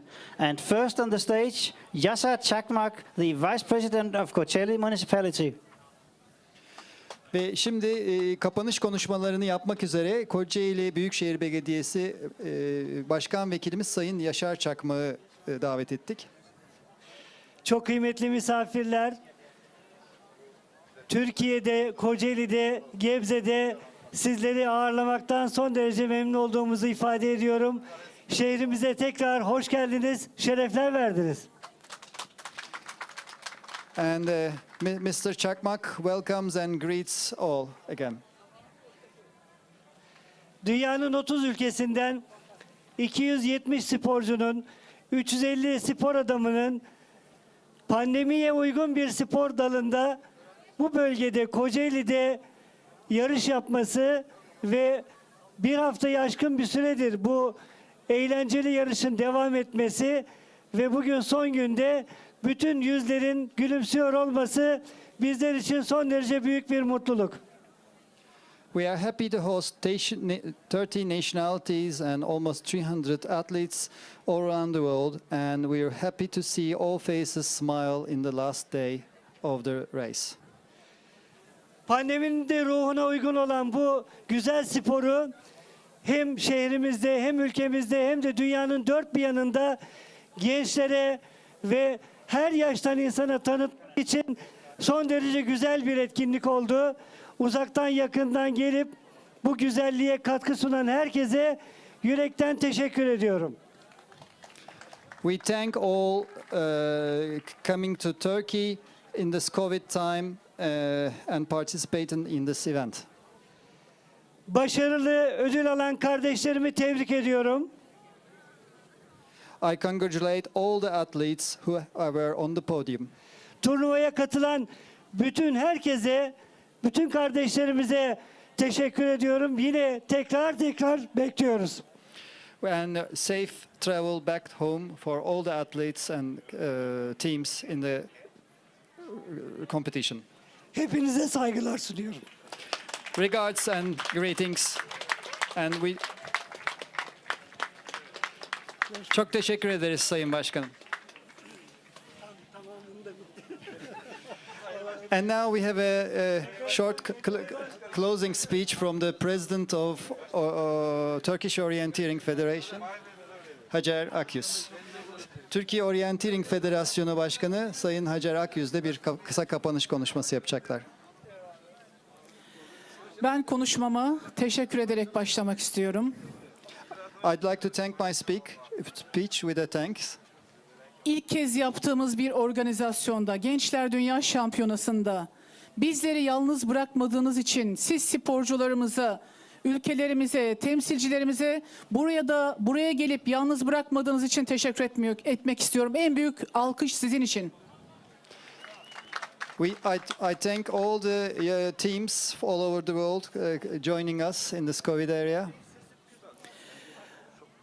Başarılı geçen bir yarışmada arka planda bizlerin önde temsil etmemizi sağlayan, gözü arkada kalmadan yürekli bir şekilde, cengaver bir şekilde sabah akşam, gece gündüz, yağmur çamur demeden en büyük emek veren gönüllülerimizi, görevlilerimizi, hakemlerimizi, antrenörlerimizi ve Kocaeli Belediyesi'ndeki tüm görevlileri, aynı zamanda Kocaeli ilindeki tüm il kurul başkanlıklarını, il şube müdürlüklerini, il müdürlüklerini, tüm kurum temsilcilerini ben tebrik etmek istiyorum. Emeklerine sağlık. En büyük alkış onlar için. The president thanks all the parties in the province of Kocaeli helping and assisting making this possible. Evet, Türkiye'den katılan gönüllerimiz, genç gönüllerimiz, aynı zamanda yurt dışından gelen Bulgaristan, Ukrayna, Rusya ve birçok ülkeden gelen gönüllülerimize tekrar teşekkür etmek istiyorum. Also thanking all the volunteers coming from Turkey and all nations abroad. Tabii ki Spor Bakanlığımız ve Spor Toto Teşkilat Başkanlığımızı başka bir yere koyuyoruz.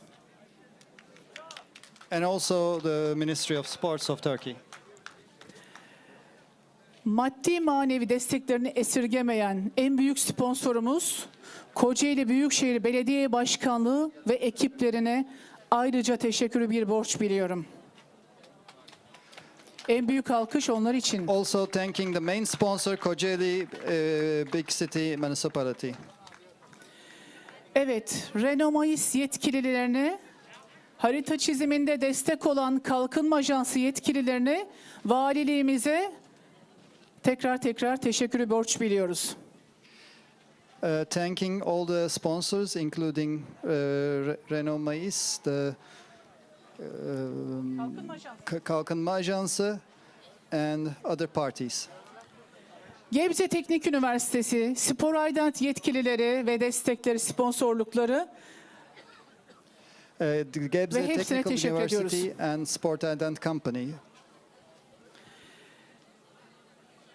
İlk kez burada yaptığımız yarışmada emeği geçen herkese bir alkış yaptıktan sonra 2024 için organizasyonda 2024 Dünya Masterlar Organizasyonu'na ev sahipliği yapmak istediğimiz, müracaatta bulunduğumuz Dünya Masterlar Şampiyonası'nı Antalya'da almak için umarım bu Dünya Şampiyonası referans olur diye tahmin ederek beklenti içerisinde hepinize iyi yolculuklar, ayağınıza sağlık diliyorum. Hoşça kalın. And thanking all the volunteers and staff making this possible, and we are also candidates for the Masters World Orienteering Championships 2024. Now we invite the IAF Vice President Tatiana Kalenderoğlu for the official closing ceremony. Uluslararası Orienteering Federasyonu As Başkanı Tatiana Kalenderoğlu resmi kapanış konuşmasını yapmak üzere sahnedeler. One week ago, we were standing at the opening ceremony all together. A lot of things had happened during these 7 days. We have 12 brand new world championships. And my sincere congratulations to them. For the first time, Junior World Championship was held in Turkey. And I believe that organization team had passed the exam. I hope that you will take your nice memories of challenging courses, nice arenas, local hospitality, and atmosphere of friendship with you. I would like to say and ask you if you paid the attention how young organization team was. Former and present elite Turkish runners worked hard to make technical courses so that you juniors can enjoy that. A lot of volunteers from different countries come and work here. And there's a countless amount of organizers who made this happen. And of course, I would like to give the huge thanks to Kocaeli, big city, municipality for your support. Because without it, event of such level is just not possible to arrange. And of course, I would like to thank, you know that Turkey is apparently new country in organizing of high-level orienteering events. We already had World Cup in Antalya, European Ski Orienteering Championship in Sarıkamış, and now this J-Walk in Kocaeli Izmit shows that Turkish Orienteering Federation will not stop, and it probably will look for the further challenging in organizing high-level orienteering events. I would like to call President of Turkish Orienteering Federation here to the stage, Mrs. Hacer Akyüz, and give her a small present as a recognition of the hard work of organizers which had been done to organize this competition. Sayın Tatyana Kalenderoğlu'nun konuşmasını çevirmeden önce kendisi Türkiye Orienteering Federasyonu Başkanı Hacer Akyüz'ü davet etti ve bu zor organizasyonu başarıyla gerçekleştirdikleri için bir plaket veriyor. Konuşmasının özeti de şu şekilde: yaklaşık 7 gün önce başladığımız bu yarışmada birçok anıyla beraber 12 yepyeni dünya şampiyonumuz var. Bu Türkiye'de Dünya Gençler Orienteering Şampiyonası'nın ilk kez yapılışıydı ve başarıyla bu testi geçtiğini düşünüyorum organizasyon komitesinin.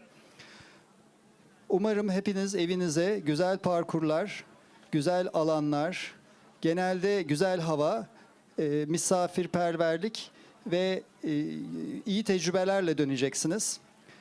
Üst düzey orienteering müsabakaları düzenlemekte genç olan bir ülke Türkiye.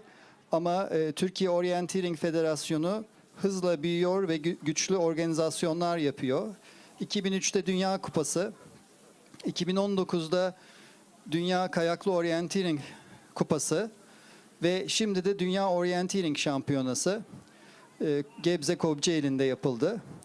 Gelecekte daha fazla sayıda organizasyonun Türkiye'de gerçekleşeceğini düşünüyoruz.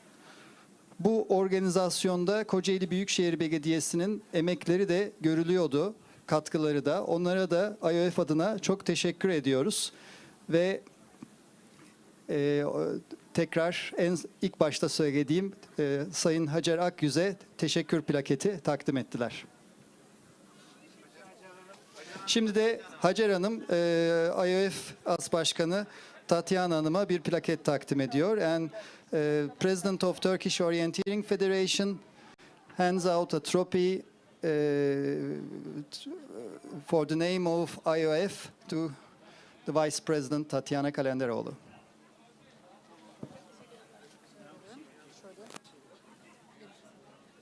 And now, I officially declare Junior World Orienteering Championship closed. But our ceremony continued a little bit longer, so please stay. Ve şu an açıklıyorum ki resmi olarak Dünya Gençler Orienteering Şampiyonası 2021 sona ermiştir. Ve bayrak şimdi Türkiye'den Portekiz'e teslim edilecektir. Türkiye adına Sayın Hacer Akyüz, Portekiz adına Gelecek senenin 2022 organizatörü Portekiz adına da Bruno Nazario, Uluslararası Orienteering Federasyonu bayrağını elden ele geçiriyorlar ya da ülkeden ülkeye.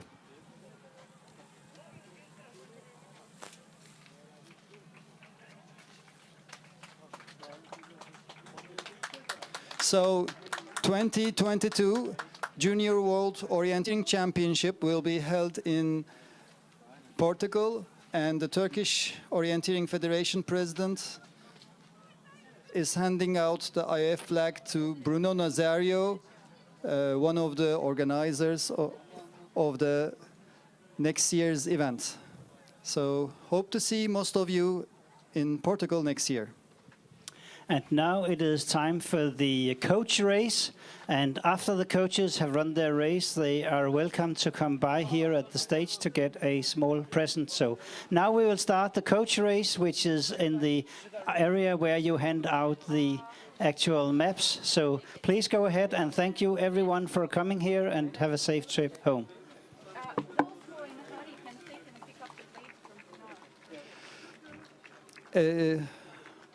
Well, we have some small memory prizes for all teams. So before or after your coach race, you're welcome to come to the stage and pick up your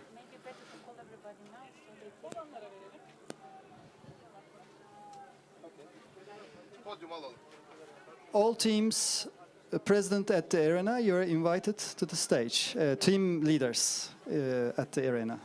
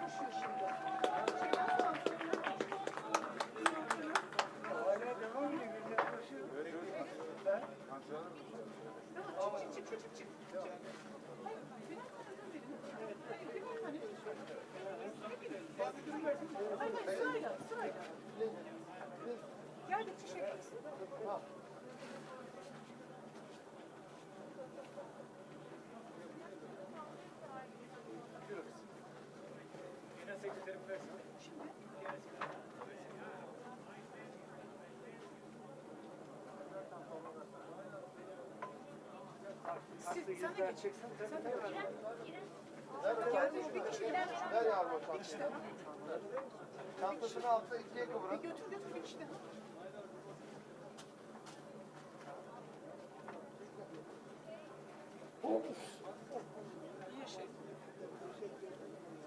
Ya buradan çıkarken verin koşulara.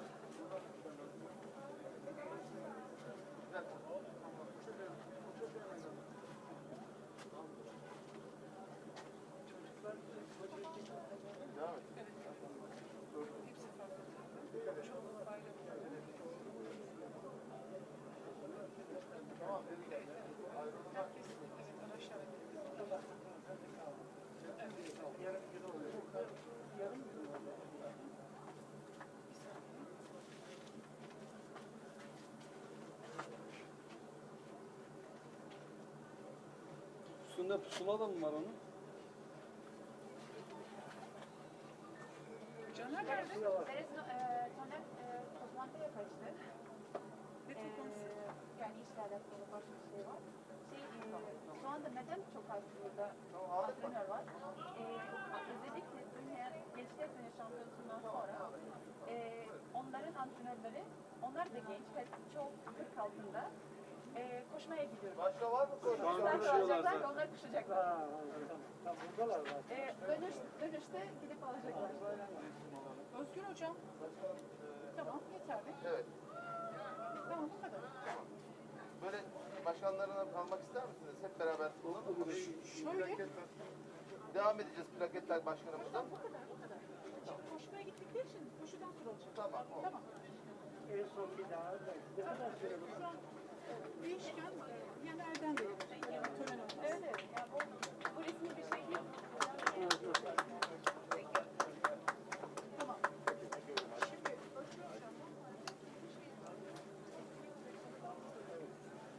Hayırlı olsun. Çok teşekkür ederiz. Sağ olun. Gerçekten. Gerçekten çok güzel oldu. Yani güzel, böyle kazasız, sıkıntısız tamamlanması güzel. Caner Bey. Bir de memnuniyet var. Caner Bey.